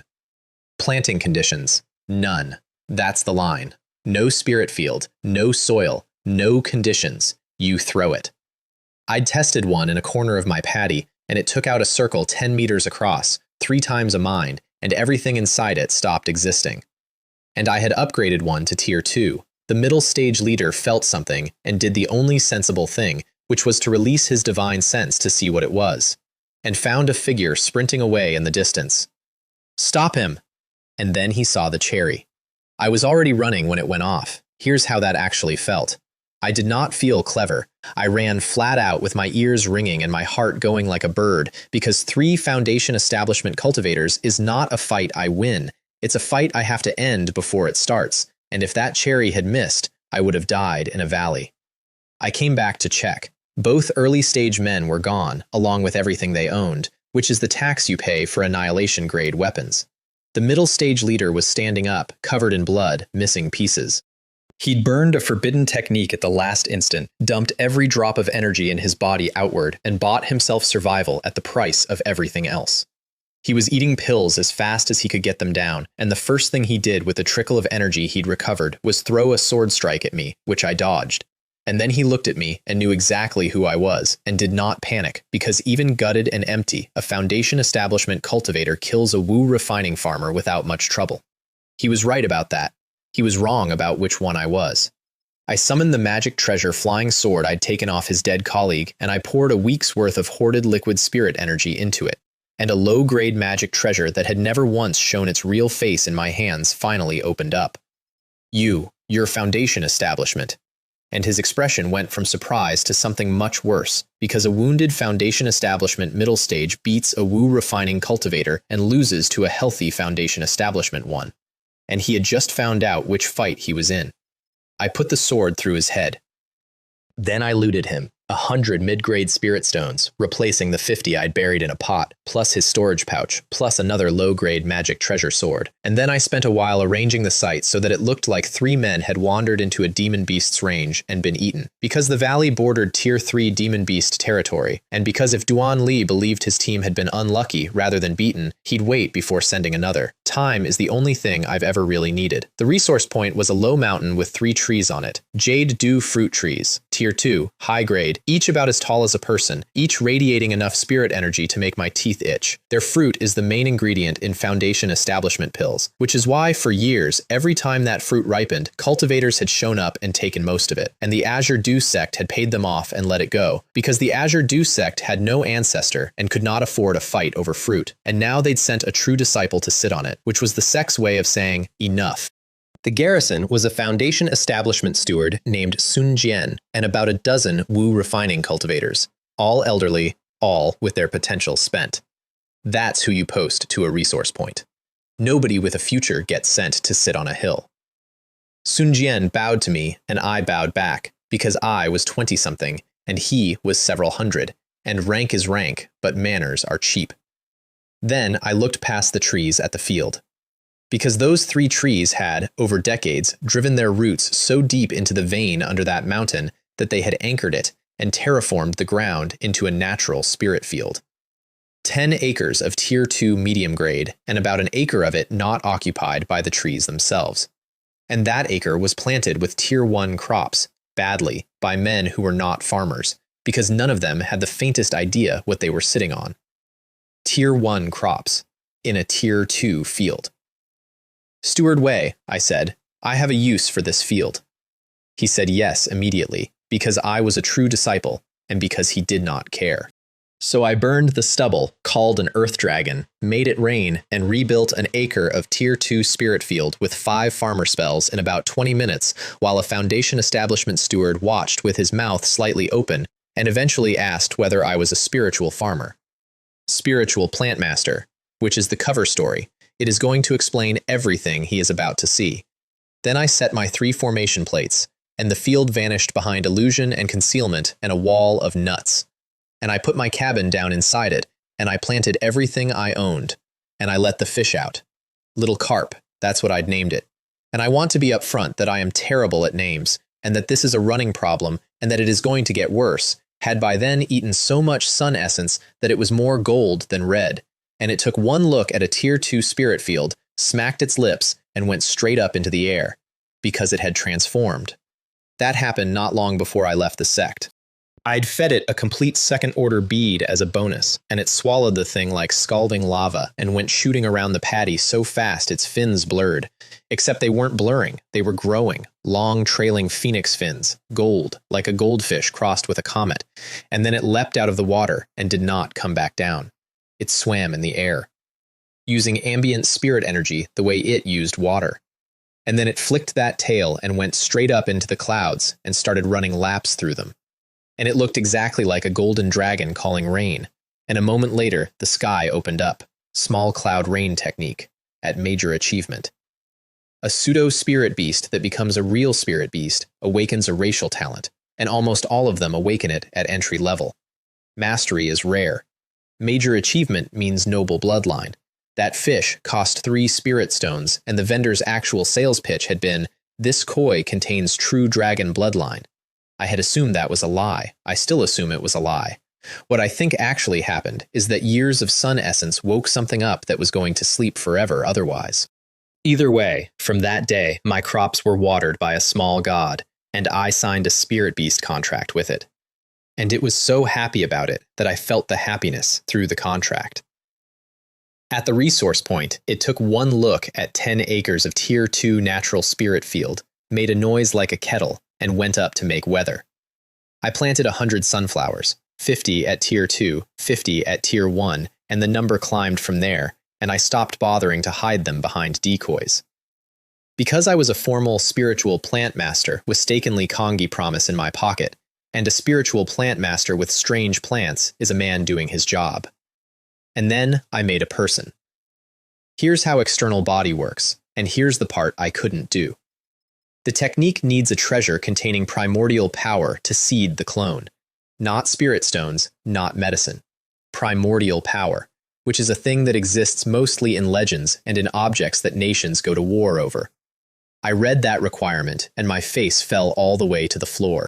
And then I remembered 6 drops of liquid spirit energy sitting in the bottom of my dantian, left over from a breakthrough that had cut off halfway and never spent what it owed me. I took one out and held it up against the divine ability, and the technique answered. 6 drops, 6 lives. I spent months comprehending a half-divine ability, and then I took 1 drop, mixed in a drop of my own blood, and cast it. And I watched an embryo form and grow in a few hours into a man standing in front of me who had my face and my voice and would have fooled my own mother. "Hello," it said, and waved. And then I was looking out of 2 sets of eyes at once, which is a sensation I do not recommend, and which took about a day to stop being nauseating. The clone was born a mortal with the same inferior spiritual root as me, which was insulting. So I fed it liquid spirit energy directly out of my own body and pushed it from nothing to woo completion in a month, and refined its body with the spirit forging art using Foundation Establishment grade fuel. And by the end of that month, my clone could beat any early stage Foundation Establishment cultivator alive. Then the fruit ripened, and the buyers came.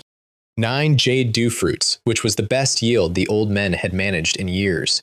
And Sun Jian came to my field to ask, delicately, how many we should hand over to make the problem go away. "None, I'll handle it." He gave me a look of pure exhausted pity. He had been young and furious about this once, too. Outside, 5 Foundation Establishment cultivators and about 40 Wu refining cultivators were gathering. 4 of the Foundation establishments were there specifically to kill me on an open contract that could be accepted by multiple parties, with a bounty large enough that they'd all agreed not to fight each other over who got the credit. They broke the resource points array with 3 talismans, and everybody poured through the gap, and the 4 contract killers came at my clone, and the rest ran straight for the trees. The first man to reach for the fruit got hit by a green pea and torn apart through a defensive spell. Everybody stopped. The second one, a Wu completion with a high-grade defensive artifact and a great deal of confidence, went for it and got hit by a slightly different pea, and his high-grade artifact came apart like wet paper because that one was Tier 2. Then the pack decided to rush in a mass, because everyone in that world genuinely believes the fortune favors the bold. Right up until the moment 30 pea shooters open up at once. There were more guns in that field than there were men in the field. The ones from real sects, elites in disguise, could survive a hit. They could not survive 3. They broke and ran, and I did not let them, because they'd had their chance to leave. Meanwhile, my clone was holding 4 Foundation Establishment cultivators. Sun Jian took one, gamely, and got outmatched. I gave 10 Tier 2 pea shooters to the middle stage leader, leader, 5 to one of the early stages, and kept one for myself to test how a clone measures up against the real thing. That leader, a genuinely competent man, felt 10 separate Foundation establishment-grade attacks converging on him from a vegetable patch, and said out loud, "Didn't the intelligence say there was only one Foundation establishment at this resource point?" His intelligence was correct, it just hadn't counted the garden. And the one I fought hit me with a top-grade artifact flying sword, and I met it with a magic treasure, and knocked his sword back with a notch in it. And he stared at the notch, because a Wu completion cultivator is not supposed to be able to do that. "It seems a bit weak," I said, which was rude and true. Their leader realized the actual problem was the field itself and charged it. He put everything into one strike and shattered the outer concealment array. And the strike rolled on and hit the nut array, which by then had tier 2 nuts in it, and the barrier trembled and went flat again. That's when he understood he was going to die there. He reached for a defensive talisman, which held against 15 pea shooters, and I'll give him that. It was a good talisman. Then he saw a cherry. The remaining 3 ran, and none of them made it, because with their leader gone, I could point every tier 2 gun I owned at one man at a time. The last one tried to take me with him, and I cut his head off with sword chi and an earth dragon. Whole force. Gone. "Steward Wei," I said, "the cleanup is yours." And that old man bowed to me, and it was a completely different bow from the one he'd given me on arrival. I did not keep any of the fruit. All 9 went back to the sect, which surprised the deacon who came to collect them, a man named Liao Gang, who arrived days late and bleeding because 3 Foundation establishment late-stage cultivators had ambushed him on the road specifically to keep him from reaching me. He'd fought his way out of that and then kept going toward the resource point instead of retreating, because he'd worked out that if somebody was blocking him, something was happening at the other end. He arrived to find the mountain quiet and Sun Jian grinning at him. I healed him after asking permission, and he watched a Zhao Hui Chun from a Wu completion cultivator work on a Foundation establishment late-stage body better than it had any right to, and did not ask about that either. That's the courtesy of that world. Everyone notices, nobody asks. And then a year later, the clone blew up. This part matters because it produced the single most important object I ever owned. The clone had reached Foundation establishment middle stage, which was as far as it needed to go, and I wanted to move up to a proper Foundation establishment breakthrough myself. Except my Foundation establishment method jammed again. The method's second step is compressing your spirit energy from gas to liquid. My spirit energy was already liquid. You cannot compress liquid with a tool designed for gas, and you cannot skip a step in a rigid procedure. And I sat there for months running a technique that had no idea what to do with me. There's a version of me who was very frustrated by this. There was also a version who thought, fine, if the Foundation establishment method can't compress liquid, what tool does? The core formation method, which is designed for Foundation establishment great perfection cultivators condensing a golden core, which is what you get when you compress liquid until it goes solid. Using it at Wu completion is like a child picking up a sledgehammer. I spent a year barely understanding a fraction of it, most of that year while Yang Ru and Zhou Mei were visiting, and Zhou Mei's fragrance was making my comprehension work faster. And then I ran it inside my clone. And it started, sluggishly, and it worked. The liquid began going viscous, and the jammed Foundation establishment method unstuck itself and rolled forward, and I could not turn the compression off. It was a car with no brakes. It kept compressing, and when it ran out of energy to compress, it started eating the clone's own reserves, and when those ran out, it started running dry, which is how machines explode. So I fed it. I dumped every drop of sun essence I had into it, half a year's harvest from 50 Tier 2 sunflowers, which is something like 75 years of a normal Foundation establishment cultivator's hard practice, all of it into one body over 2 weeks, and the compression kept accelerating, and a semi-solid mass appeared in the clone's dantian with a weight that started tearing the dantian apart. And then I ran out. And it kept going anyway, because a spiral of spirit energy the size of a mountain had opened up in the sky over the resource point and was funneling the ambient energy of the entire region into my clone. Core formation phenomenon. Sun Jian came running up the hill white as paper because he'd seen that sight before and knew exactly what it was and could not reconcile it with anything. I grabbed every Tier 2 plant I owned, threw them into the black mist, abandoned every Tier 1, ran out of my own array and shouted at him to run. The nut array, which I'd reversed to face inward on my way out, which I am still quite proud of, held the detonation for about a second and then cracked. And instead of releasing all at once, the energy vented upward through the cracks in a column that went into the sky and made the weather strange for a week. The mountain survived. The garrison survived. The trees survived, mostly. My spirit field was a crater, and in that crater, half buried, there was a perfectly round bead, a false core. A false core is what happens when a foundation establishment great perfection cultivator tries for golden core with insufficient foundation. Silver instead of gold. It gives you most of a golden core cultivator's power, and it permanently ends your growth. And people take that deal all the time because most people never get near a real core at all. My clone had condensed one by accident, in an explosion, and then died, and the core had survived the blast. And it was mine. Same origin, same energy, same person. Which meant I could refine it into a new clone with zero rejection. There is a technique for this. It's called the outer core method. You take a tier 3 demon core out of a beast and force it into your own dantian and become a false core tier cultivator without ever having to risk core formation. It's a shortcut. It's also brutally difficult because a demon's power and a human's power hate each other, and 90% of the method is nothing but processing the demon core to make it tolerable. I didn't have to process anything. Mine came out of me. So I made a second clone, drove it to Foundation Establishment middle stage in 2 years, and went out to buy a copy of the outer core method, which is where a man tried to rob me for a demon core I did not have. Muren Township, a big market run for centuries under the protection of a golden core cultivator named Muren Zhenren, who had gone off to attempt nascent soul and never come back. His named disciple, Mo Jie, had been running the place and hiding the death for years, and had already burned the one trump card his master left him, killing a golden core who came sniffing. He was Foundation Establishment Great Perfection, out of time, and desperate for a Tier 3 demon core so he could become a false core himself and hold the market.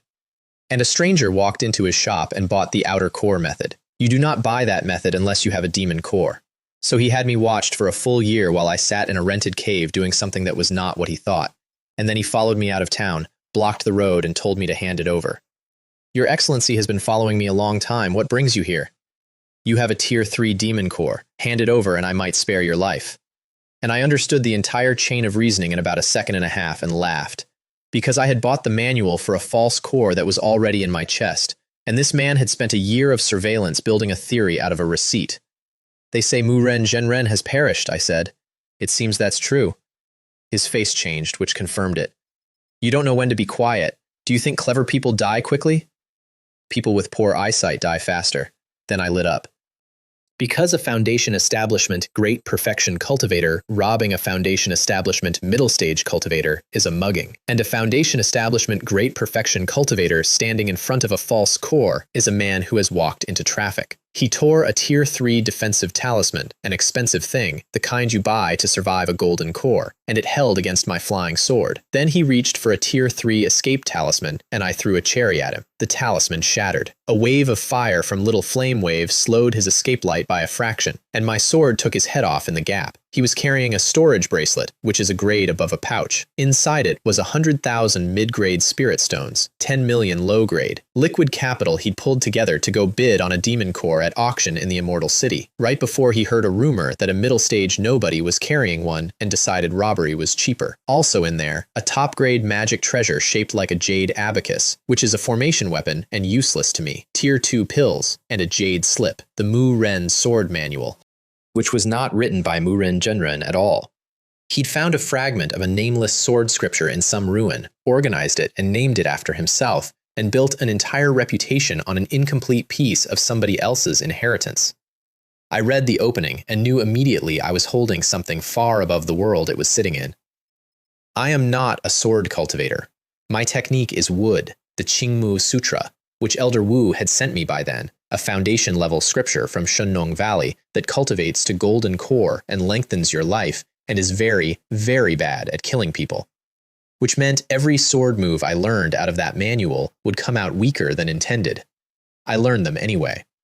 Because I had a plant that turns sunlight into time, and time is the one resource nobody else in that world has to spend, and if I wanted to spend 4 years learning one sword technique badly, I could.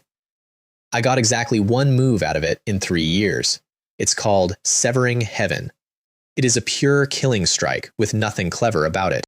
And I was working on a second one called Sword Return, which parries an attack, borrows its force, and returns it. 3 things in one motion, which is the hardest kind of thing to learn. And after 3 years, I could do the parry and nothing else. Remember that, the parry, that's the piece I had. And then, in the middle of an ordinary afternoon, the true disciple token in my robe started shaking. There are symbols on a true disciple's token. Most of them mean come here or hold position. I had to sit and think for a few seconds to remember what the one on my token meant, because I had only been shown it once, in a list, as a formality. It means the sect is facing an enemy it cannot survive. Flee, hide your identity, gather strength in secret, rebuild when you can. It had never been used. And then one of my emergency talismans went off, from Yang Ru, and it had 2 words on it, run. I put every plant I owned into the black mist in about 90 seconds. Then I went and found Sun Jian and told him the sect no longer existed, that everyone should scatter and hide and survive, and left before he'd finished saying, what? Then I went back for the trees. 3 Tier 2 high-grade jade dew fruit trees, which had spent decades anchoring a spirit vein and terraforming a mountain, and which I dug up out of the ground with false core-grade strength and put into the black mist with as much of their soil as I could take. Because a plant that can build a spirit field out of a spirit vein is worth more to me than anything else on that hill, and I was not leaving it for whoever came next. Then I got on my sword, and I was in the air with no destination, and I found that my hands were shaking. Here's what happened. I got most of it later, in pieces, and one piece came to me directly. The Azure Dew sect had actually managed to refine a nascent soul pill, a defective one, full of impurities and poison, the kind of medicine that gives a golden core great perfection cultivator a slightly better chance at nascent soul in exchange for permanently damaging what he becomes if he survives. Duan Li had spent years quietly sabotaging that alchemy, and it had come out anyway, ruined but functional, and when he saw that, he understood he was out of time. Because Zhang Tao swallowed it, he knew exactly what it would cost him. A crippled nascent soul is still a nascent soul, and a sect with one is a sect nobody eats. He was buying the Azure Dew sect 200 years of safety with his own sealing, and he did it without hesitating, because that's what he was.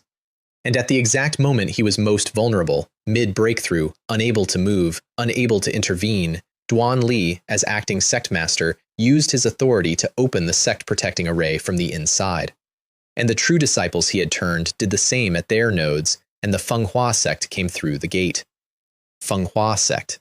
From across the ocean. 2 nascent soul ancestors. That's what all of it had been for, not evil cultivation, not corruption for its own sake. A Tier 4 spirit vein, Duan Li himself was not a young genius the sect master had discovered in the mortal world. He was a direct descendant of a Fenghua sect ancestor who had already reached Foundation establishment great perfection over there, and had realized his own foundation was mediocre because he'd been force-fed pills his whole life, and had volunteered to swallow a reincarnation pill, an object so precious that even he could not have obtained it for himself, to melt his entire cultivation away and become a mortal child again with all his memories.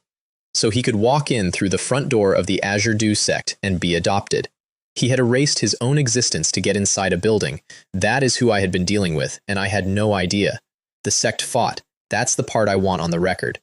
A nascent soul-grade sect has depth even without an ancestor, and they held wave after wave, all of them waiting for the sect master to come out of that room and change everything. And then the Fenghua sect's nascent soul ancestor walked in through the broken array. Zhang Tao, mid-breakthrough, burned a forbidden technique and forced together a broken nascent soul in order to have something to fight with. That's a death sentence with extra steps, and he knew it when he did it. He bought them time. And Fan Ling, the law enforcement hall elder, the strongest fighter in the sect, the woman who had been arranging flowers for a decade because using her power ate her mind, went into it at full strength, on purpose, and cut a hole through their golden cores and held it open while every remaining elder ran out through it carrying disciples and the sect's inheritance. And then the heart fire ate her, exactly as everyone had always known it would, and she went down. And Han Wen, a guest elder, a foreigner, a man who owed the Azure Dew sect nothing at all except money, did not take his own students and run. He went back in and pulled Fan Ling's body out. Then he used sect signals to find Yang Ru's group, dropped Fan Ling with them, and led the pursuit away himself. Which worked, until one of the golden cores chasing him turned out to also be from overseas and recognized techniques that don't exist on that continent and identified him by name and contacted the people who had been hunting him personally for years. I got a message off that wooden token. His voice, from very far away, tired. My disciple, take good care of yourself. I can't bring you back to Shendong Valley for now. If you get the chance, take my token and come on your own. And then it went quiet, and it did not speak again. I sat down on a rock in the middle of nowhere, and I did not move for a while.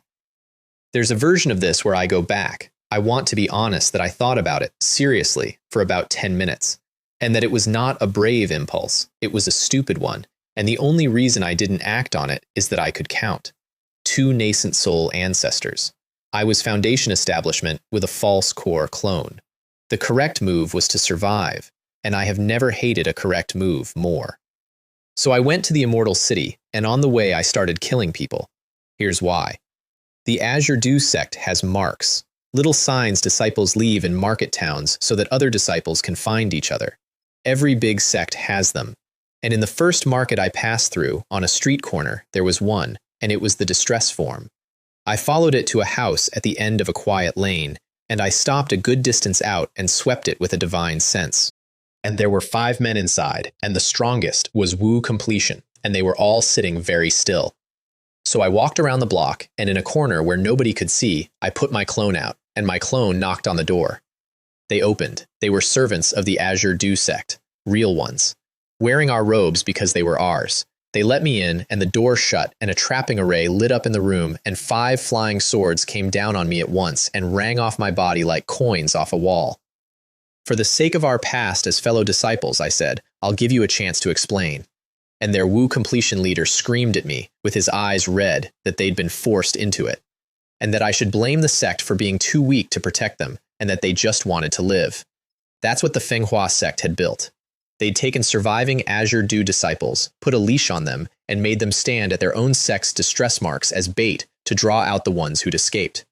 It's an elegant piece of work. It doesn't just kill fugitives, it poisons the signs. It makes every scattered survivor unable to trust the one system they had for finding each other. I killed all 5.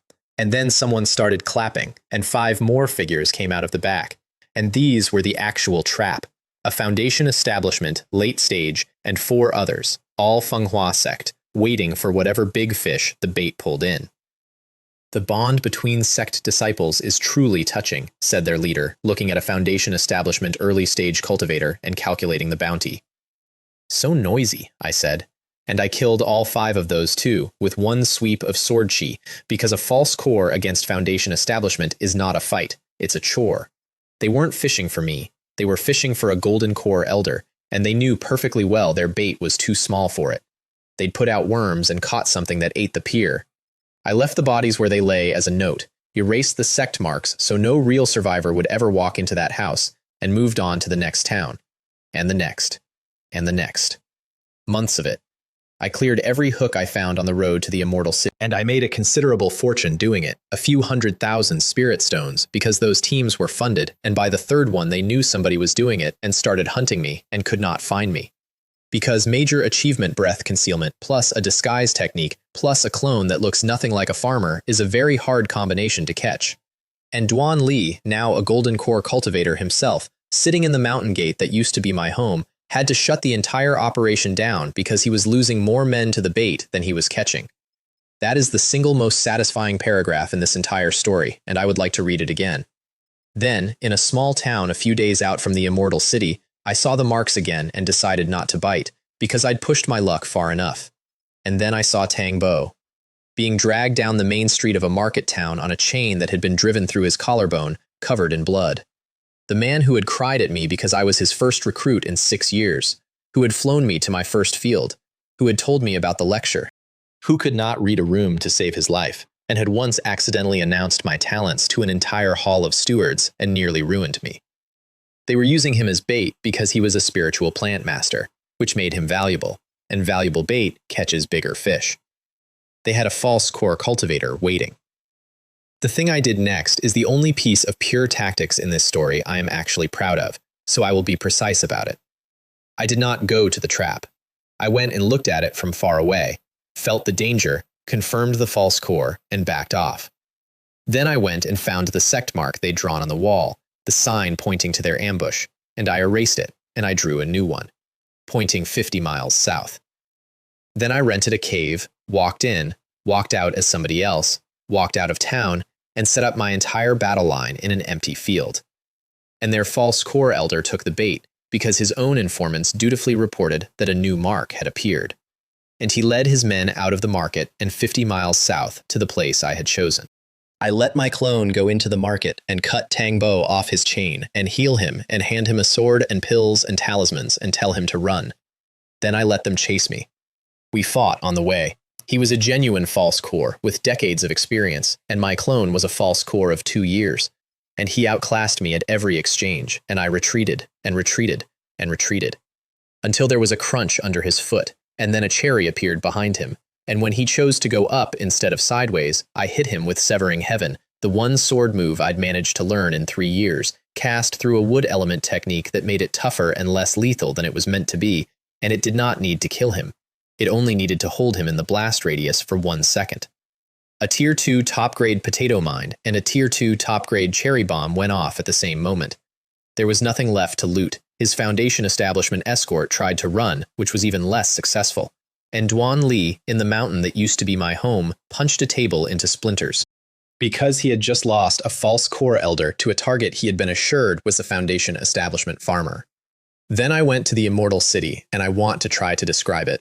Yuntian Immortal City is not a sect. It is a market that got so large it became a power. 4 sub-cities at the 4 directions, each of them bigger than any town I'd ever seen, and a main city in the middle built on a Tier 4 spirit vein. A Tier 4 vein.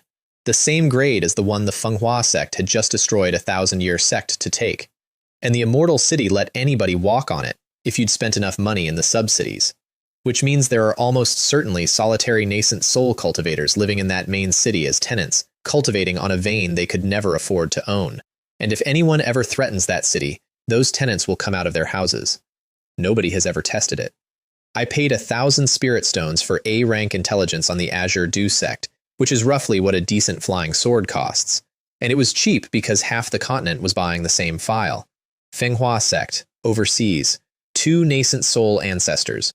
The local nascent soul sects had jointly pressured them to withdraw, made a great deal of noise, and then folded completely because every one of those sects had exactly 1 ancestor, and if the manhwa sect decided to focus on any single one of them, that sect became the next Azure Dew sect.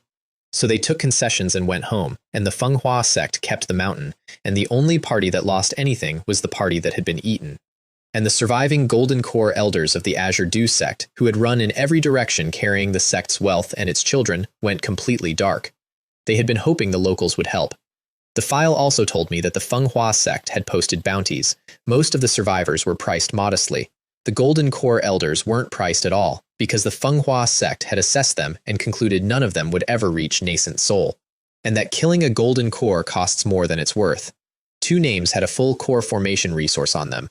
Not a pill. The complete package, everything a Foundation establishment great perfection cultivator needs to attempt a Golden Core and survive failing. Yang Ru. And me. That bounty is enough to tempt a Golden Core cultivator. It is enough to make an entire family throw everything at a hunt on the chance of producing 1 Golden Core of their own. They had priced 2 Foundation establishment kids at the same level as a life.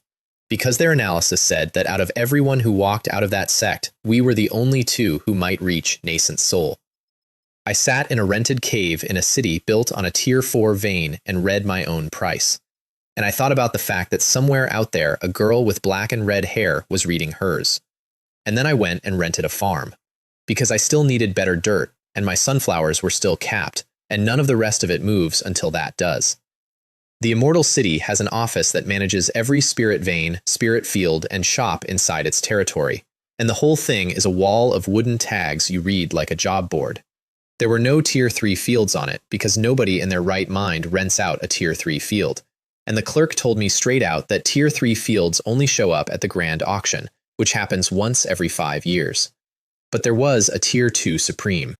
Tier 2 Supreme, which is 1 grade off Tier 3, with 3 conditions attached and a rent of 0. Condition 1. The renter must be a Tier 2 spiritual plant master. Condition 2. The renter must grow one specific plant. Condition 3. The renter must provide the owning family with a degree of protection. Free land with strings, which means somebody is drowning. She was called Ren Yue, and she came to the meeting room herself, and she bowed to a foundation establishment early stage cultivator despite being a full stage above me, because I might be the last thing keeping her family alive. The Liu family had come to the Immortal City a century ago, spent everything they had on that field, and built a life on it. Her husband had been the clan head, a genuine talent, foundation establishment great perfection, and a spiritual plant master who had figured out how to grow sword bamboo. Sword bamboo is a Tier 2 plant that grows sword energy inside itself, which makes it the raw material for sword talismans, which made the Liu family a registered supplier to the Immortal City. That status is the only reason nobody had ever eaten them.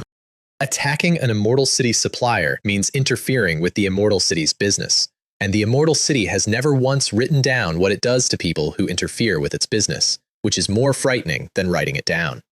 And then her husband attempted golden core and died, which meant nobody left in that family could grow sword bamboo, which meant they'd miss the delivery, which meant they'd lose supplier status, which meant that the moment the shield came down, every neighbor with an appetite would arrive at once, and they'd already missed 2 deliveries. A third means losing the status or being demoted. I grew a spirit plant in my hand while she watched, from seed to maturity, using the Qingmu Sutra. Her eyes did a thing. Then I asked about their sword bamboo, and she told me their cultivation method, and I put my hand over my face.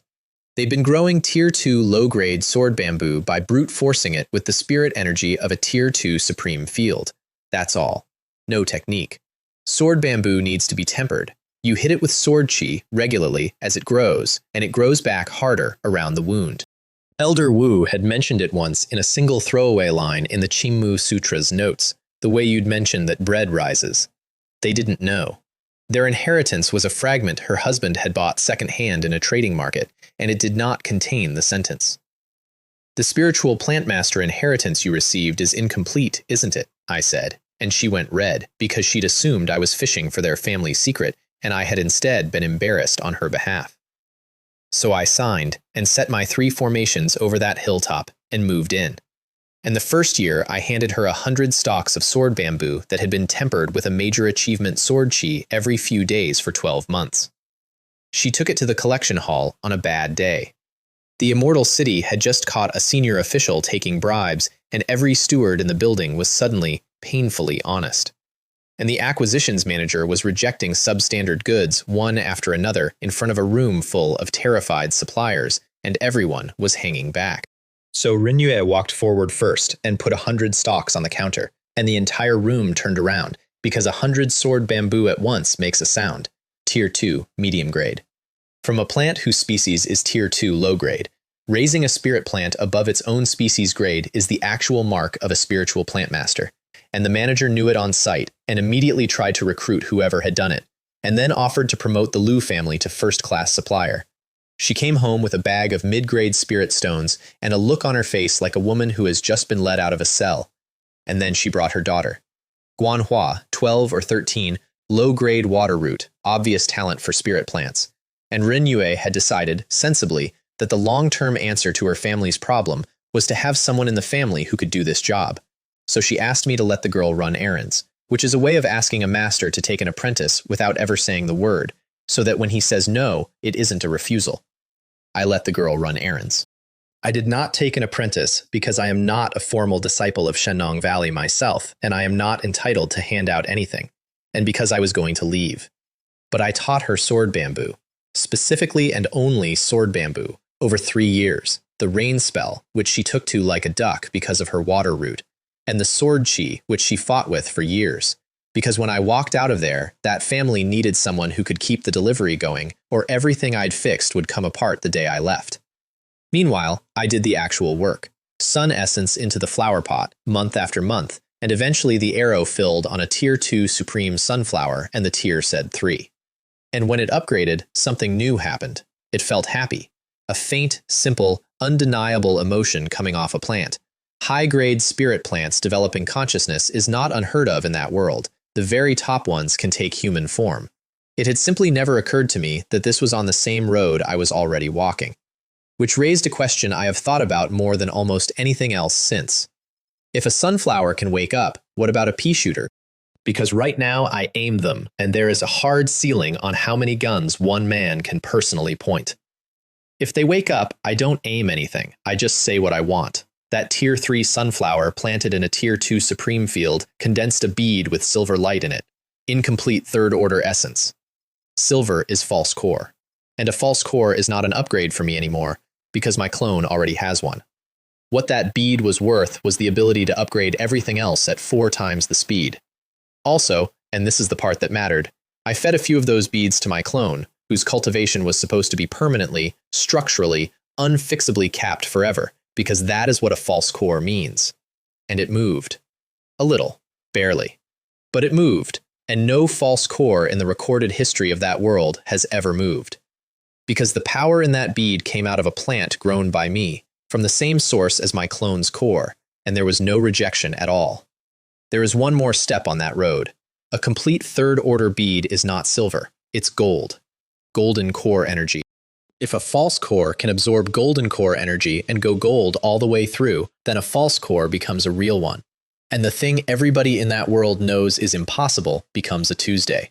For that, I needed a Tier 3 field, which was not for sale at the auction, I checked. What was for sale, in the loot of a dead market lord, was an earth vein bead. I'd found it in Mojie's storage bracelet years earlier, and not known what it was until I'd sat through enough gatherings of false core and outer core cultivators to learn the shape of the world. It upgrades a spirit vein. That is its only function.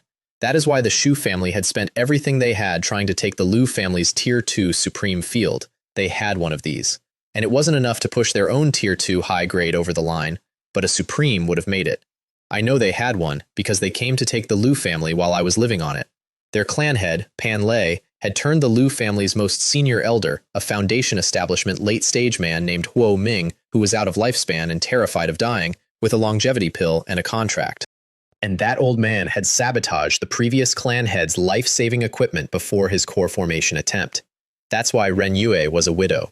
Then, Huo Ming opened the family array from the inside, and the Shu family walked in and killed everyone who objected, and then kept killing.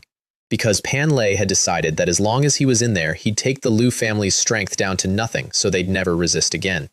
Huo Ming stood in the hall watching his own faction being butchered alongside his rivals, and finally understood that he had not hired a partner, he had opened his door to a wolf.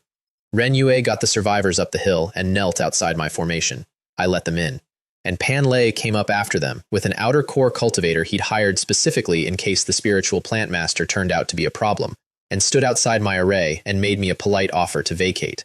Great Master, I've reached a new contract with the Lu family. I'd ask you to terminate your lease. The Shu family will compensate you. Who do you think you are, that you negotiate with me? And I let the pressure of a false core divine sense off the leash for exactly 1 second. The outer core he'd hired felt it, and immediately concluded I was a Foundation establishment cultivator using some artifact to fake a false core presence. Because he had caught a trace of Foundation establishment underneath, which he had, because that was the layer I'd built for him to find. So they attacked. And I shot the outer core cultivator with a fireball, because by then I'd bought the 6th window on the machine. Torch tree stump, 200 beads. Effect, condenses flames. You plant a seed, a tree grows, and then when the trunk reaches a certain thickness, the whole thing catches fire in front of you and burns down to a stump in about 4 seconds.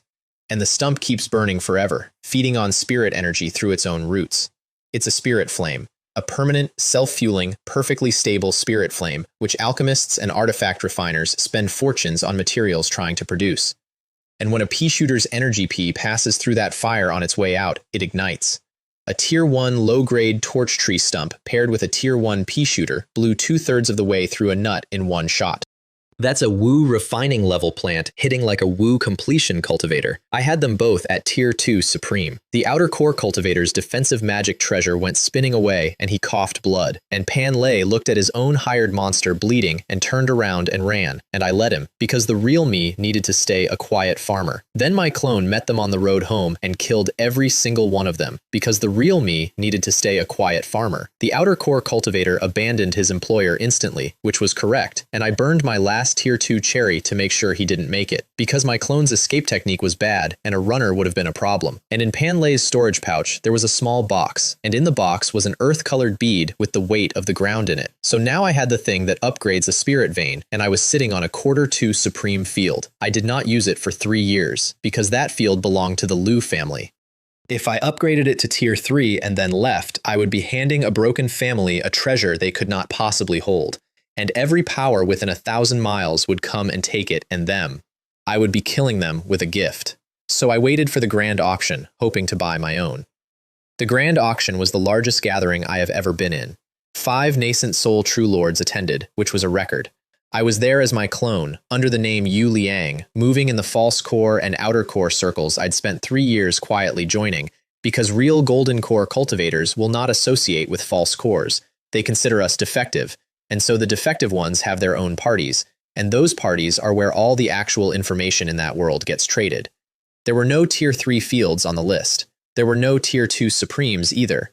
There was a Tier 2 high-grade vein for sale, which had been reclaimed from the annihilated Shu family, which was funny in a way I did not enjoy.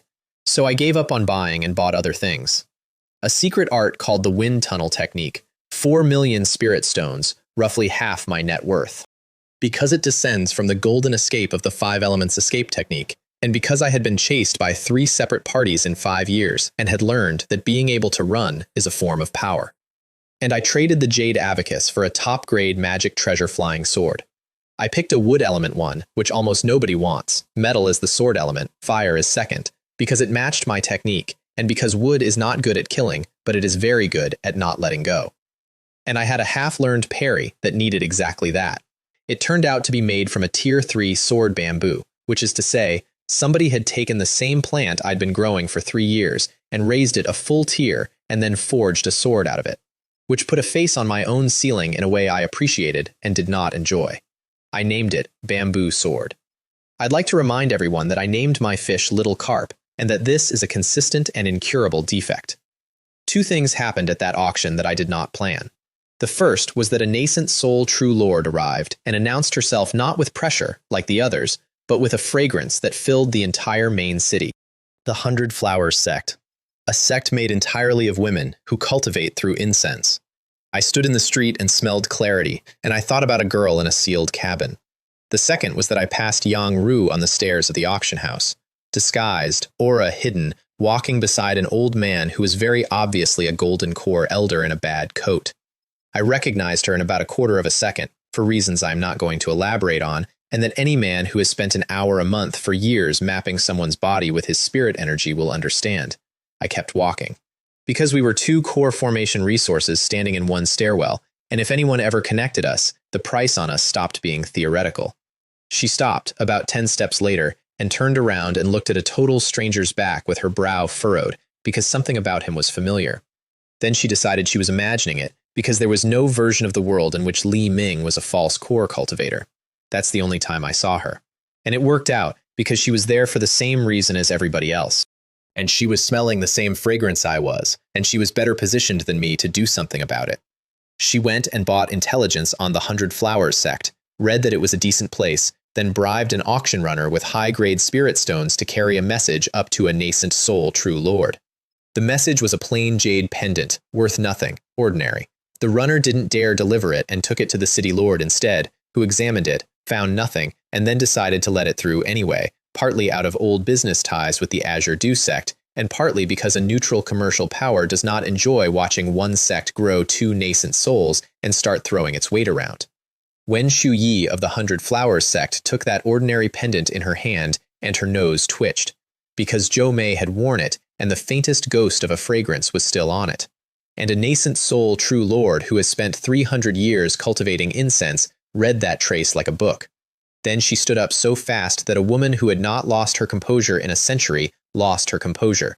Because what Zhou Mei is, and what nobody in the Azure Dew sect ever had the reference material to identify, is 100 Flowers' sacred body, the physique of the founder of their sect.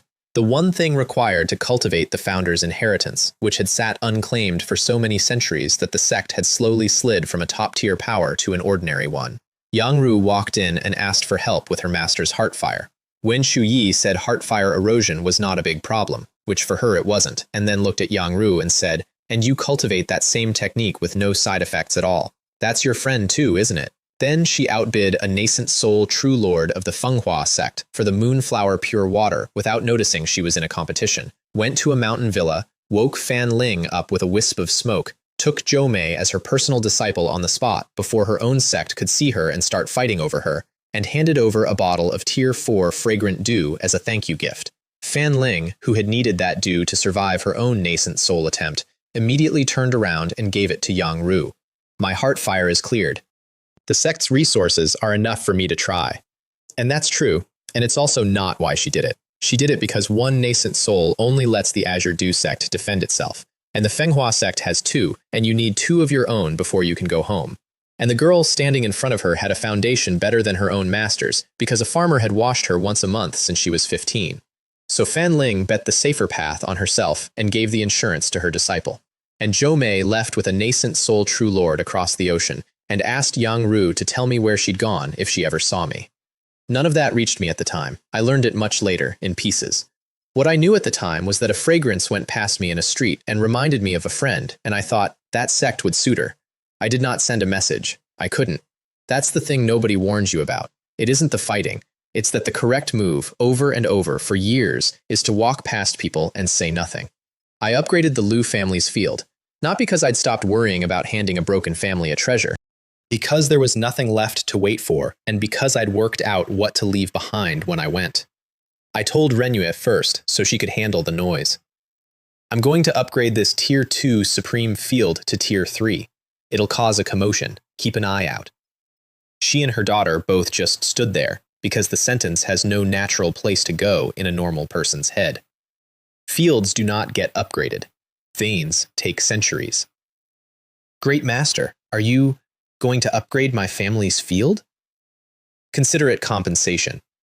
And her legs went out from under her a bit, and I did not fully understand, standing there, what I had just said to a woman who had spent 3 years watching her family bleed out. A Tier 3 field means the Liu family can produce a golden core. It means they become a real house. It means her daughter inherits something instead of a debt. I buried the earth vein bead in the middle of the field, and the entire mountain shook for a day.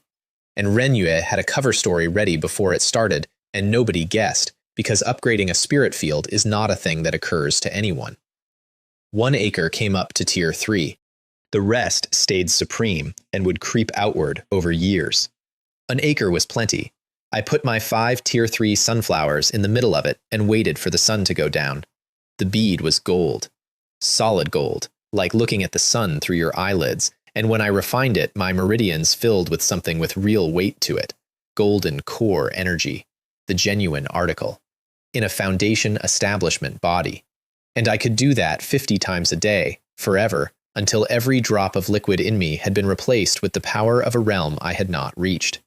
And then I could turn the spirit forging art on and refine my body to golden core standard with it, and let the body feed the soul, and end up as a foundation establishment cultivator with a golden core's power, body, and spirit, all 3. I did not do that first. I upgraded plants first, because upgrading plants is faster than upgrading me, and because I had learned by then that the correct order is always make the fortress stronger, then make the man stronger. Tier 3 pea shooter, Tier 3 torch tree stump, Tier 3 cherry bomb, Tier 3 potato mine, Tier 3 nut at the core of the array. A Tier 3 pea shooter firing through a Tier 3 torch tree stump is not a plant. It is a siege weapon that threatens a golden core middle stage cultivator, and it does it every few seconds, forever, as long as there's spirit energy in the ground. I was still building when Duan Li knocked on the Liu family's door. He came in person, golden core wearing it lightly, with Wang Long at his shoulder giving off a foundation establishment aura with something rotten underneath it. Because Wang Long, the nobleman who had once refused this exact man out of pride, had reached foundation establishment from an inferior root in a handful of years. And there is only one way to do that. He'd been fed. Specifically, he'd been fed the essence and souls of Azure Dew sect cultivators harvested during the massacre, up to and including a golden core elder, handed over by Duan Li like treats. I had sat at a table with that man and listened to him teach us all how the meridians work. I sent my clone out to meet them wearing my face and my foundation establishment aura, because I was not putting the real body in a room with a golden core. Great Master who? Said Duan Li, and stood up and bowed to me. He had no idea. He was standing there being courteous to a farmer he had never met. Because his lead was thin and he was checking every spiritual plant master rumor on the continent one by one. To be honest, great master, I'm the next sect master of the manhwa sect. Having heard of your reputation, I'd like to invite you to join us. And I stood in front of the man who had opened the gate and thought seriously about whether I could get him into my field. And decided no, because the next sect master of a nascent soul grade sect will be carrying things I cannot predict, and if I moved and failed, the Liu family died with me. So I thanked him warmly and declined, citing my obligations to the family, and he said the manhwa sect's door would always be open, and left. And then, once he was down the hill, he took a small lamp out of his robe, a soul lamp. Mine. Left in the Azure Dew sect years ago, the way every important disciple's is, so the sect can tell if you're alive and whether you're really you. He had carried it to every single spiritual plant master he'd interviewed for years, and it flickered, not strongly, just a flicker. Because he had been standing in front of a clone made from my own blood and my own primordial power, which is me and is also not. And the lamp did not know what to do with that. Wang Long, do you think that Li Ming is Li Ming? I can't tell, which was honest. Wang Long had known me and then had not seen me for years, during which I had become someone he could not have predicted. Put a watch on this place. So he did, and I stood in my field feeling unfamiliar cultivators arrive at the edge of my divine sense, and understood that the interview had been the first half of something. I told Renyue to have the entire family ready to evacuate to the immortal city. Not evacuate, ready. Because if they moved now, they'd be intercepted on the road, and the only window they were ever going to get was the gap after I killed him. Then I laid out everything I had, 10 Tier 3 sunflowers, a Tier 3 pea shooter, and a Tier 3 torch tree stump, which is my gun, a Tier 3 cherry bomb, a Tier 3 potato mine, a Tier 3 nut at the heart of the array with Tier 2 supremes around it. And on the outer ring, in the open, where anyone walking in would step first, Tier 1 potato mines. The cheapest, weakest ones I owned. That's the whole plan. Everything else is dressing. Because Duan Li's picture of me was frozen years out of date, the last thing he knew for certain was a Wu completion cultivator killing a Foundation Establishment assassin. Generously extrapolated, that makes me a Foundation Establishment cultivator now, early middle stage. No amount of imagination gets a man from there to a farmer who can kill a golden core. He came at night, alone, and walked through the Liu family's great array like it was fog. And I watched a golden core cultivator stroll up my hill holding a soul lamp that was now burning steadily, because this time the real body was inside, and smile. Then he stopped at the edge of my field and thought about how to make an entrance, and deliberately stepped on a mine. He knew about them. Of course he did. His own dead men had reported them for years. So he put his foot on one on purpose, let it detonate against a shell of golden light, and stood in the smoke completely untouched. Because he did not want to kill me. He wanted me to watch my best weapon fail. He'd spent years afraid of me. He wanted it back, and I stood inside my formation, watching a golden core cultivator eat a Tier 1 low-grade mine for theater. And the only thing I felt was a mild professional regret that I hadn't put the Tier 3 one there instead. Li Ming, an old friend is visiting. Won't you come out and greet me? I waved my hand, and every pea shooter in the field opened up. Green peas, a whole volley of them, and every single one was Tier 1. Noise. Chaff. With one thing hidden inside it. He picked out the Tier 3 round instantly, because golden cores are not stupid, and he smiled because he'd just seen my trump card, and it was a golden core grade attack, which is a very good trump card for a Foundation Establishment cultivator to have, and not remotely enough. He put up a shield-shaped top-grade defensive magic treasure and let it hit him. It rang and rippled and held. Li Ming, it seems your trump card isn't all that, and then he saw a cherry. Here's the thing about a top-grade defensive treasure. It does not make you immovable. It makes a wall in front of you, and a wall you are holding against a wave of force presses back into you, and for one moment you cannot move sideways. The Tier 3 pea shooter had not been an attack, it had been a pin. The cherry bomb went off and took half the mountaintop with it. When the dust came down, he was alive, because a top-grade defensive treasure plus a golden core's own secret art is genuinely a lot of protection, and I had known that going in. He was alive, coughing blood, with his shield dark and broken, and the expression on his face was the one I'd been working toward for 11 years. Because for 1 second, a man who had erased his own cultivation and his own life to walk into a sect and eat it, a man who had killed a 1,000-year sect and gotten a promotion for it, had genuinely believed he was about to die on a vegetable farm. Go to hell! And he pulled a top-grade flying sword and poured golden core energy into it, and it became an ice phoenix and screamed. I want to be fair to him. That strike was, by any reasonable measure, magnificent.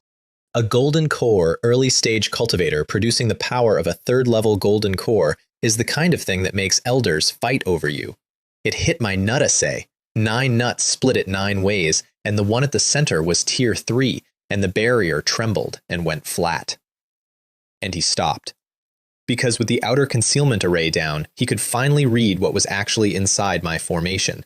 And what he read was multiple tier 3 auras that did not belong to cultivators, and a very intelligent man revised his entire model of the situation in about half a second and decided to leave.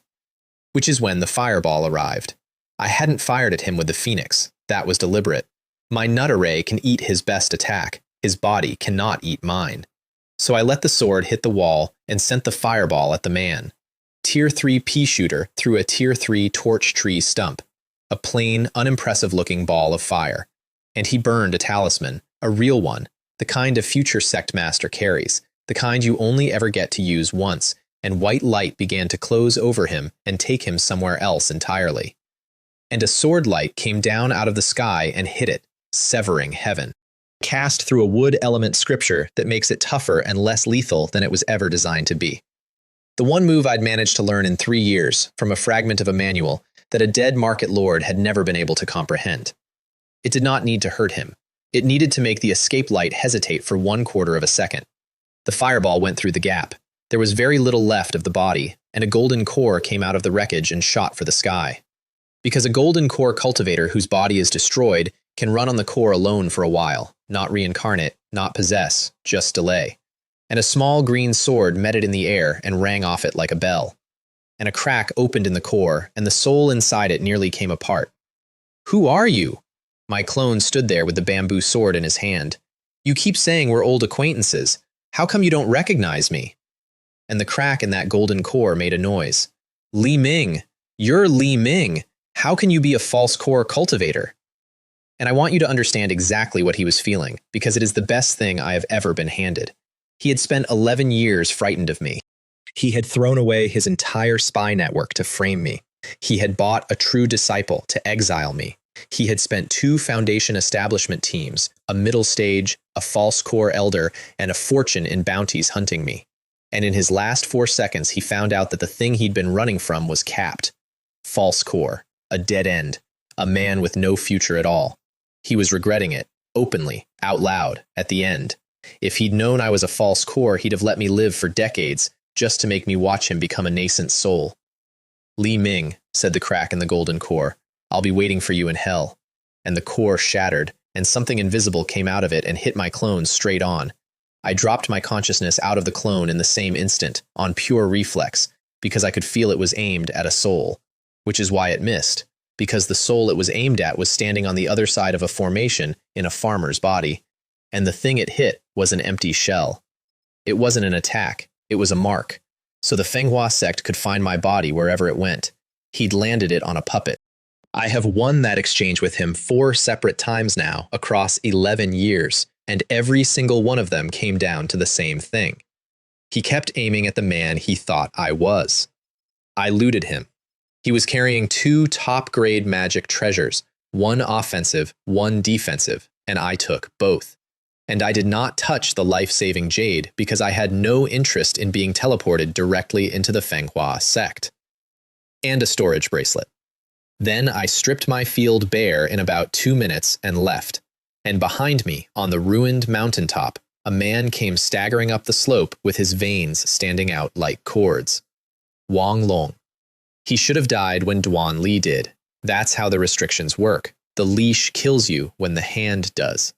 Except Wang Long had never once stopped trying to get out of anything. He'd spent years secretly studying the restriction inside himself with the evil art he'd been given, and he'd found a way through.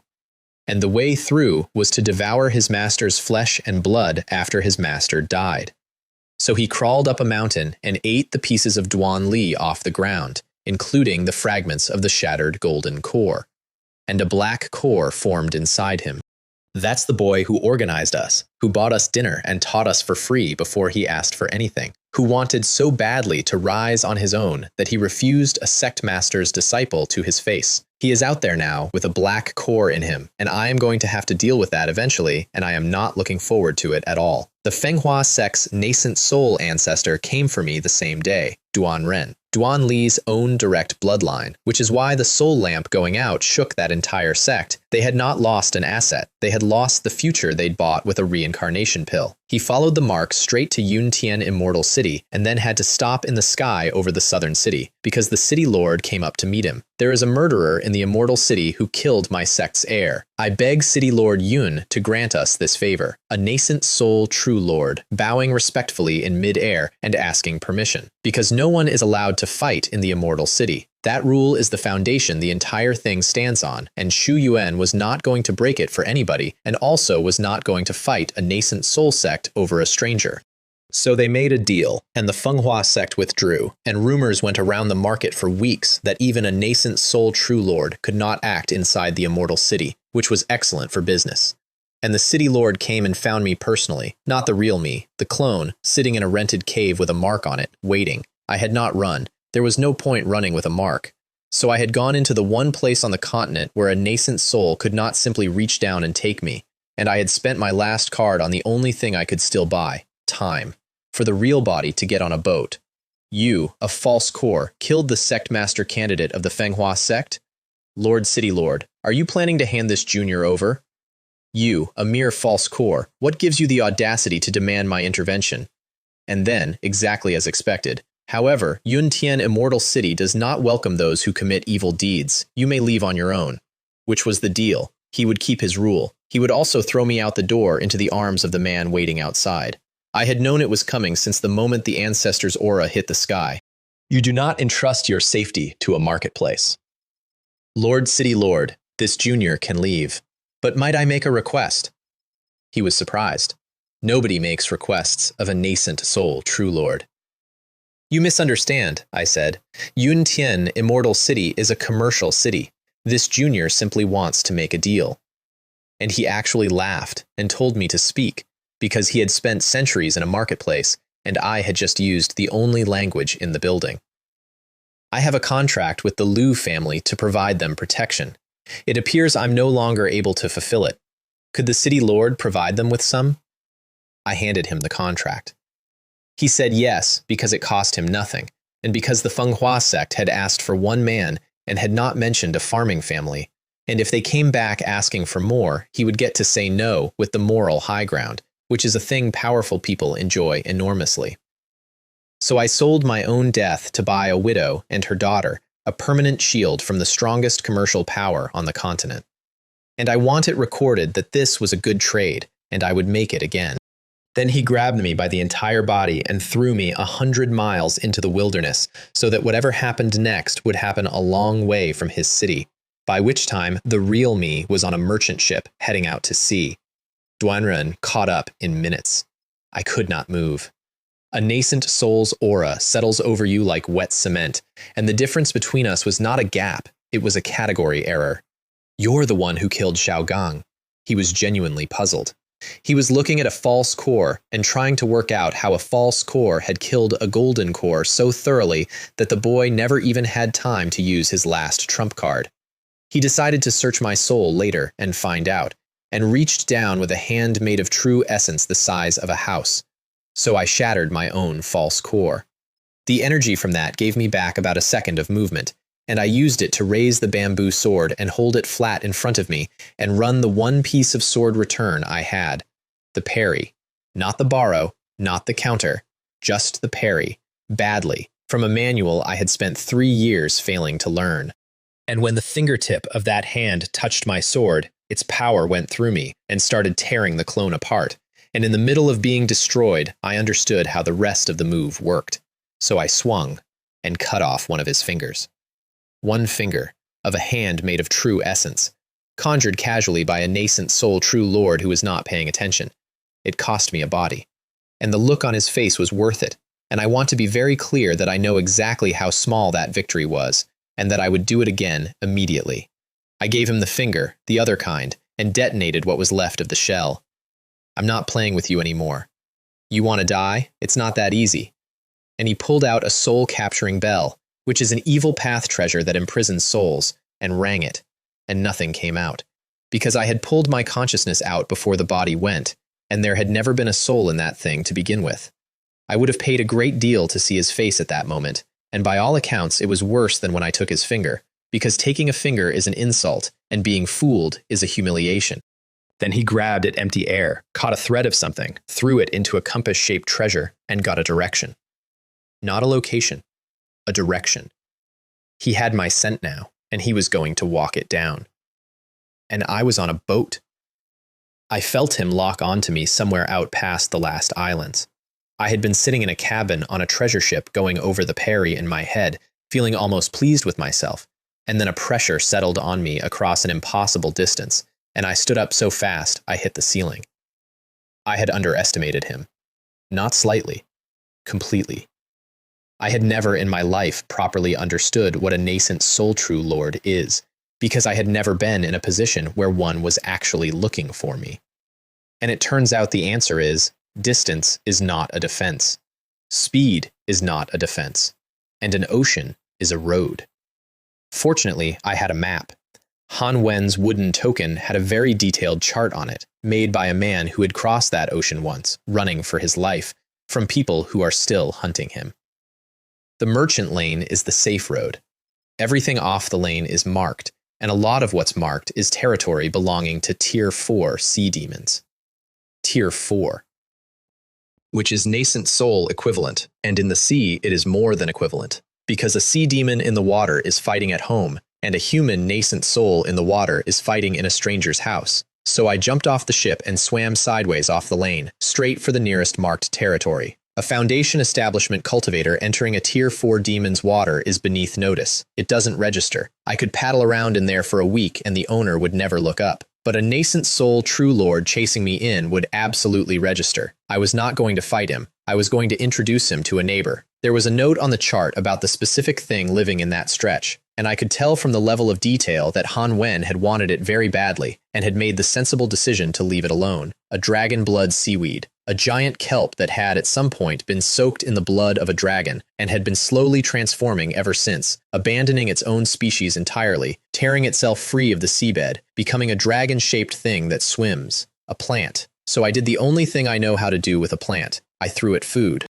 One complete Tier 3 sun essence, dropped into the water and left to drift down into the dark, and 100 meters of dark green came boiling up out of the deep to find out what that was. And it was so large that I stopped being able to think of it as an animal and started thinking of it as terrain. It took the bead, and it liked it very much, because that bead is condensed solar power in its purest form, and it was being tasted by a plant that has spent centuries trying to finish becoming a dragon, and something in it decided that this was exactly the thing it had been missing. Then it looked around for more, and found a small human hiding at the edge of its water, which was not interesting, and then found a nascent soul true lord coming in fast, which was extremely interesting, because if a sliver of that power was floating around out here, then perhaps the big glowing human was the source. Duan Ren arrived to find a Tier 4 sea demon coming straight at him for no reason he could identify. He did not want that fight. Nobody wants that fight. Fighting a Tier 4 in the open ocean is a thankless, exhausting nightmare with no prize at the end. And the dragon blood seaweed did not care what he wanted. He got annoyed, which I understand, and decided that the only way to reason with a sea demon is to hit it until it stops, which is true. And two things that each of them could level a mountain met each other about a mile from where I was floating. I turned and swam for my life and did not get far enough, and a wave the size of a hillside picked me up. After that, it was mostly spinning. There is no proper way to describe it. Being inside that was like being inside a washing machine full of geometry. The water was distorting. Things were folding. I lost every sense of direction I had, including up, and then it spat me out somewhere quiet, and I threw up, which a false core grade body should not be able to do. Then I looked around. Open water. No merchant lane. No landmarks. And when I pulled out Han Wen's token and checked the chart, my position was not on it. Not off the lane. Off the map. which meant the plan of crossing to Shennong Valley was now indefinitely postponed, because you cannot follow a map from a place the map does not contain. I flew up on my sword and turned in a circle, and there was an island, not large, roughly the size of one of the Immortal City's sub-cities, and past it, scattered across the horizon, more of them. There was a Tier 3 spirit vein on it, and a Tier 3 demon beast sitting on the spirit vein, which is what always happens, because a good vein attracts things that can hold it. I went in with my breath concealment running at full, and walked up the beach and found human bones. Quite a lot of them, laid out in a way that was not an accident. So, a man-eater, and people nearby who feed it. The vein turned out to be a lake in the middle of the island. On land, veins run through the earth. In the ocean, they run as water, with spirit energy visibly moving through the water and a giant lizard lying in it. Tier 3, early stage. If it had been late stage, I would have turned around and left. Early stage, I could work with. I backed off to a place with a clear line, buried a Tier 3 potato mine, put a Tier 1 pea shooter in a flower pot next to it, and told the pea shooter to annoy a monster. A green pea bounced off the lizard's head. It got up and walked toward the insult, slowly, because it had checked the area and found nothing capable of threatening it, which was correct, because a Tier 1 pea shooter is not capable of threatening it. It put its front foot down on the mine. A quarter of that animal stopped existing, which is the problem with mines. 3 meters is small, and that thing was enormous, and if the blast had caught something vital, it would have been over, and instead, it was a catastrophic injury on a very large animal. It screamed and turned and ran for the lake, and I hit it with a top-grade ice element flying sword that used to belong to Duan Li, driven by Severing Heaven, and killed it. Killing the previous owner and then using his own sword to take his replacement's mountain is the kind of tidiness I appreciate. I took the demon core, which is worth an enormous amount because a Tier 3 demon core is exactly what a Foundation Establishment cultivator needs to become an outer core cultivator. And then I walked down to the lake and had a problem. You cannot plant a sunflower in a lake. And you cannot fill in a water vein with soil because then you don't have a vein anymore. You have a puddle. I stood on the shore of the best spirit vein I had ever personally owned and could not use 1 square inch of it. So I went into the black mist and spent everything I had left clearing fog around the vending machine, hoping for something with roots that float. And the machine finished. The whole thing came clear, and there were no more windows appearing. And I stood there thinking that this was the single worst possible timing in the history of the world. And then I noticed a button. I pressed it, and the entire display changed to a single box with a question mark on it and a number underneath. 300. A blind box. A vending machine in a mystical space attached to my soul that had just switched over to selling me a mystery item. And for the record, by that point, I had stopped being surprised by any of it and was mostly just tired. I paid. 3 icons came out. You pick one. The first was a pea shooter, which I already had, and which was a genuinely insulting thing to be offered. The second was a street lamp flower, a flower shaped like a lamp, which breaks through every form of concealment and disguise within its light. Nothing gets near it unseen, ever. I want you to know how much I wanted that. I have spent 11 years being hunted by people who walk through wards, and somebody was offering me a plant that makes that impossible. The third was a water lily. Effect: plants can be grown on the lily pads after planting them on the water surface. Planting conditions: water veins. I picked the lily, obviously, and I have thought about that lamp on and off ever since. 20 beads. The cheapest thing the machine has ever sold me, cheaper than a mine. I threw the seed in the lake, and it unfolded like wet paper and became a pad the size of a wash basin with roots hanging down into the vein, pulling energy up and pooling it on the leaf. And when I set a sunflower down on that leaf, the sunflower's roots went into the pad and started drinking. Then I upgraded a lily, and it got bigger. Tier 2, bigger. Tier 3, and the pad was large enough to put a house on. So I put a house on it. I built my whole life on the surface of a lake, in the middle of an island nobody has a name for, standing on a plant, growing plants on plants, with a Tier 3 water vein feeding the whole thing from underneath. It took 6 months to move everything over. By the end of it, a third of that lake was green, actual walkable ground made of leaves, with 3 jade dew fruit trees I dug out of a dead sect's resource point growing on a raft of them. And a cabin at the center, and a torch tree stump burning outside my door as a permanent forge. And a fish. Little Carp broke through to Tier 2 Spirit Beast about a month after we arrived in that lake. Because a water beast on a Tier 3 water vein is a fish in exactly the right pond. It came out of the water in a burst of gold with koi made of water leaping alongside it, and then those water koi fused together into a dragon and roared. Water control. Which is not a spell, it's a talent, which means it is functionally all water spells at once. And then the dragon it had made went into the clouds and stirred them, and the rain that came down was perfection-level small cloud rain technique, which is a level I have never reached in 11 years of trying, and which my 3 spirit stone flea market fish did on the day it grew up. I stood in that rain feeling several things at once and settled on being proud. Then I cracked Duan Li's storage bracelet. It took me a year and a half of picking at the restriction, and when it opened, the first thing I took out was a small lamp, my soul lamp, the one from the Azure Dew sect, the thing that had exposed me to a man standing 3 feet away in a reception room and started the last week of his life. I crushed it in my hand. The rest of it was a fortune. High-grade spirit stones, Tier 3 pills, Tier 3 talismans, and several sealed jade boxes containing Tier 4 spiritual materials, the main ingredients for a nascent soul pill, which he had already started collecting at Golden Core early stage, because that is the kind of confidence a reincarnation pill buys you, and jade slips. Most of them were locked with manhwa sect restrictions, and I couldn't open those, and if I'd tried, they'd have destroyed themselves. One of them wasn't a technique, it was a roster. Every Azure Dew sect disciple Duan Li had turned. Names. All of them. I put that one somewhere safe. One was a set of cultivation notes on the breath concealment technique, including material on the perfection level, which my complete manual had described and never explained. I had been stuck at major achievement for years. And there was a line in there suggesting that at perfection, you can conceal yourself even from a soul lamp, which is a sentence I read several times.